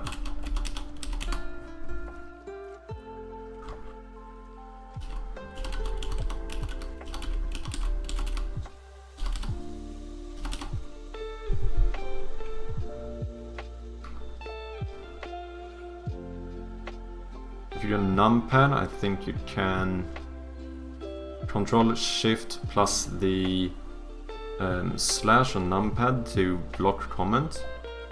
So I Control Shift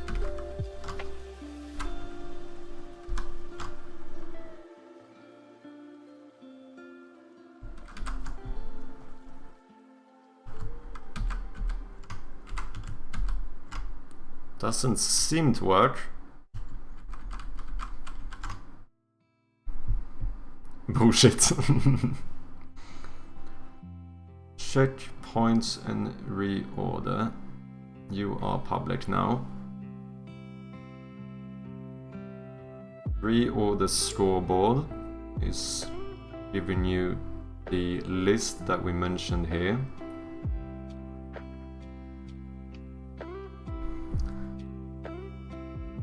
Yeah, it could be the IDE. This is fucking weird. I think what I need is a slightly too late heat up on my coffee. This is ironic since I said I never drink coffee after 4 PM.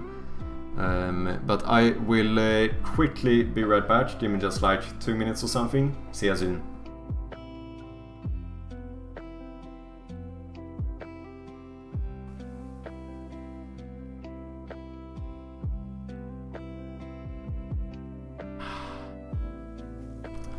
Couldn't do it. My heart came back. I can't kill an innocent animal. Not like that. I just can't do it. Oh shit! We got him! Oh wait, is he still alive? Nah, he's fucked. So anyway. Wait, I think that's the song that plays when you beat the game. Yeah, I think it's the ending, like the credit music or whatever.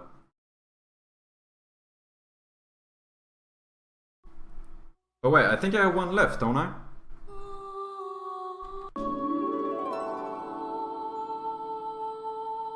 No wonder you didn't recognize it. Fuck you, dude. Okay, I didn't have anyone left. Ah, shit. My fucking hammer, dude. You can't even see me. But one day, tiny flames will dance across the It's covering darkness. half the screen. Oh, that's so funny. Look at this shit. Like embers linked by Lord's Pass. Hello, friend. So, do you want to hang out tomorrow? Okay. On what day is it today? It's Thursday. Did you notice the dragon? No, I did not. I did not notice any dragon. Unless you mean the weird statue in the middle, but I don't think that was a dragon. I didn't really pay attention. No, dragon these nuts.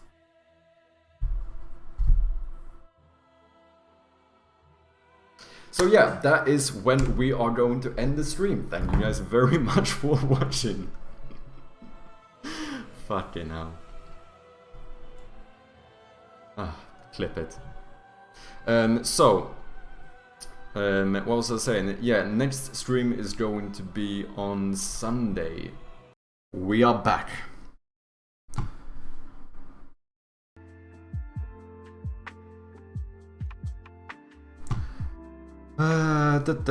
Store menu 48.5.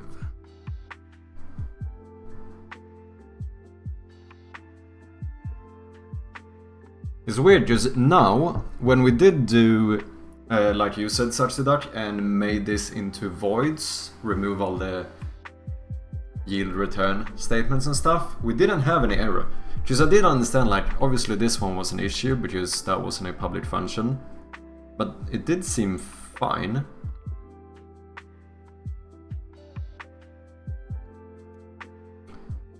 Does it have something? No, but we commented all of this and we still had the error. So that shouldn't be the issue either. Especially not since it did work when we made it void. This is so weird. Just to see what happens if we make this public. Maybe. Nope.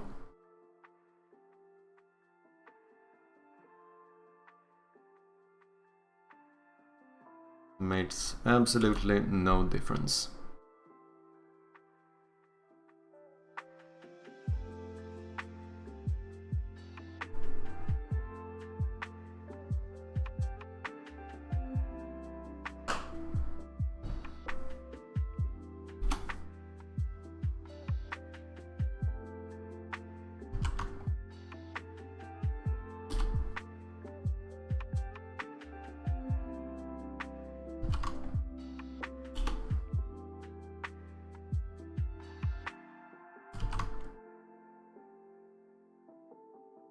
This is so weird. It's so weird.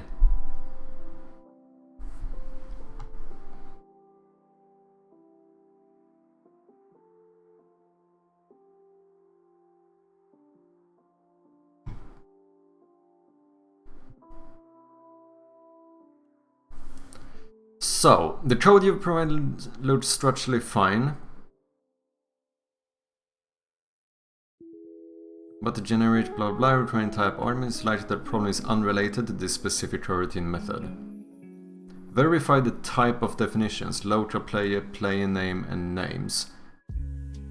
Ensure that local player, player name and names are correctly defined in your project and don't inadvertently cause an issue with generics. For example, list local player list is correctly inferred from local versus .store list. But ensure that the store list is of type local player, and it is. If we go here and we check the store list, that is a list of local players. Ensure that names is a collection that can be iterated over. List player name or something similar. Well, it's a list of player name. Wait, is that the issue? Am I messing up somewhere here with names? No, just here we're calling the name. And player name has a local player called player. And list.I is a list of local players, so that's the same type.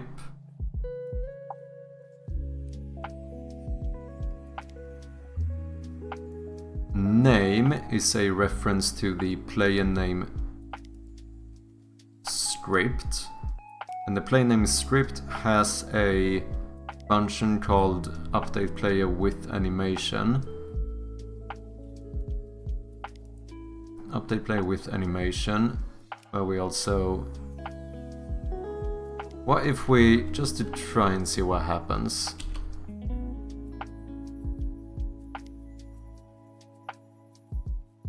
if we would do this. Same error.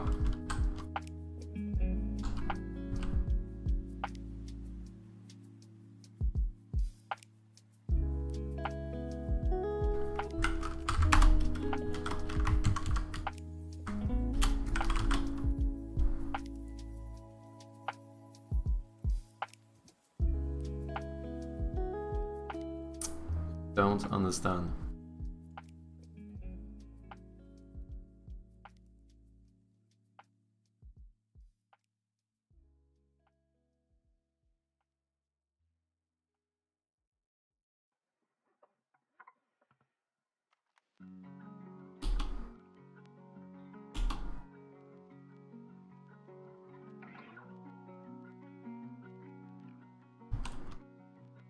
What the fuck am I doing wrong?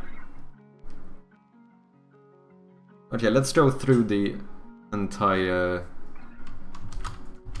add points, blah blah, you do all that. Until it's score and add points. Here. Oh yeah, add new points. Add new is only in one place here. After we call... Look, this is an IE enumerator. Start coroutine, blah blah blah, parentheses. Looks the same.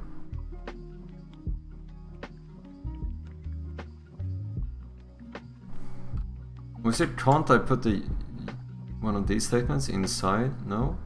Not an issue. So you call the score script, which is this one, add new points. Add new points is public, so it should be able to call it. And then you should start oh my god, I misspelled it.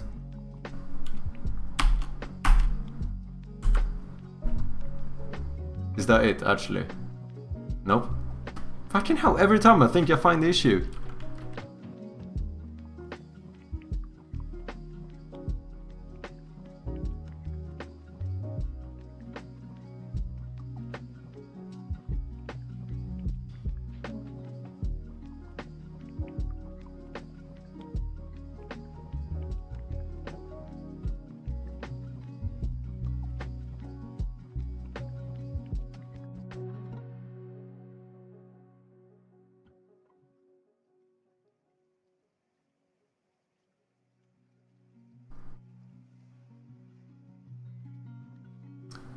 Ensure that names is a collection that can be iterated over. It is indeed.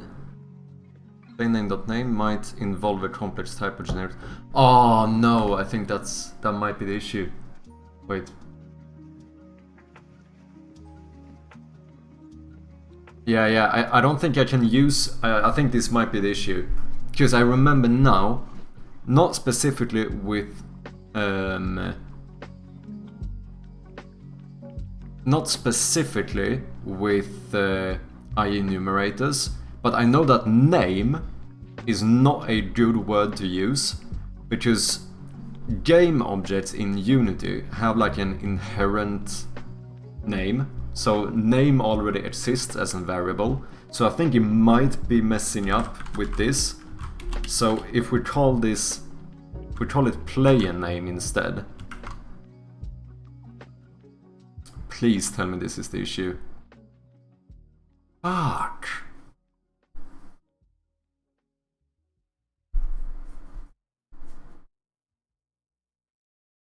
Search for any other use of IEnumerator T in your codebase, specifically in the local versus player name or other classes that you're working with. It's possible that the error is originating from another class or method, not directly from the correlated code itself. Okay. IEnumerator, but that's only if you actually take in some type of parameter. Bedrocker thinks you're very good at being bad. Yeah, I kind of feel that way myself at the moment. I don't understand.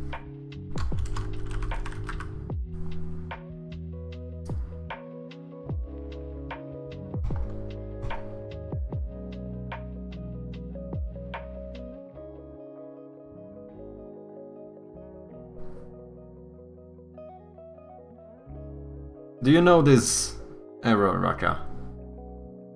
It says that using generic type IEnumerator T requires one type arguments. Though as far as ChatGPT is saying, it seems like it might not be an issue with the IEnumerator itself.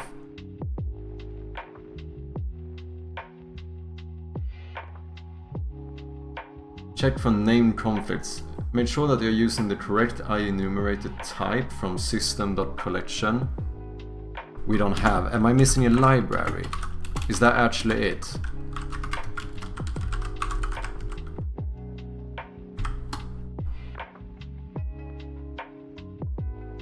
Oh my god, I was missing a library. Fucking hell. Oh shit. That's so bad. And this is... fuck! I didn't think... like, usually what I've started doing, because I think I use too many libraries at many times. So what I end up doing is that I delete a bunch of libraries. Because usually that's not an issue. Because, like, for example, because the errors will be very clear. Like, if I remove the TextMesh Pro library, I get an error saying that... I didn't get an error. Do I not need that one?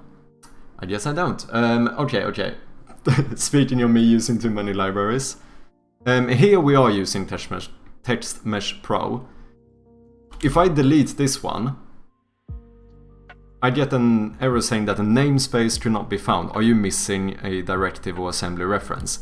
So this is like, okay, obviously I'm missing a library.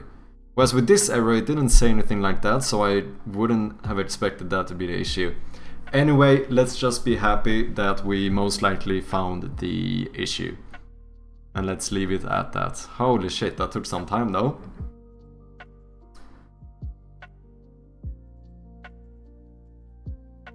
Okay, so now it should update each name, call the update player with animation, which should call that trigger. So I think if we just make the animation now, I think we should be able to test this. So what we are going to do is go into one of these. We are going to add an animator.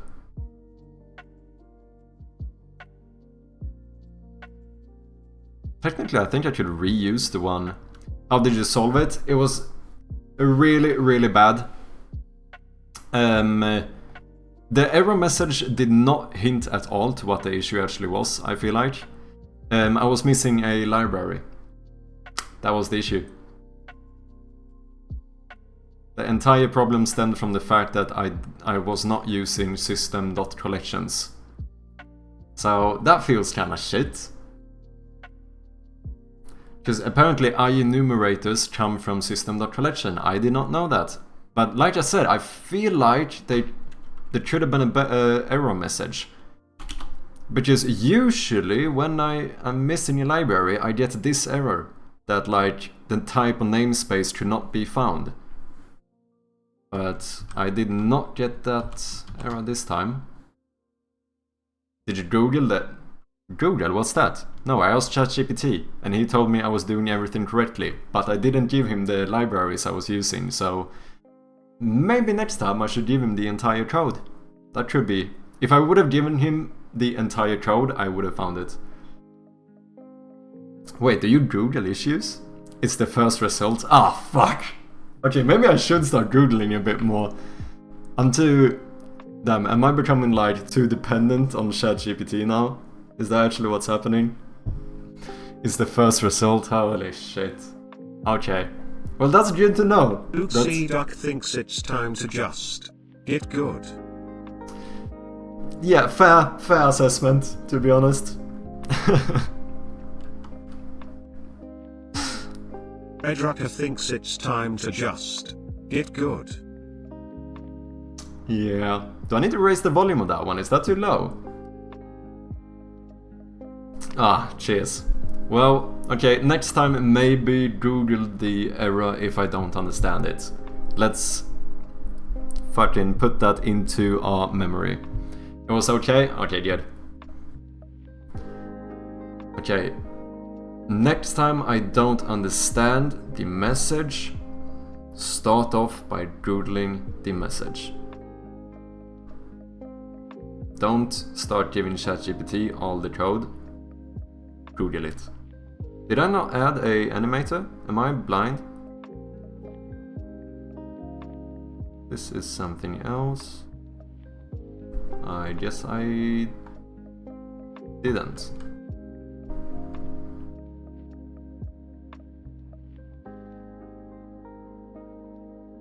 Animator, and then create an animation called competition points. I don't know. You need some positive sound alerts, nothing to redeem for when you do something good. Yeah, I did think about that as well, but then I was like, realistically, how often do I do something that's good? You know? No, I should add something like that as well. I do actually have one that I was thinking about. This is something I don't remember. I think I downloaded a bunch of like Creative Commons Zero sound effects that I could be using, and I thought about adding this one. Flawless. That could be one. Game over. Victory. Something, because that would be something positive as well. Because yeah, I do see what you mean. I did definitely the vast majority of my alerts at the moment, besides maybe the Sue one. I mean, I suppose you could argue that that one is good. Otherwise, most of them are definitely have a little bit more of a negative connotation to it. Problem with giving ChatGPT all the code is that it writes down Bible and changes like one line. Yeah, no, that's definitely true. Yeah, look into it. Maybe I'll add a few more rewards after the stream today. I do think they are pretty fun. It adds a little bit more of an interactive layer to the stream, I feel like.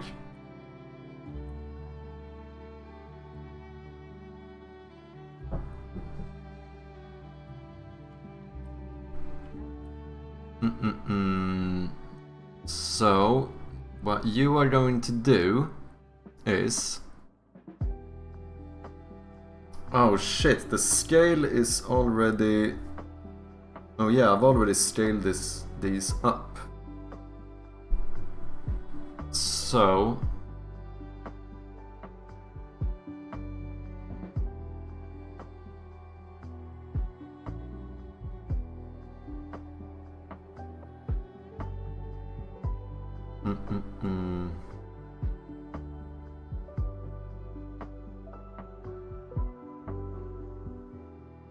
What if we do 1?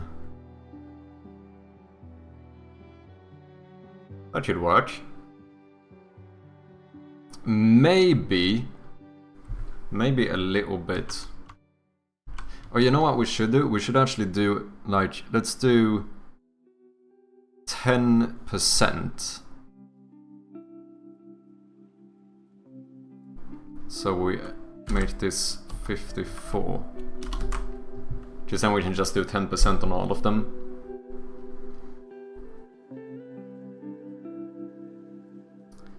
I found a foam scented drink at the store. Wait, like a skumtomte drink?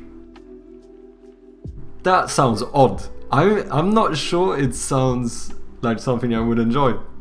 It sounds interesting though, I would probably try it. I do remember that Trocadero made a drink with like geléhallon. Those like raspberry gel candy taste. And it doesn't taste like raspberries. It literally tastes like that raspberry candy. It was quite interesting.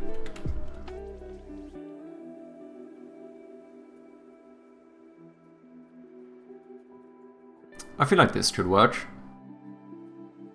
Maybe we should make it so that it updates the text when it's actually boom at the peak.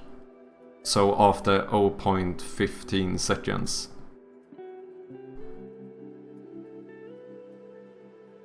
Like, that would be really easy to do. Would it?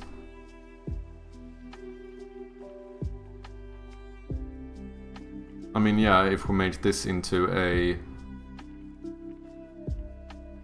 Yeah, so what we do... Holy shit. We just do another IE numerator.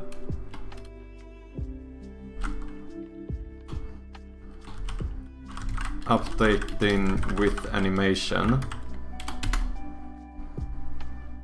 Did it update correctly and all now? We still haven't tried it. I thought I was gonna finish the animation. Because otherwise we're gonna get some null reference exceptions and stuff. Because this stuff is not set up. Then we... So what we're gonna do here in that case is that we are going to trigger the animation immediately. And then yield return new, wait 4 seconds, 0.15. Which means that the text will not be updated until we are at the peak of the animation, which I think is gonna look best. By the way, I heard someone say, I don't know if Raka, if you're still listening in, but I heard someone say that basically in C#, every time you write the word new, that means that you are basically allocating new space in the memory, from what I understand. I am definitely not a computer scientist and I don't really know what I'm talking about, but that scared me a little bit, because I started thinking, does that mean it's actually like kind of bad to use too many of these like waiting lines? Because in my head that sounds like that could potentially mean that I would be like, over time, if someone would play a game for really long, you keep like allocating more and more memory. And also, speaking of memory, Saxidak, you said that I should give you the solution, if I find a solution, to why my RAM is so high. I haven't really found a solution to why my RAM goes so high all the time. But I think I figured out the solution to why yours does. I'm pretty sure. Because as far as I'm aware, you never turn off your PC. Because you are always online playing idle games. Have you tried turning off and on your PC and see if how much your RAM goes down, your RAM usage? It was just something that like popped into my mind all of a sudden, that I remember you telling me that you like never turn off your PC. For you, I think that might be the issue to why your RAM usage is so high. Because your computer never gets a full reset. I don't know though, but potentially.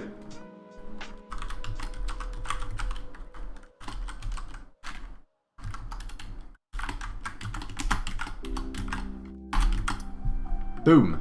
There we go. Fuck.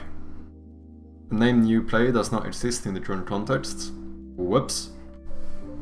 We need to...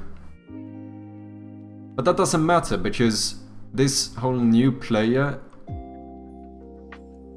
is actually not a new player, so and since that one has been set the first time,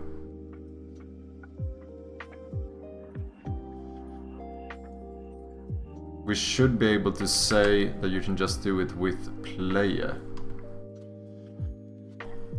I do restart it every now and then, like some days ago apparently. Oh, I see. Clicker Hero is not open, what the fuck? Oh, XP waste. Holy shit. What are you doing, man?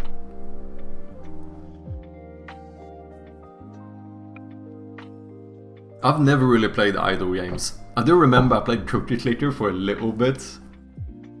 Like way back. But otherwise, not really one for...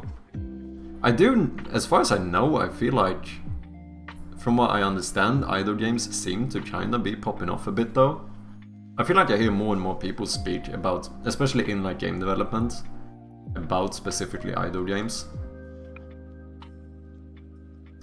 Okay, that should be good. Now we just need to copy component.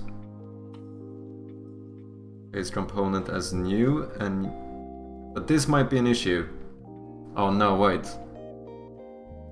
Because now, are you not gonna go equally when...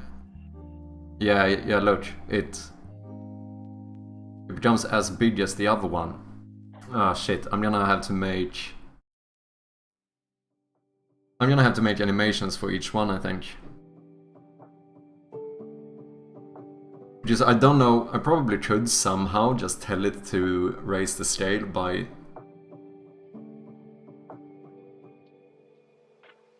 %, because the issue now is that this one is actually 1.1, but since I made the animation for this one, it will pop up to 1.4, do the animation, and then pop back to its original value, which is gonna be a bit weird.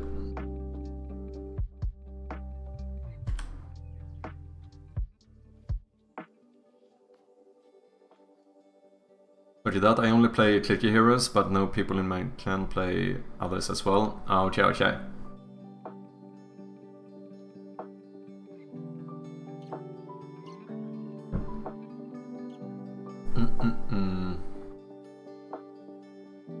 Okay, let's just look at the first one.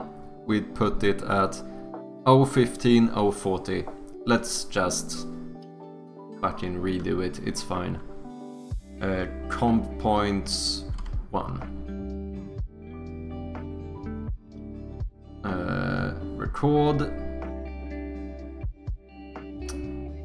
Add scale. And then 21, 21. Oh shit, you should be here. You should be small.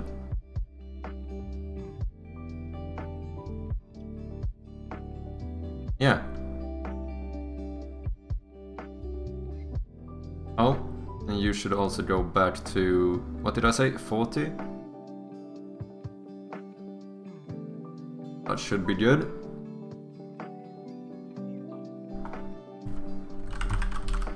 Animator. Create animation. There is probably a better way of doing this, but I'm just gonna manually do it now because I can't be bothered. It's fine, it's fine. Let's see, add property, scale, you should be at 40, and at 15 we are gonna raise this by 1%.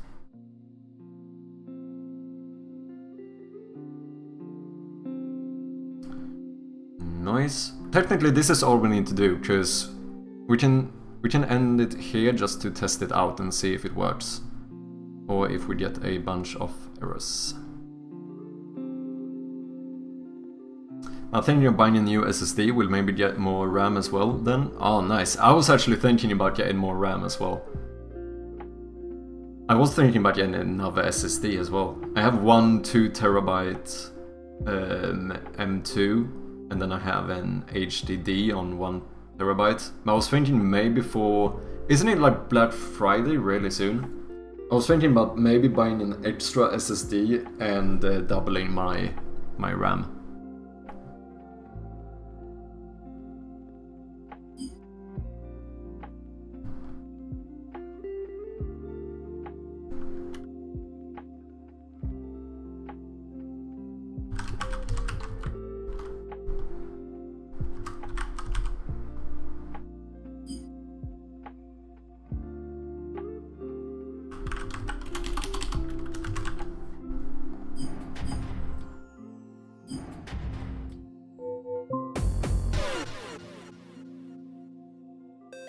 Fuck, I hope this works.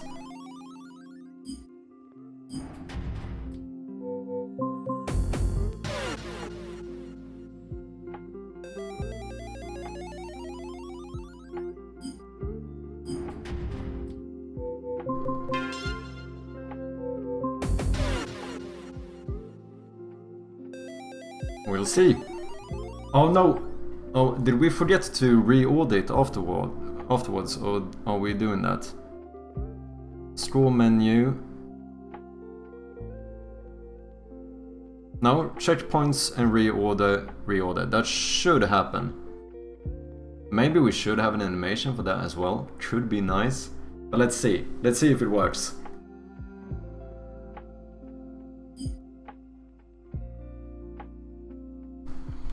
Fuck.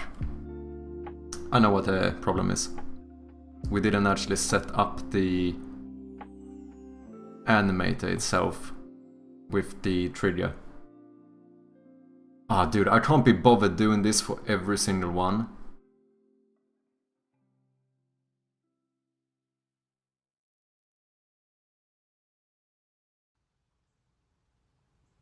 That's gonna be so annoying. There must be a better way of doing this. ChatGPT time. If I have multiple of the same object but in different scales, like one is 1, 1, 1, and another one is 1.2, 1.21, and I want to increase the scale of them using animations. Is there a way of increasing the scale by like 10% rather than hard coding rather than manually entering the scale values, so that I can reuse the animation for all of them.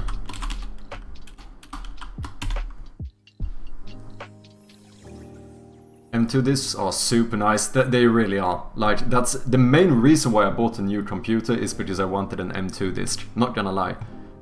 Because I wanted to get an M2, I wanted to get more storage, but so I looked it up and saw how much better the M2 discs are, and I was like, I definitely want one of those. But then of course, my motherboard couldn't have one of the M2 discs, so then I was like, oh, so I guess I had to change my motherboard as well. But then my CPU doesn't fit, And since that one doesn't fit, my CPU cooler doesn't fit, so I was like, oh, I just have to buy those new as well. And then it was like, but then it makes no sense having the same RAM, and like all of a sudden I'm changing the entire PC anyway.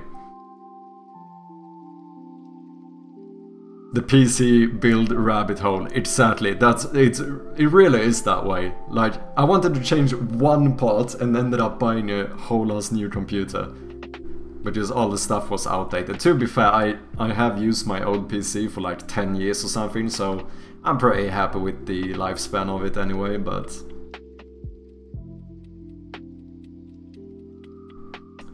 I have a 2TB one at the moment, and have a 2TB HDD as well. Oh, holy shit, man, you actually have more storage than me. I have the same, but my HDD is only 1TB. So I was actually thinking, this is kind of mad, but I was thinking about getting another 4TB M2 disk. My 2TB HDD is in the case, but not connected. Oh, I see. Yeah, my HDD I took from my old PC. I could actually... I do have a like SATA SSD in that one as well, that I could plug into my computer for some extra storage, but it's only 500 gig, and I might sell this PC, so in that case, you know, it might be easier to sell it if it has everything so that it could be used, because otherwise I would sell it without any hard drives. As long as I don't know, Red Rocket, do you know how secure is secure erase for SSDs? Do you know? Because if I'm gonna sell it to a random, I definitely don't want, you know, my old shit being on there. It's pretty good? Okay. Yeah, just it did seem like it from what I understood when I read about it. It did seem like it should be quite reliable. Because like, if I sell it to one of my mates, I don't really care that much, but like, I've had this computer for 10 years, and the manufacturer's erase should be enough. Okay. Yeah, just from what I understand, it seems like erasing SSDs are easier than doing it with an HDD as far as I'm aware. Because with an HDD, you have to basically rewrite the entire storage, right? And the way to like securely do that is just to do it like multiple times. From my understanding, if you clean the disk and then just fill it again, you should be good. Oh, so yeah, I could basically manually do it by just basically filling it with crap afterwards. I still go over the storage device with new data. So wait, would you... Do you mean that you would use the erase function and then put in new data as well? Kinda, yeah, just if you remove everything, you don't remove the content, just the path to it. Yeah, that's basically what I gathered, and that's why, like, if I sell the computer to some random, I don't want, like, 1TB of my old shit to be accessible on that drive. Because after reading about cybersecurity, that makes me a little bit uncomfortable.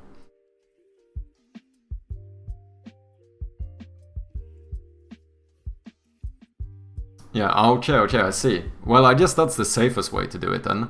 So basically, use secure erase or the manufacturer erase for everything, fill it with shit, and then I guess either secure erase it again or just remove all the shit, and then you should be good to go.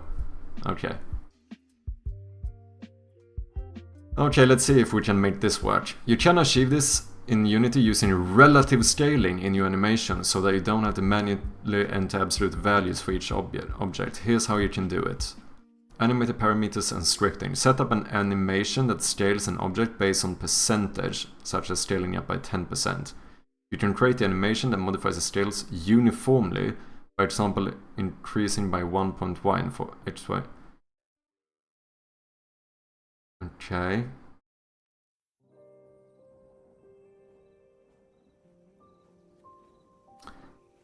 Use an animator parameter. Create a float parameter in the animator, such as scale multiplier. In your animation, link the object scale values to this parameter. This allows you to dynamically change the scaling multiplier through scripting. Okay. Use an animation event with a script. If you want more flexibility, we can create an animation event and trigger a script that calculates the new scale at runtime. This will allow you to scale objects by a percentage regardless of the initial scale. Create an empty animation that triggers a function at certain frames using animation events in the script to calculate a new scale based on the original object scale. Okay, so we would basically script it. Public void increase scale float percentage, vector 3 new scale equals transform local scale. But that's the thing. Because this would not become an animation, would it? Trigger the function, because this would be like boom boom, whereas I want like this smooth animation that comes with it. It does impact the lifespan of the SSD. Oh, I see. HDD is not a big deal, okay. Off to do some gaming, good luck, we'll check back later. Sounds good, have fun gaming man, and thank you for stopping by. Okay, so SSDs are more affected in terms of lifespan by doing that stuff. Interesting. Do you know why? Just out of curiosity.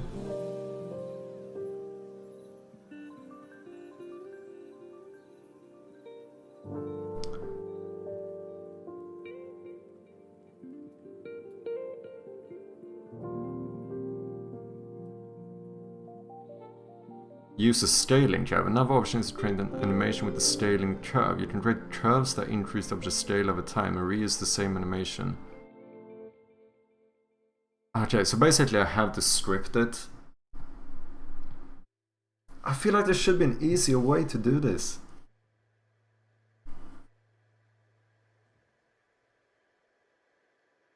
I mean, this might be easy, just not for me. Oh well, it doesn't seem as easy as I would like it to be. Like, for example, here, I would like if I could just enter like a percentage of the scale instead. I forgot the unit theory lol, but it's just the way they are built. It works off electrons and it just eventually wears out. Okay.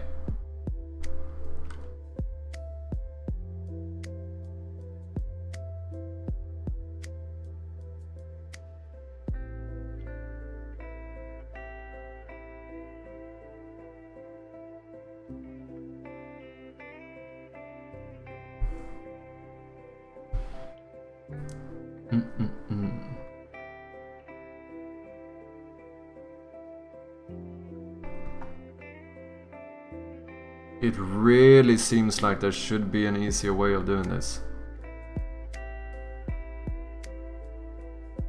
Physics isn't my strong suit. No worries, I understand.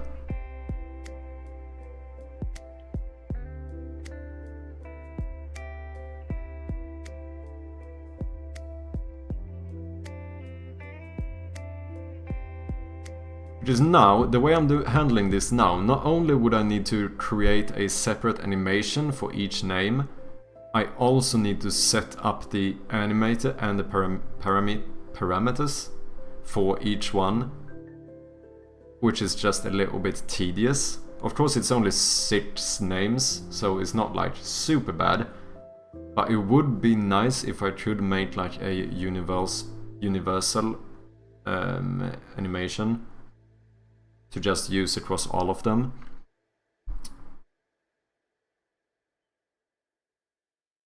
Wait, can I? I might be able to. What if I don't scale this object, but I make a parent object? Because if I would create an empty parent object here, this one's scale would be 1. And then instead, we increase the scale of the parent object by 10%. So all we would need to make sure is that the size of this one is the same.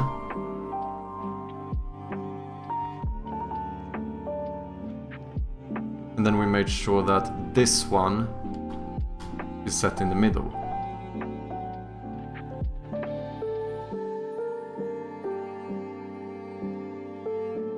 I think this should work.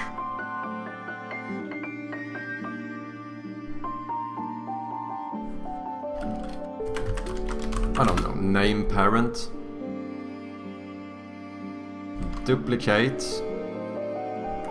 Remove you. And then...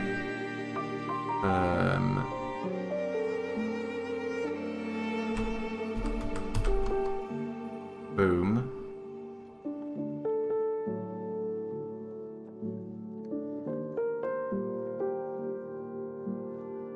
I think this is the workaround how we fix this.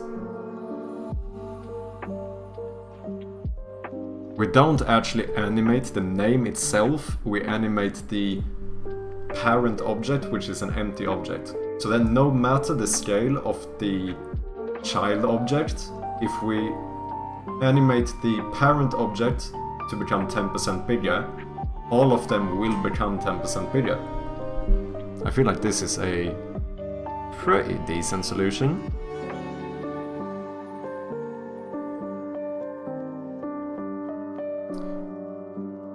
Something messed up though. Oh yeah, we have to take all of these, put you in the middle, and reset your values.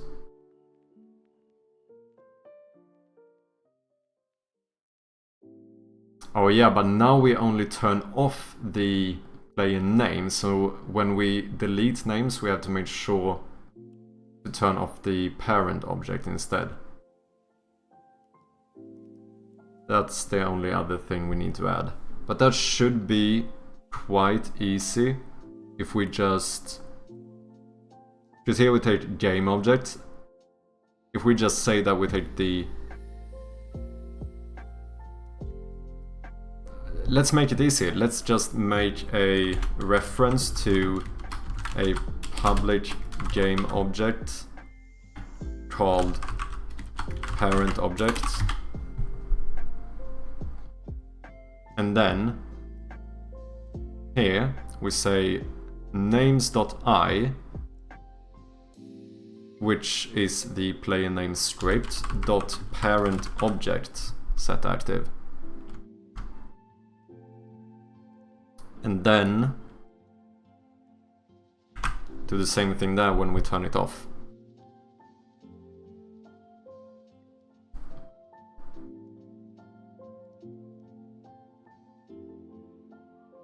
And then on this one we add an animator. Create animation, new comp points. Add property, scale. And now we just increase, we move over here. We increase you to 1.1 and you 1.1. We move these over here.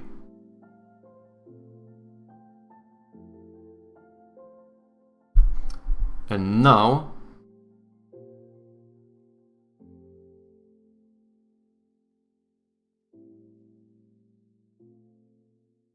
go to the animator. Quite happy I found the solution here. This is going to be way easier. It's not as tedious at least. We make a trigger called, what did we call the trigger? Updated, apparently. Updated.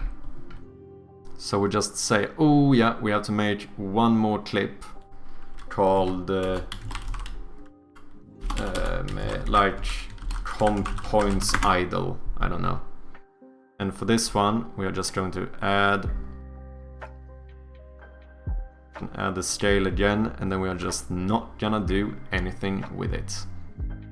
And now this will be the default state, so you will stay idle, but then transition to our new animation if updated is triggered.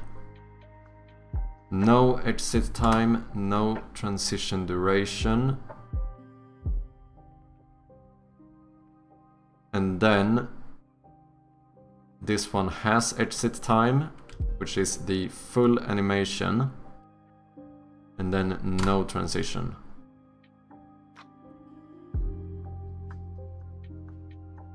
And that should pretty much be it. Because now I'm quite sure we can copy this component and paste the values. Why are you set like I'm still playing around with animations? How do I... There we go.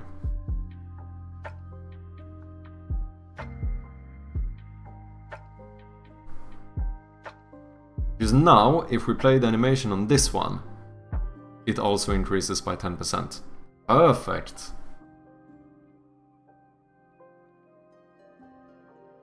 Animator, paste, animator, paste, animator, paste, animator, paste. And then, what we do is that we just have to go into the player names and basically we start off by selecting all of the player names. Oh, did we not add animator to all of them?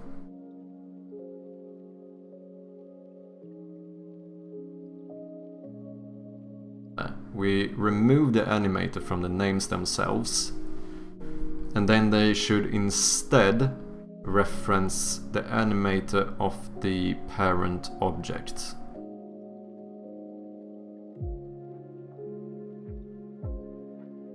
Like so. Oof, perfect. That should be it. Let's try it.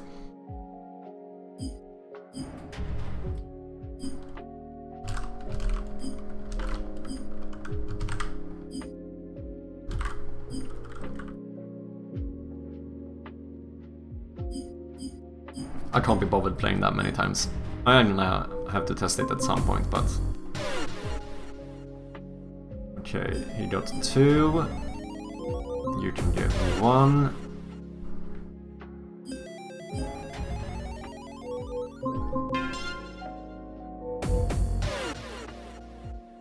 You get 3. You get none. And now, let's have a look. Hopefully these animations work. I think it's gonna look pretty juicy if it does. We might have to add some sound effects as well to really bring it home, but let's have a look. Fuck! Variable parent object has not been assigned. Whoops.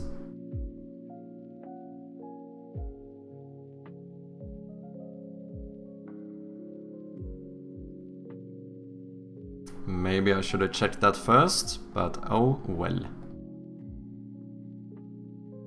There we go.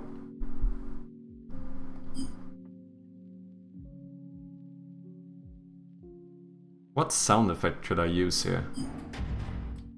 I don't know if the high score one, because I do have a sound effect for when you get a new high score, but I'm not sure if maybe that one is a little bit much to be called like 8 times in a row, or 6 times if you have all the players.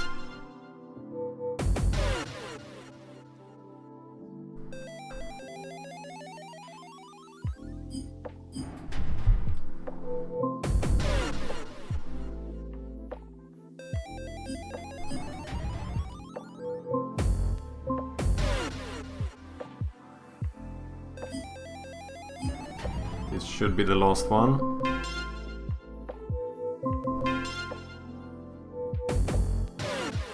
Okay, come on now.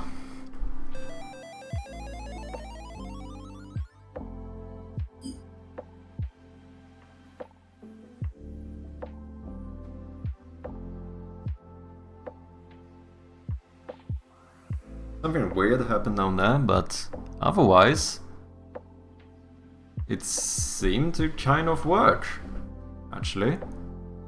I think the waiting time might be a little bit much, especially in between the different stores. And then we wait. Maybe we do everything in like half a second instead. And then we could... Let's check the audio manager and see what kind of sound effects we have. I don't know if we maybe need to add a new one for this. Audio manager. Sounds. Select correct, incorrect, flash, start, level complete, which is the same one as high score.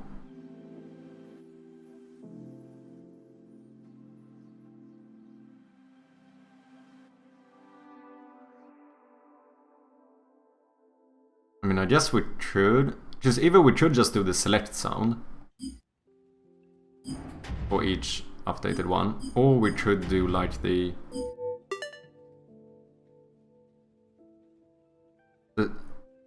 otherwise the start sound would work kinda well.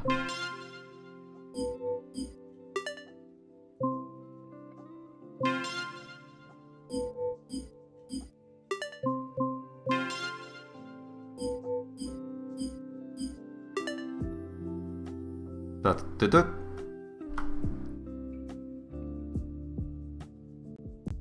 Let's try using the start sound just to see how it sounds, which would be after the waiting time. And then we call audio manager dot instance dot play start. Here we are reusing assets.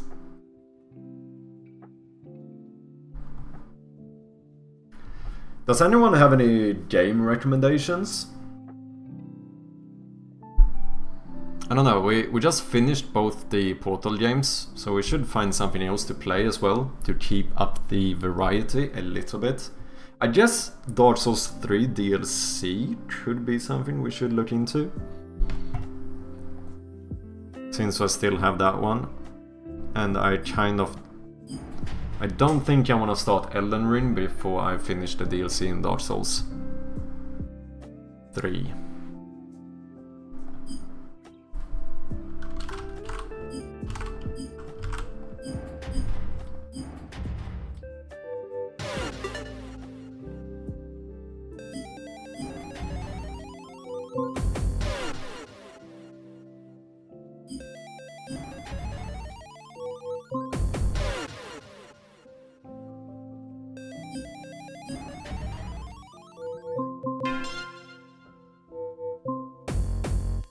Okay. What games have you completed in the Soul series? I did... I mean, I have like 600 hours in Dark Souls 1, definitely the one I played the most. And then I did all bosses in the main game in Dark Souls 2. I have not done the DLCs in Dark Souls 2. And then I did all bosses in the main game of Dark Souls 3, but I have yet to finish the DLCs. Basically every time I've played the Dark Souls game, the only thing that I look up before I play is how many bosses there are in the game, just so that I know if I found all the bosses. Because I generally speaking try to get all bosses in the first playthrough. Sekiro, I've actually never played a From Software game that's not Dark Souls. I still have Sekiro, I still have Elden Ring, I haven't played Demon Souls, and I've never played Bloodborne. Which is kind of bad to say, because obviously, like, Dark Souls 1 is like my top game ever, you know? So it's kind of bad that I haven't played like any other of the series, but that's an option considering it's so different to the others. Yeah, I definitely would like to try it. Just that's the thing about, like, obviously I would like to play Demon Souls and Bloodborne as well. It's just the fucking exclusivity and me not having a PlayStation that's a little bit annoying. And like, obviously my mate told me that I should borrow his PlayStation, but I also don't want to play it off stream, because I've never played a From Software game and not streamed my first playthrough. So for some reason it's kind of like ingrained into me that like I'm not allowed to play From Software games, new From Software games, unless I stream them. And yeah, that made Demon Souls and Bloodborne a little bit annoying, but Sekiro I definitely want to play. And I should play Elden Ring as well. Never owned a PlayStation 4? No, I have not had a PlayStation since PlayStation 2. That's the last PlayStation I had. After that I got Xbox 360 and then I had Xbox One. But PS2 is the last PlayStation I had. And the thing is that today I never play console. Because ever since I got my, what do you call it? I have an adapter to connect my controller to the PC. Ever since I got that one, I've basically never gone back to playing console. Like I play with controller but on the PC. What's up? Hey, I still don't really know how to pronounce your name. Hey Du, is it okay if I call you Hey Du? How are you doing, man? Hey guys, let me give a little bit of a shout out to Ejuiska, maybe? Also developing games here on Twitch, and it's looking good. Nice to see you, man. I hope you're doing well. After 360, Xbox fell off. Yeah, I don't know. I can't say I was like super impressed with my Xbox One. I did like the playtime I have on it is probably not that impressive. But like I said, I just don't like. I have controllers. I can connect them to my PC, and I have a long ass HDMI cable all the way to my TV. So like, if I want to have like the couch, where the like couch co-op game thing going on, I still can do it on my PC without any issue. So I don't really, I legitimately don't think I'm gonna buy another console. I just don't think I will. Good, nice to hear, man.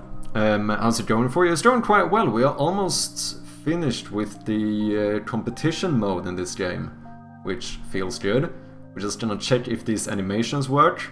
I made new animations for when you like get the score, so hopefully they work, otherwise we might have some issues.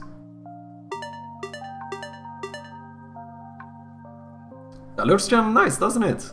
Maybe we need to add some animation for when it reorders them as well. But I do feel quite good about that one.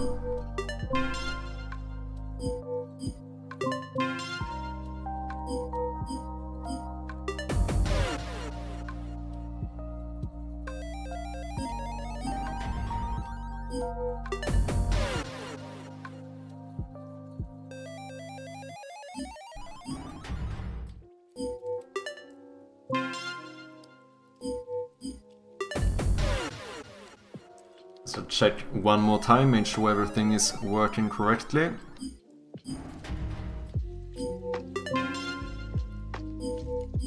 I do need to see if I can balance. Holy shit, what is the chance of me getting the same one 3 times in a row? Don't give me 4. Thank you. Nice, looks very nice. Thank you, man. I appreciate it.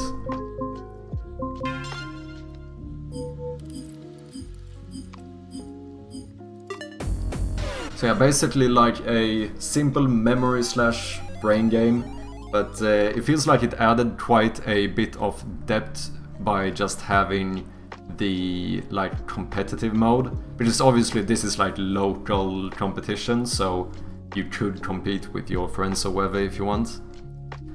That's why I call it a small game. Yeah, the scope is not big. I did add a few different game modes and stuff, which from the beginning wasn't planned, but I do feel like with this game I actually managed to really try and keep down the scope, But it's, like I've said before, my main thing about this game, it wasn't even that I really wanted to make a game like this, it's just that I wanted to practice polishing. So I thought, let's make something really simple, so that I can finish the actual mechanics quite early, and then spend time on this kind of stuff, with like animations and feedback, and with like, you know, lightning effects and all of that stuff, which I feel like was the issue with my first game. I spent quite a lot of time developing that game, but I feel like I did almost no polishing.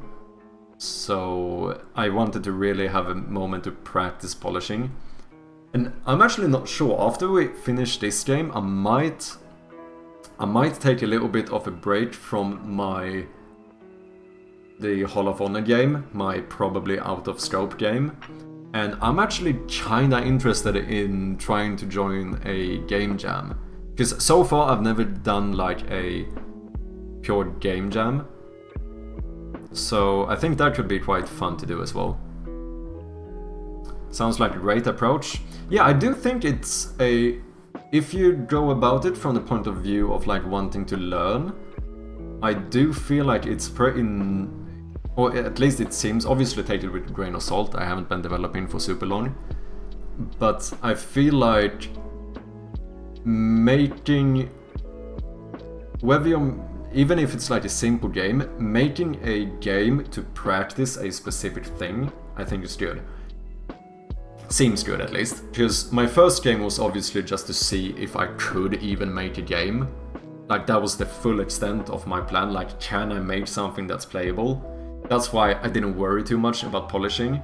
But after I kind of finished that one, I do feel like polishing was like obviously the thing that it was lacking. So that's why I wanted to make this one, to kind of make sure that I know how to actually spend time polishing a game. And then I don't know, I think something I would like to do, I should make a game that has a little bit more physics, which is kind of scary because I'm not great at physics in general. But I do think like I need to get over that hurdle at some point, because most of this doesn't involve any physics whatsoever. That's what I'm kind of impressed about your game, to be honest, because you do like 3D, I assume there's quite a bit of physics in it and stuff, which is like two things that both are kind of, I'm a little bit apprehensive towards, because I'm like, physics seems a little bit difficult, and 3D is like arguably more difficult than 2D, so yeah, I don't know. Okay, let's see if it works now as well.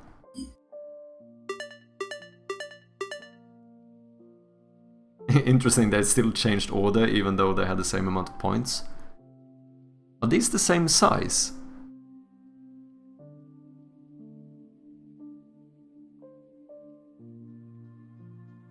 No, they're not. Okay, I do think we need a animation for the entire thing. So I think what we could do is just give this whole object an animator, and then when we change the order of all of them, we just do a big little boom boom, just to give some extra feedback there as well. I think it could look nice. And to be fair, we can actually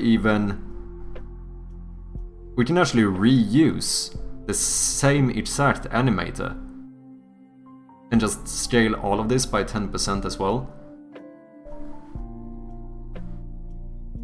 Oh, you never did a game jam either. I learned a lot while doing it, but I think the scope of my project is too big. Yeah, I don't know. I don't know exactly how much you have planned for it, and I also don't know. I do think you probably have way more experience than me, so it's hard for me to say, but yeah, I think it's so easy though. That's the thing. It's so easy to add to the scope of the game.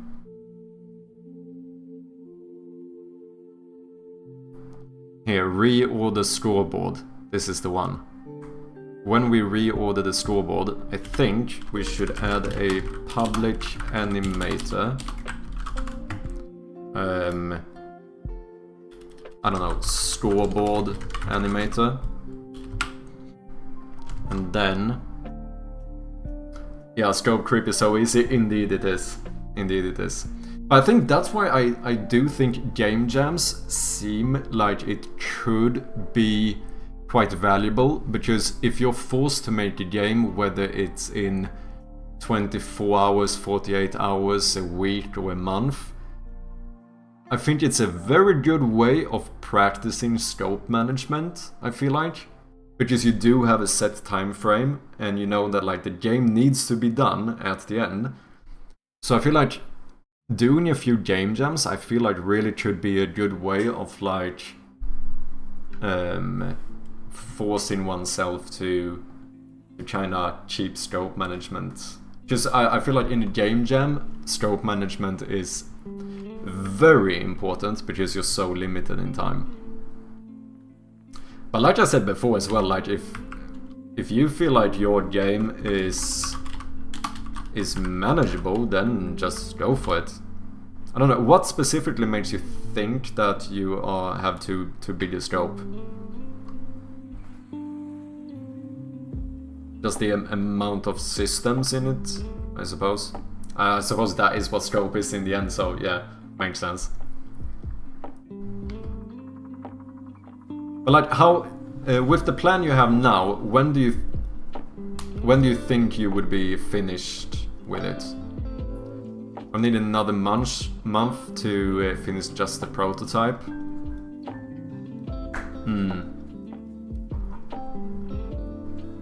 Yeah, like I say, it is.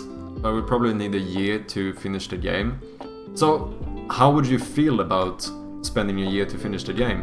Because if that's not an issue, then it's fine. Or would you feel like a year is too much time to spend on this game?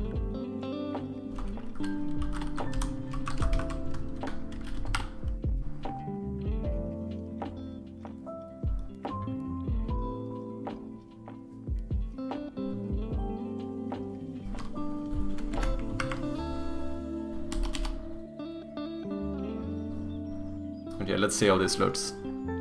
But also this time, let's remember to actually get the reference, because that is something I am very good at forgetting.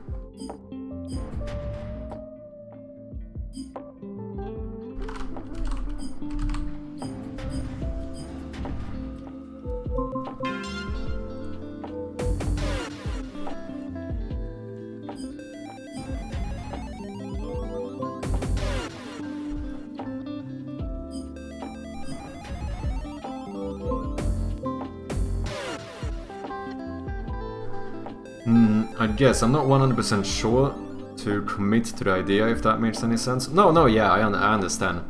Because I think that's the thing that scares me about like my turn-based game. That it's just the whole thing about like I'm scared to spend a lot of time on something unless I'm very, very sure that I can fully commit to the idea.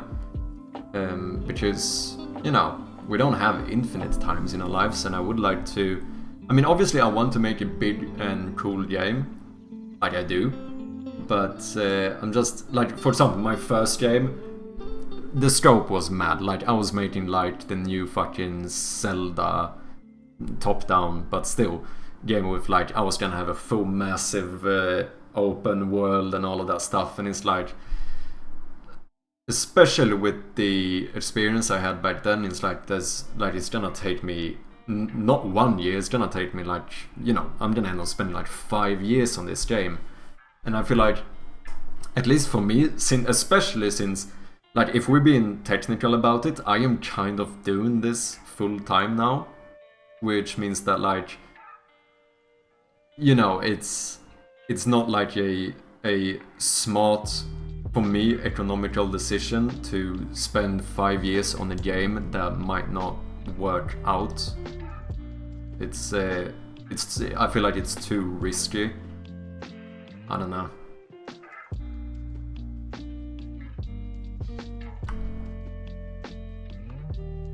Okay, let's see if this looks any better.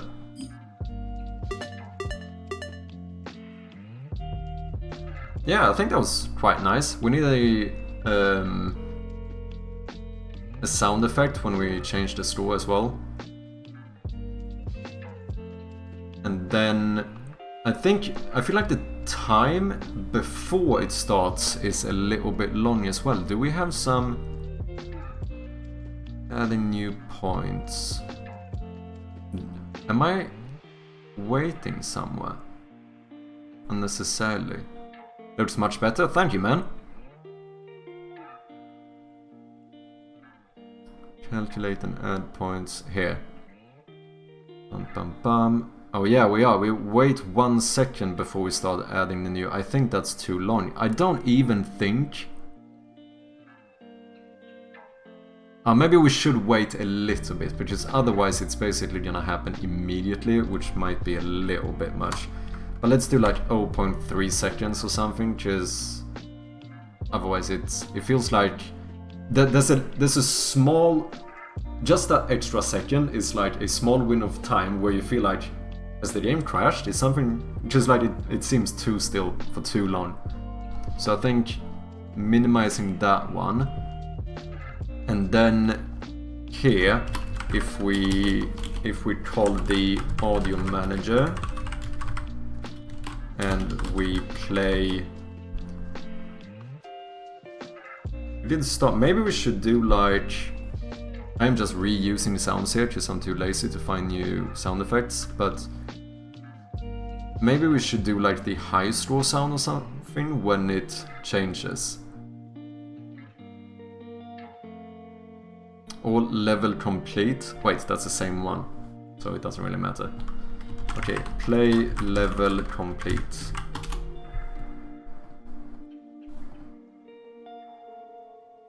Yeah, I think this might be nice.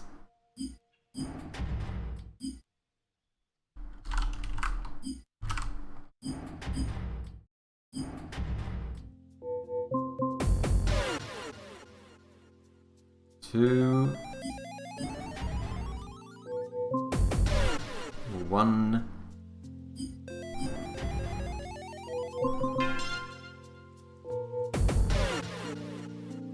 Was the last one right? Let's see. That's pretty nice. That's not too shabby actually. I'm quite happy with that one.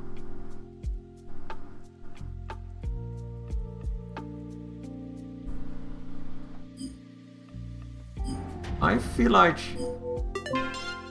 that would mean that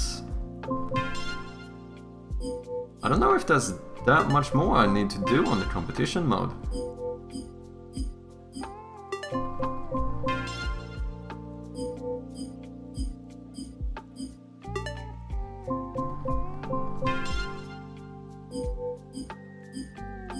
So maybe we should try and see if we can balance the stores a little bit more, because I do find it a bit weird now that the amount of store you get between the different game modes is pretty... It's somewhat inconsistent, I feel like. Like, if you get to level 5 in each game mode, the like total store that you get will be very different in all of them. Well, so I feel like it would make more sense if it was somewhat similar.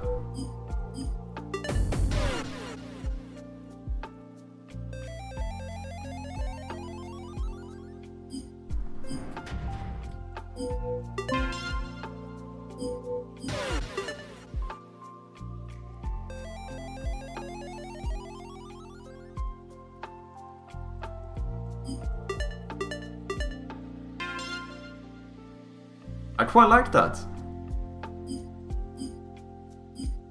Let's make, just to double check, let's make sure it works in the final, after the final game mode as well.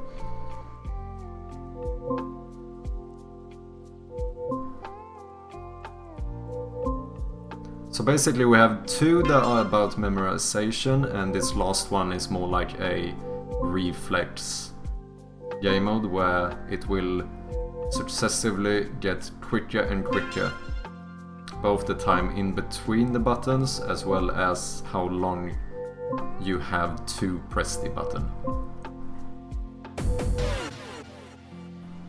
But we don't need to play for too long now, because we are just testing this game mode.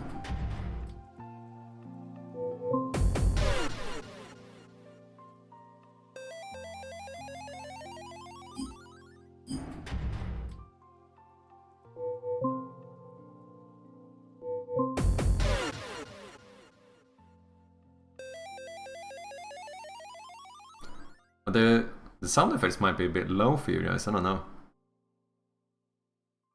Okay, final scoreboard, let's see.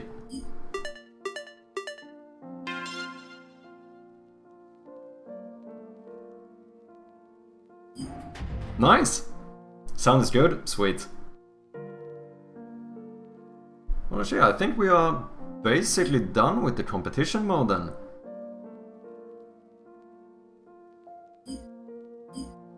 We have the statistics. It's working fine as well. So basically the last things I might want to do before I would feel like I can happily call this game finished is do a little bit of balancing between the scores. Because like I find it a little bit weird that like this one has a high score of like 400 on level 1 and this one has a high score of 300 on level 2. Obviously it doesn't need to be perfect, but somewhat balanced, and this gets worse. Like on like level 7 I think this one will be like double the score of this one.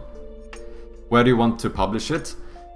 I'm not actually 100% sure. I know I'm gonna publish it on... I'm gonna publish my first game on itch.io for free, and then I'm gonna publish this one on itch.io. I was thinking about maybe publishing this one on Steam as well. Not necessarily because I think this game is gonna do like super well or anything, but because I think it could be valuable just to learn how to publish on Steam, and then like maybe for the next game where I feel like this is a true like passion project that I believe in, I already have a bit of experience publishing on Steam. So I have considered potentially putting it on Steam as well, but I'm not 100% sure yet. Because I'm also still not... Like, this game is simple. My plan was probably to make it free. There are similar games, maybe even some games that are simpler, that people do actually charge for, even on Steam. But I'm not sure. I find it very hard with the whole, like, deciding how to price things or whether to do it for free. My first game I'm obviously gonna do for free because I feel like it doesn't have that much polish and stuff. But this is a pretty playable game. I mean, if I would charge anything for it, we're talking like $1. Like, it wouldn't be like a... Yeah. If you go to Steam, I would charge a small fee. Yeah, it does make more sense, because publishing something for free on Steam is a obvious net loss, because you do have to pay like $100 to post something on Steam in the first place. So if I plan on posting it, if I decide to post it on Steam as well, I feel like it would make sense to at least put some small sum for it, because then it at least has the potential of making my money back. Because, like, you know, $100 is $100. And like I said, the main reason why I would like to perhaps post it on Steam, to be honest, is to get the experience. But of course, if I can make some of that money back, it wouldn't be bad, you know? Let's see. This is also something I would like to fix. I feel like the UI in my settings are not like great at the moment.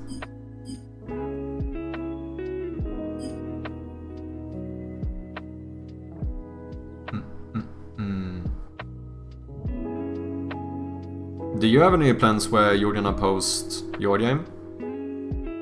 Or have you already? Because I think that's the thing about Steam. It seems like since a lot of Steam is about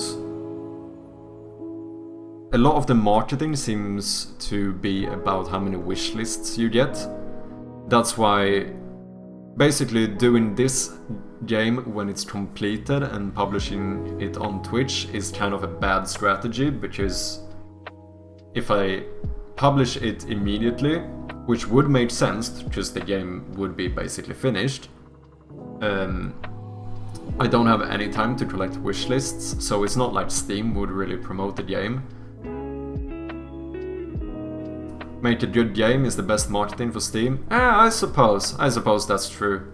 Like with a lot of things, like in the end the quality is the most important.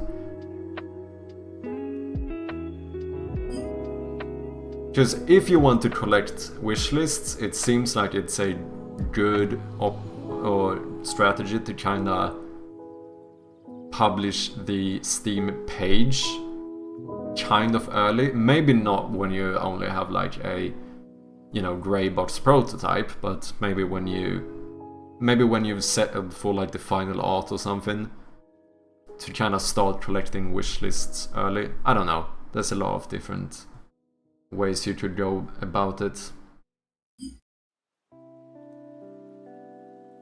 Okay, let's see. We have now 0 in score. Oh, you know what? Maybe we should actually add one extra statistic and check. We should just have like how many times you played competition mode. That should be interesting. I don't know, data is fun. That's basically what this whole page is about. It's just that it's fun to have a little bit of data. Okay, now, let's see, let's try getting to... Let's complete level 5 in each game mode and see what kind of scores we get. And I do think I'm gonna try being relatively quick to also get the speed bonus.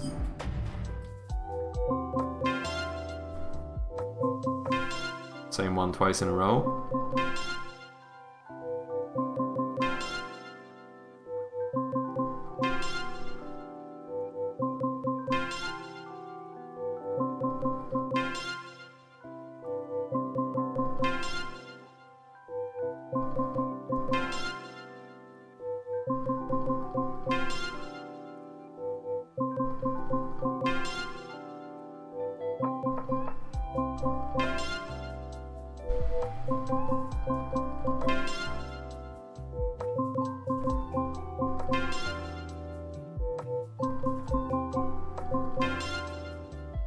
That's level 5. Let's give up.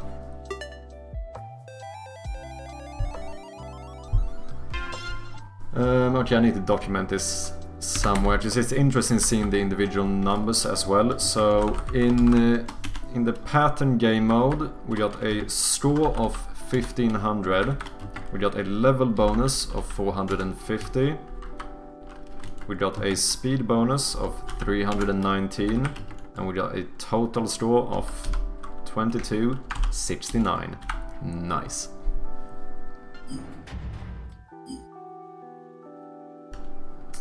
Let's try this one. Remember, I need to be relatively quick to try and get some speed bonus as well.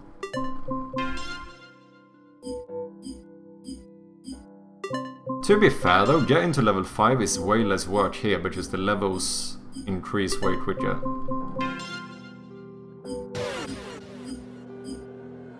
So maybe it's fine if it's not that balanced, I don't know. Maybe I'm putting too much effort into this. So what I can tell here is that we definitely get way less in score, not even half of the other game. We got the same exact... Oh yeah, the level bonus is always gonna be the same if we get to the same level. Makes sense. Speed bonus is actually pretty similar as well. Because in the first game we got 319 in speed bonus and now we got 394. So the biggest difference is how much you get in the normal score, which is for each correct button you press. So what we could do here perhaps is just raise the value of this game mode or minimize it in the other one. And then we also should note that we got 1,444 in total points. Last game mode.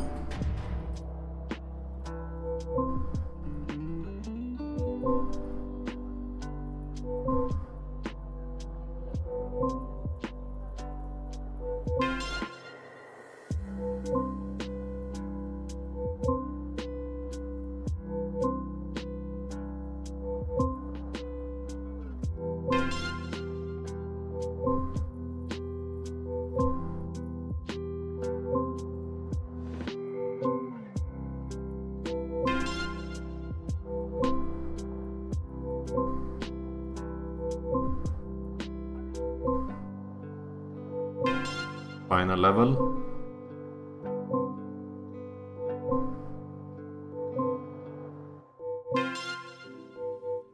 Give up.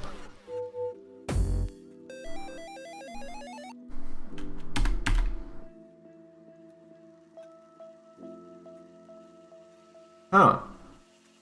No speed bonus. 1,000 in score. 95 in level bonus. And 0. Wait, this is not even... Okay, something here messed up. Oh, I accidentally paused the game. Holy shit.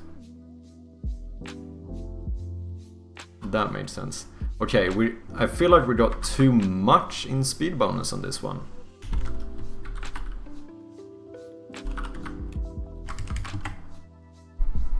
So this is what it looks like.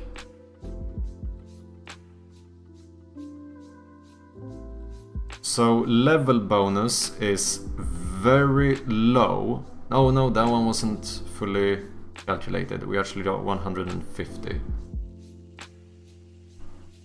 Oh, come on. Something I don't like about Windows 11 is this whole new thing about them trying to like organize your windows for you with like this stuff. I'm not a fan of. Like, let me just do it manually. The old school way. Maybe I'm a boomer. I don't know.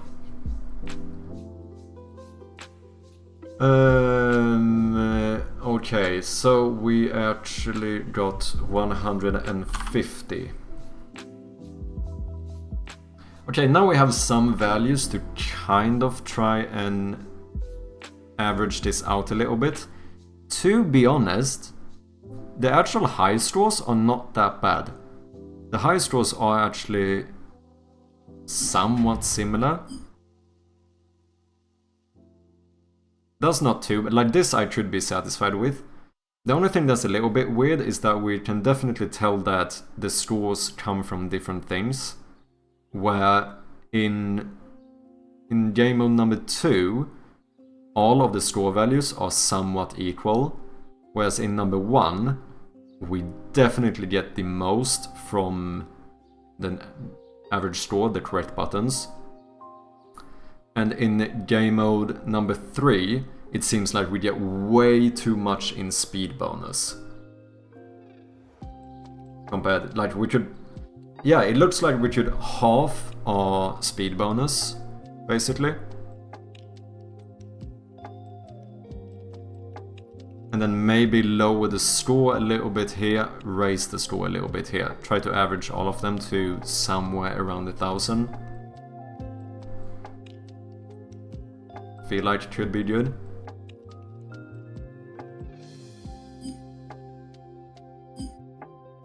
Fastest reaction, 217 milliseconds. That's not too shabby actually. That's pretty good. That's pretty good.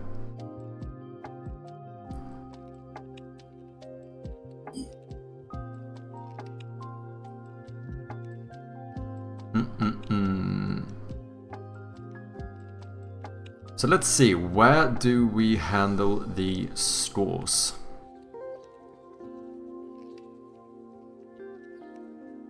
It could be in the run manager.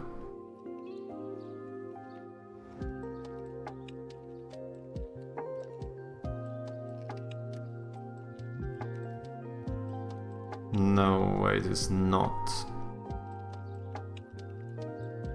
I think it actually is in the individual levels, because the run manager only has methods to add level bonus and add speed bonus. But that's...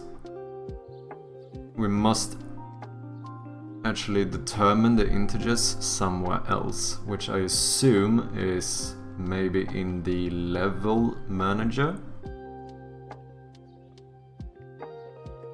Level complete, add speed bonus. Add speed penalty. And then...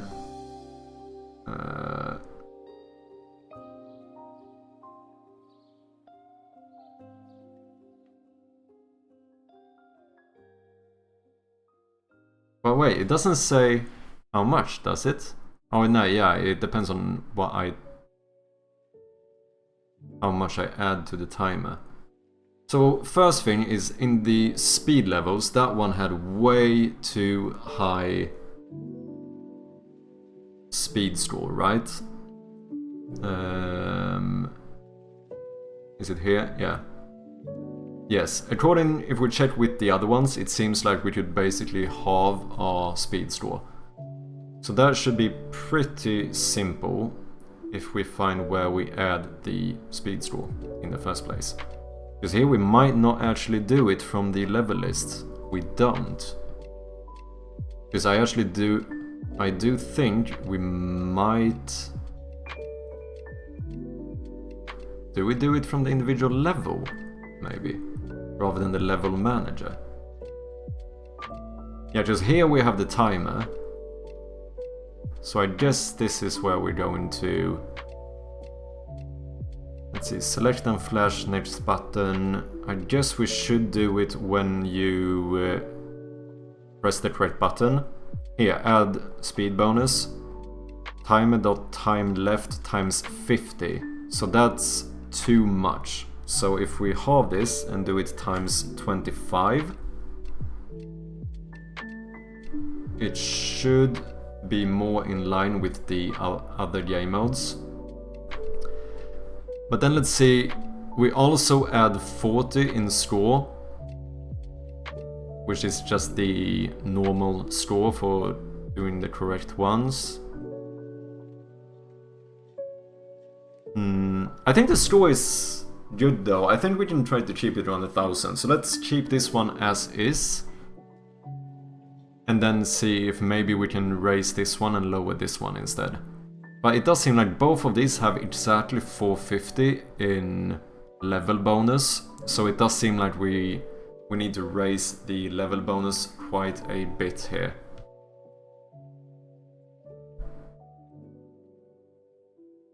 So how much would we need to raise it? Well, we did 5 levels.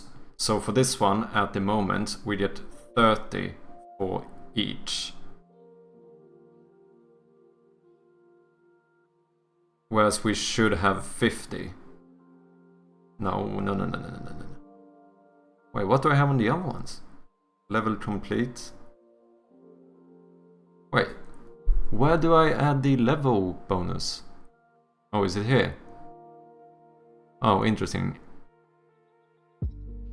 Oh, current level number times 10. Oh, yeah. So that's why it's a bit weird. You actually get more for each level you do. So then we just do the same thing.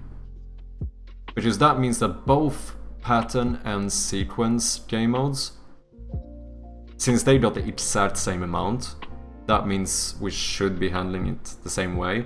So we'll just do the same thing with the speed levels. And that, I suppose, it's here. Huh. Current level number times 10. Oh, I know why. No, I don't. Why did it end up being so much lower?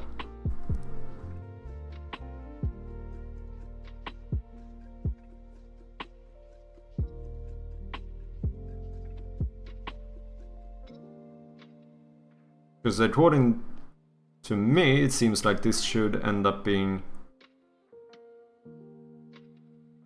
Because basically what we do is that we, in 5 levels...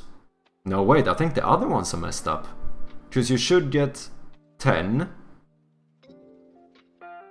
20, 30, 40, 50. It should be 150.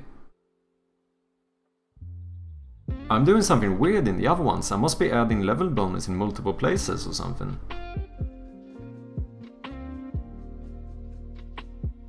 Because otherwise... Oh no, maybe... No, in pattern I could understand, because technically you do multiple plays in the same level. But maybe I call that as being different levels still. Because we have level repeats, basically.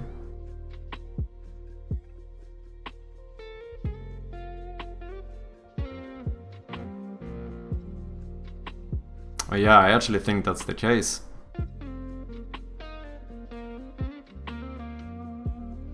Start next level. Yeah, because then...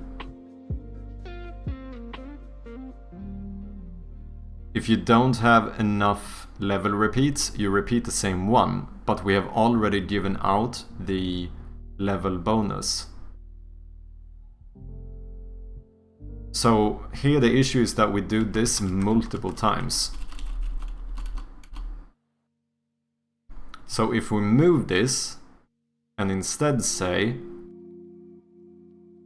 here, current level number plus plus, this is where we actually complete a full level. So this is where we are supposed to add the level bonus. Interesting. That was a little bit of a miss on my part. That's why you get so much in level bonus. So now, let's see, this was the pattern game mode. We should quickly check. And now, if this is correct, we should get 150 in level score after 5 levels.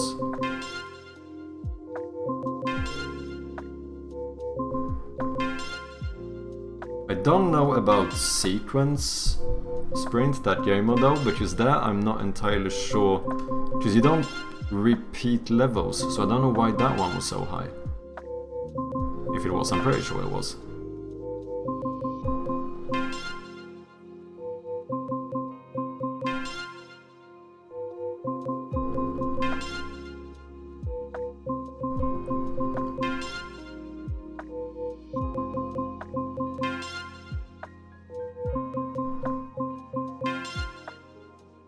There we go, that was 5 levels.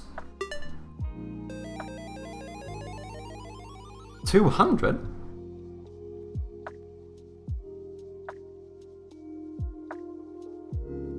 That shouldn't even be possible, right?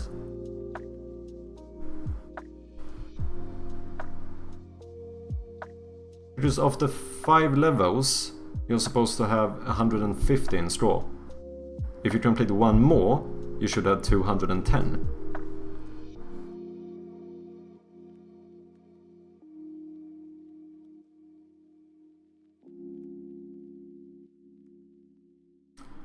Is greater than or equal to 0.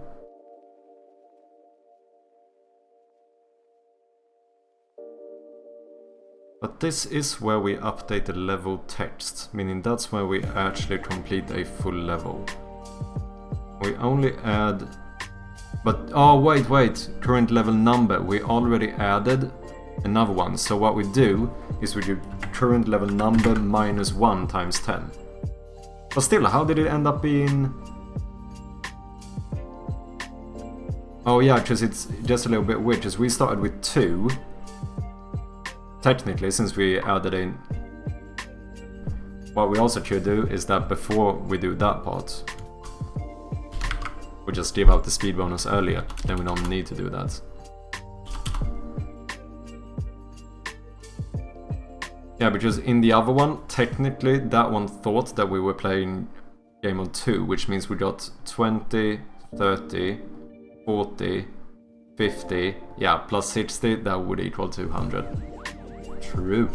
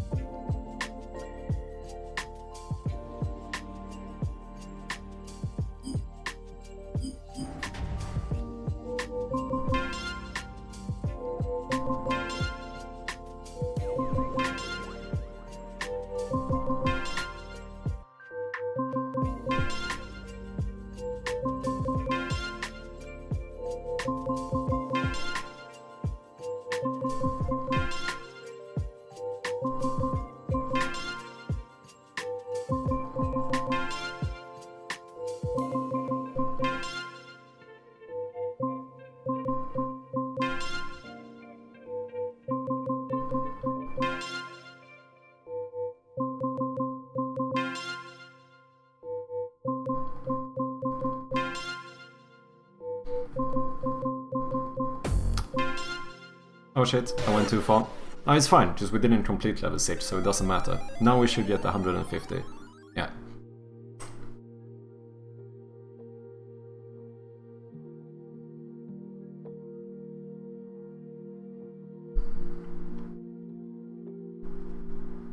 Now, the question is, we got the same score in the sequence sprint before, didn't we? It also got 450 in level score.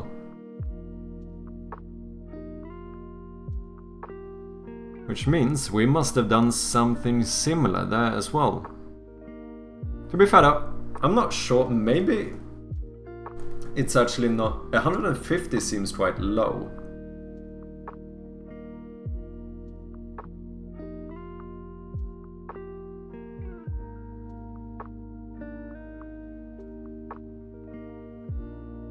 What if we do times 20 instead?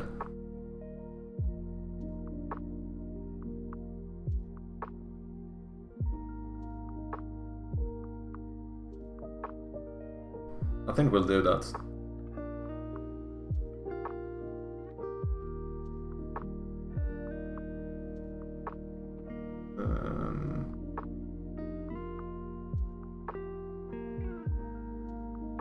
Times 20.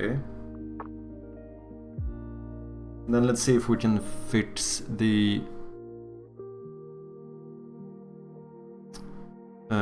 sequence level manager. Level completed.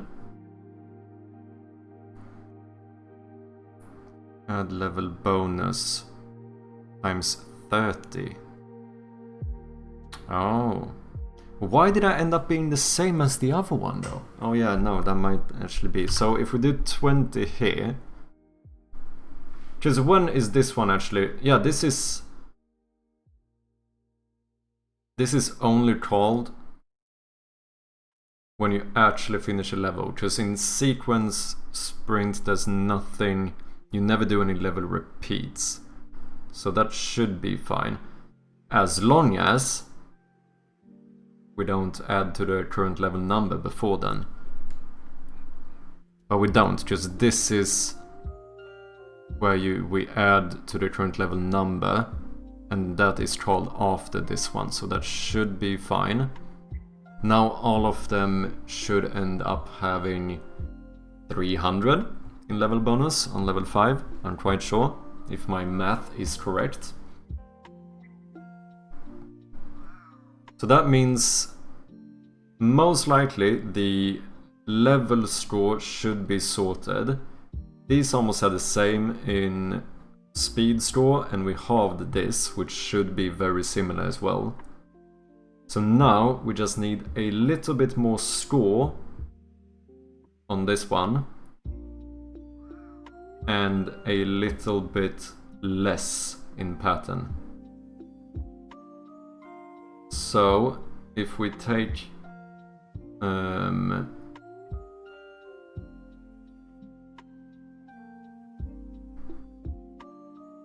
maybe this one? No. Oh yeah, just this should be in the actual level script instead, I think. So, pattern, level manager. No, not level manager, sorry. Level script we want, which is this one.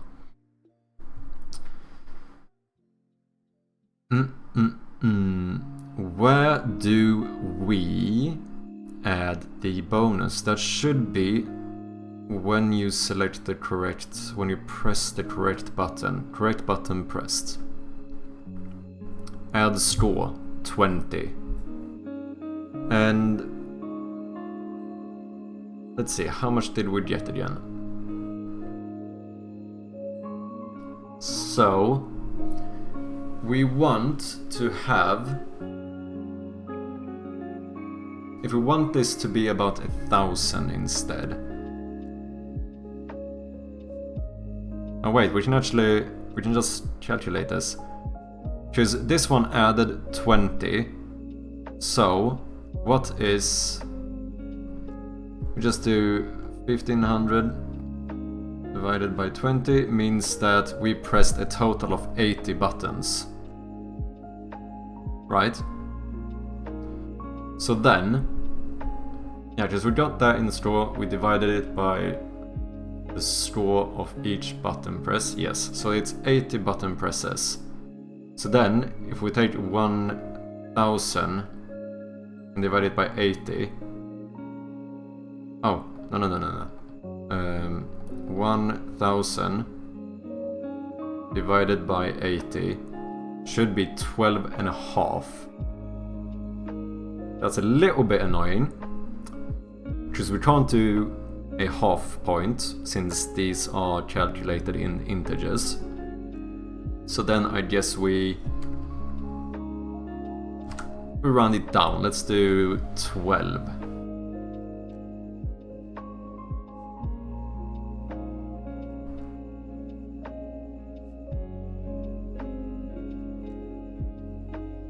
Oh wait, 13 should actually be better. Because I just realized we can just do the score times 0.66, since we want 2/3 of this score. And that would be 13.2. And then let's see, this one is the... no, that's the sequence one. Let's see the sequence level script. Here, how much do we add?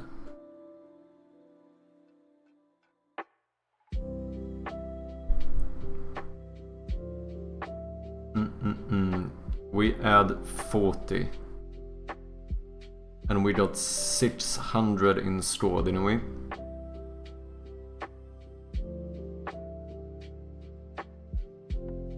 Yes.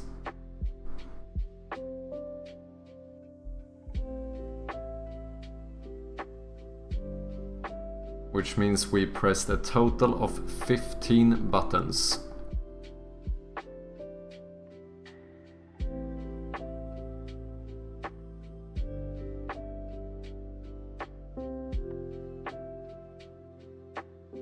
So if we do something like 15 instead.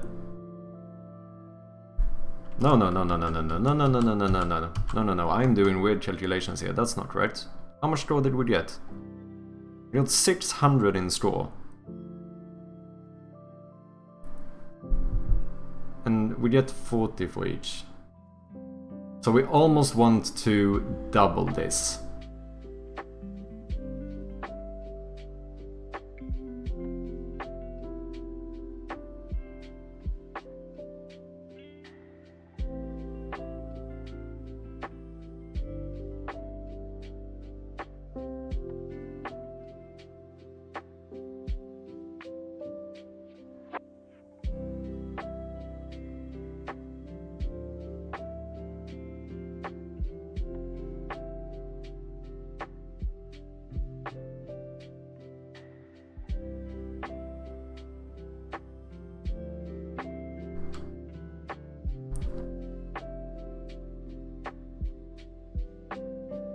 So yeah, we do... Oh, exactly, yeah, I didn't... This should be like 66. Let's do... Maybe be nicer, let's do 70. Now, I actually think that the scores should be somewhat balanced. Let's have a look. We're gonna start off by... Let's reset all statistics. Make sure that's good. It is. And then let's do level 5 again and be relatively quick about it.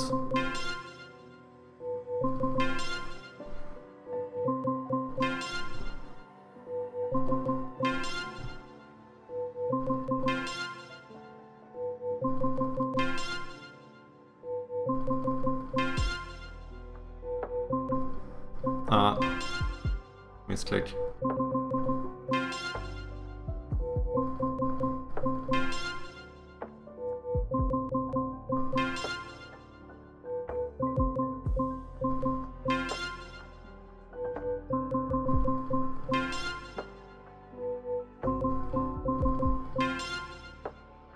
There we go. That was 5 levels.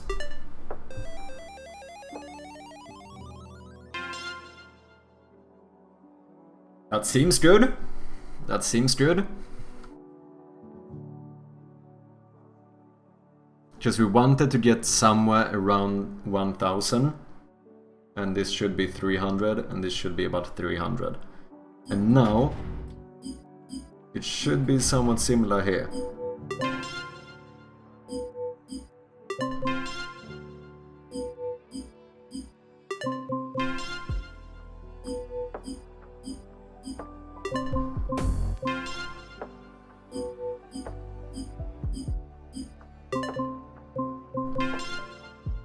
That was level 5.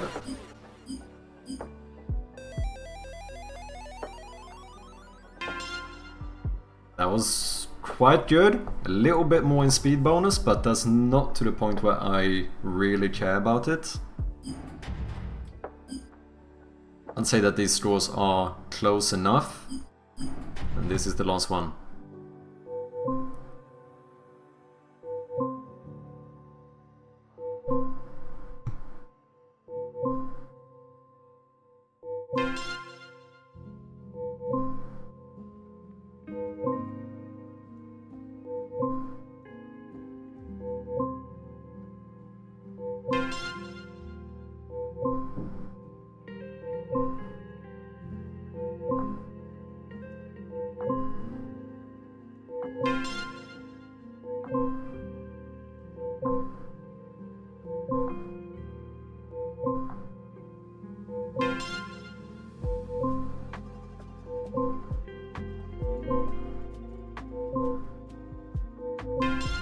There we go.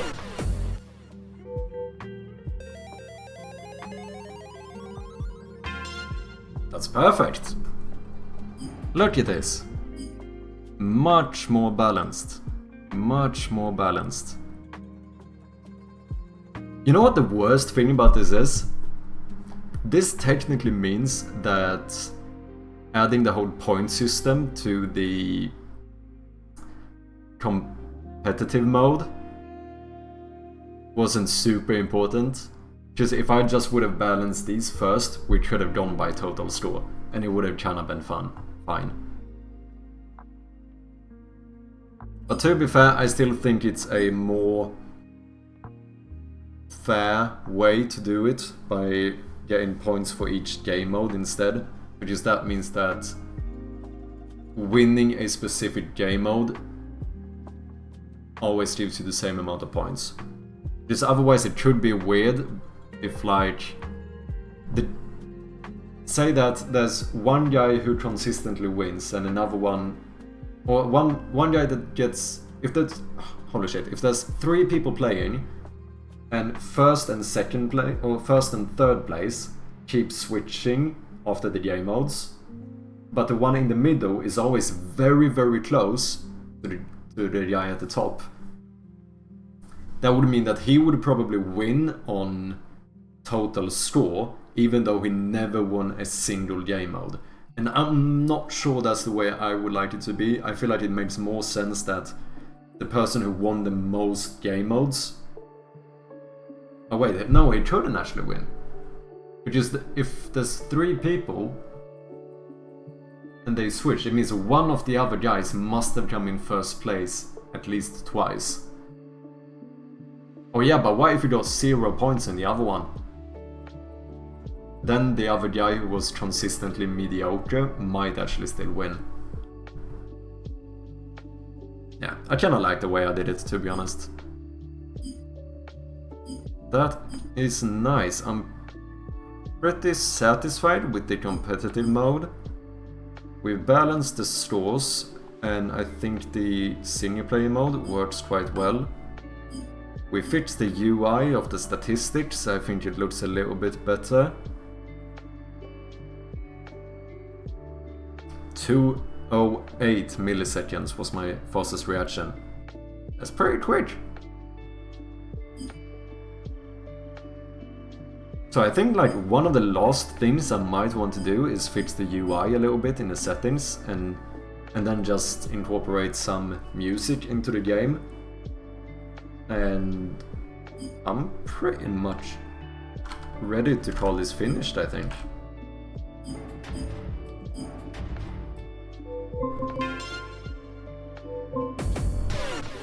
I just want to have another look at my animations.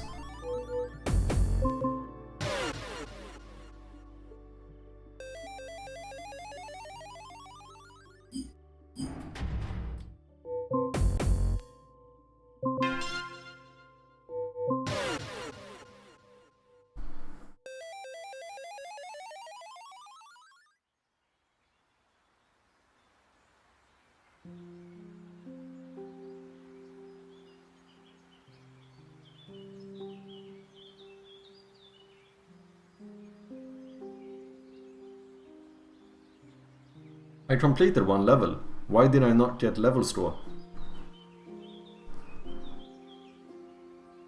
Oh no, this is pattern pursuit. There's level repeats, which means that technically speaking, I did not complete a full level. I only completed 1 of the level repeats.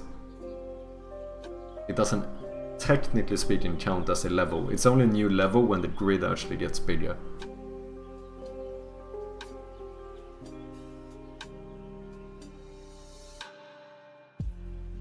So that should be fine. I'm a bit more concerned about the fact that I didn't get no speed bonus.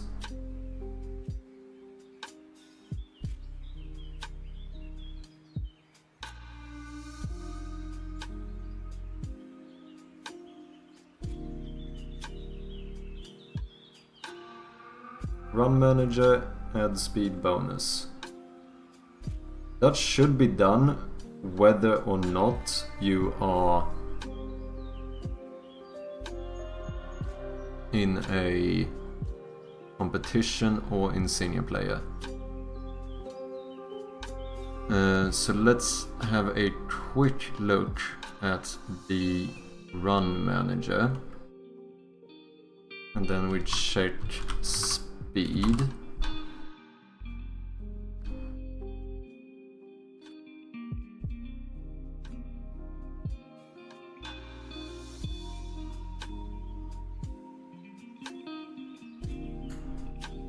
Okay, so on the game over, if game mode selected, that one, then blah blah blah.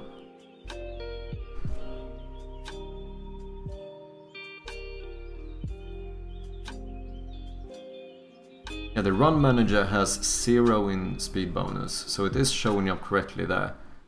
But I don't think that made sense.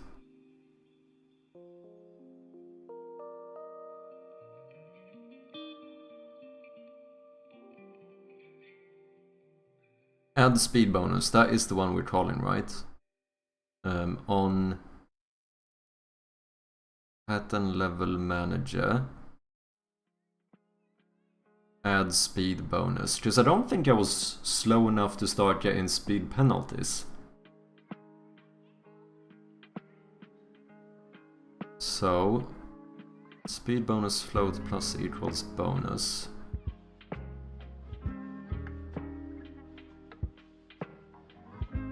Calculate speed bonus. Round it up.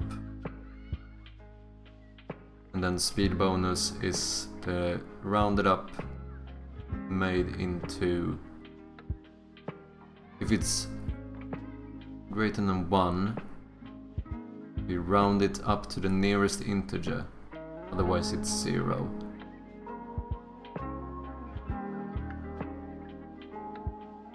I'm a bit confused. Was I slow?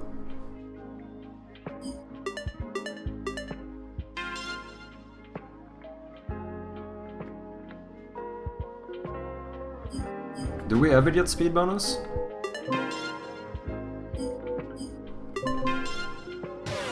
Like now, for example, I should 100% get speed bonus. And we do.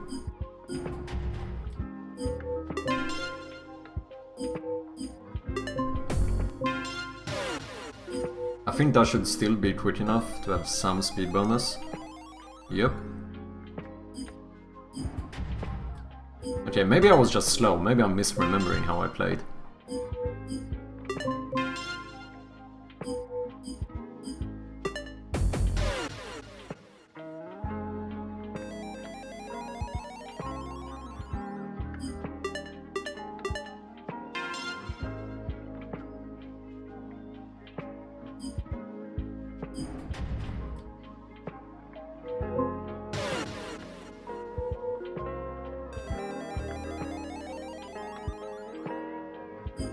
Seems fine.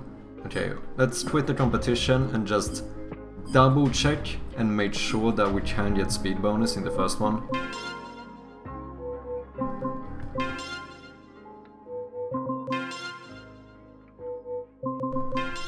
Give up.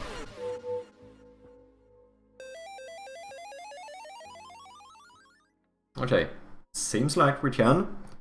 Let's make sure player 2 can get it as well. I think maybe I was just slow, to be honest.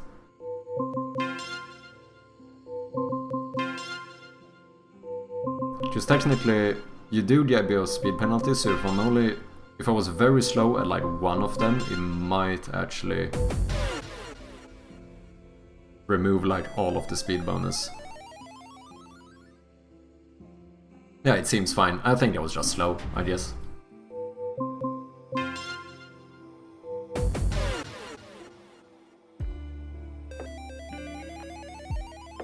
Yeah, it seems fine.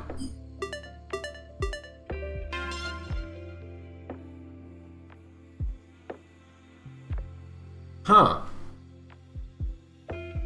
What happened there? Why do we have points? We're not supposed to have any points. This was the first game mode. Competition Manager has not reset the scores of the players correctly. So I guess if I quit now, they still have the scores and the points. So the scores doesn't matter because they will be overwritten by the new scores, so that's actually kind of fine. The points, however, are only added to, so that's not okay, that's not good.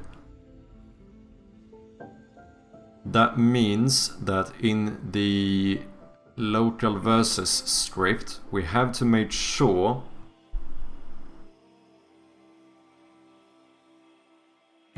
because we do call the run manager to reset the game, but that doesn't actually reset the players. I don't care about resetting the names, that's kind of just annoying, because that means that people are gonna have to, if they play multiple competitions, they will have to re-enter the names every single time, which feels a little bit tedious, I suppose. So I think the way we will do it instead is to only reset. We might reset all the scores just to be on the safe side, and especially make sure to reset the points. And I guess we should do it here when you abandon the competition. Let's actually, we can make a new function. Let's do something like reset player stores.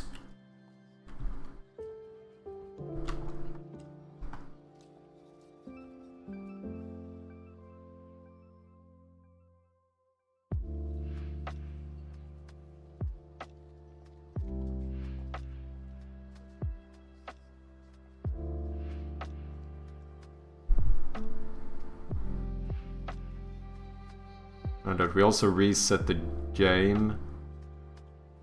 Then maybe we should also, just to be a little bit redundant here, when you start competition, this is to add new players, but if we already have players, we should make sure to reset them as well. So reset player scores. Void reset player scores. So what do? We do something like for each local player in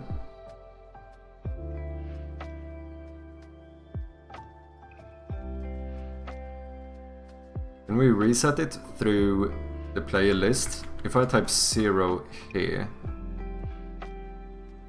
oh yeah, we need to do it through the player list, because now the store list is actually empty. Where do we clear the store list here? So it doesn't matter, we could, because the reset player stores would be called before then. Just want to see what happens if I start the game, and then if I reset your store here, I actually can't reset your store. But if I reset it here, it does work. For some reason, I don't know why that's the case, that I can't change stuff in the player list, but I can do it in the store list. But that doesn't really matter as long as we still made sure to reset it. So for each player in store list, and here we add the players, so that's fine. And then for each local player in store list, what we want to do is say player.points equals 0, player.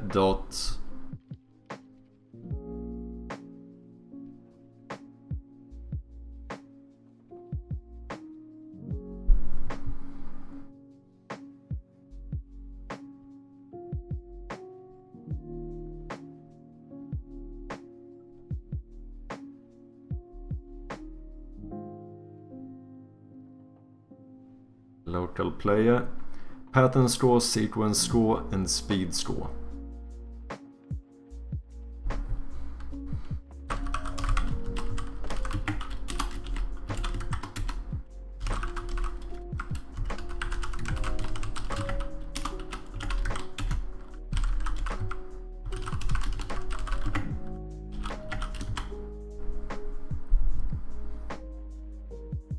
Now all of that should be reset, whereas the name will remain the same, and that is fine.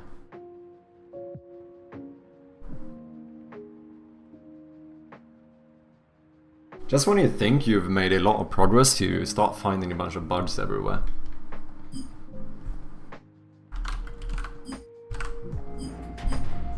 Now, let's make sure everything here seems correct, indeed. Let's get a little bit of score with each player.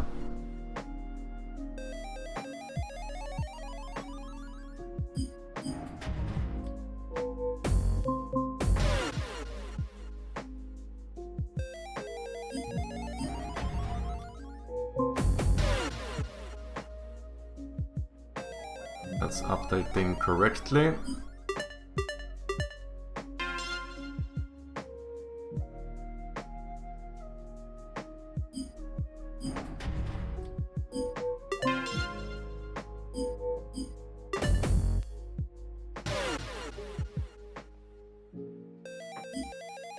Just to make sure we'll try all the game modes.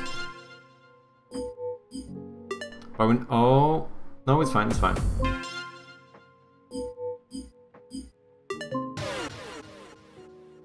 I was gonna say we have to quit, but it holds the same function whether we quit at the end or we quit in the middle, so it doesn't matter.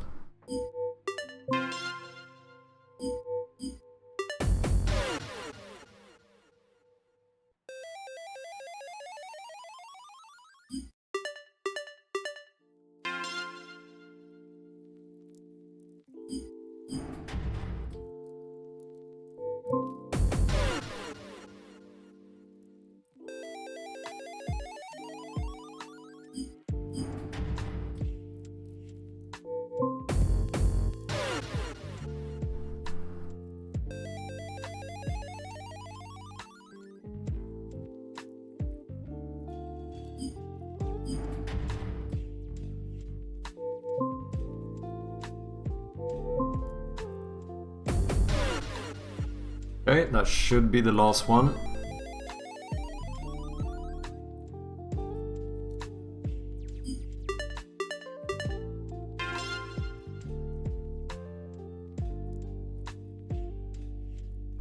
Nice. And now, when we quit, we should see these scores being reset. And they did. They did indeed. But the names should still be here. And now just to try this, we should actually try and add a bit of score to these. Because this is, technically I don't think we needed to do this, but for the sake of redundancy, now if we press start, it should also reset them before we start playing. And it does. Okay, good, good. Found the bug. Solved it. Sweet. Then it's a bit of UI, but I think we're gonna do that next time. Because I think this is where I'm gonna end it today, a little bit earlier. But I have been live for almost 7 hours. But we will be back on Monday and we'll see, maybe we continue with a bit of this game, try to finish it up. Maybe try and see if we can find a new game to start playing. Who knows, maybe we'll do a little bit of Dark Souls 3 DLCs. Thank you very much for dropping by, Heydu. Much appreciated. Let's see if we can find someone to raid, so please, if you wouldn't mind, just stay for a little bit. Let's see, who is live?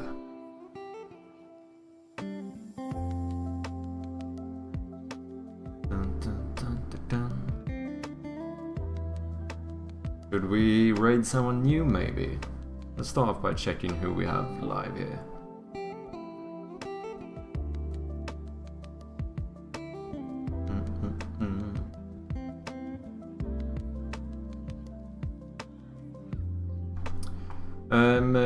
You know what? We actually do have Exile currently streaming, so let's go and say hello to him.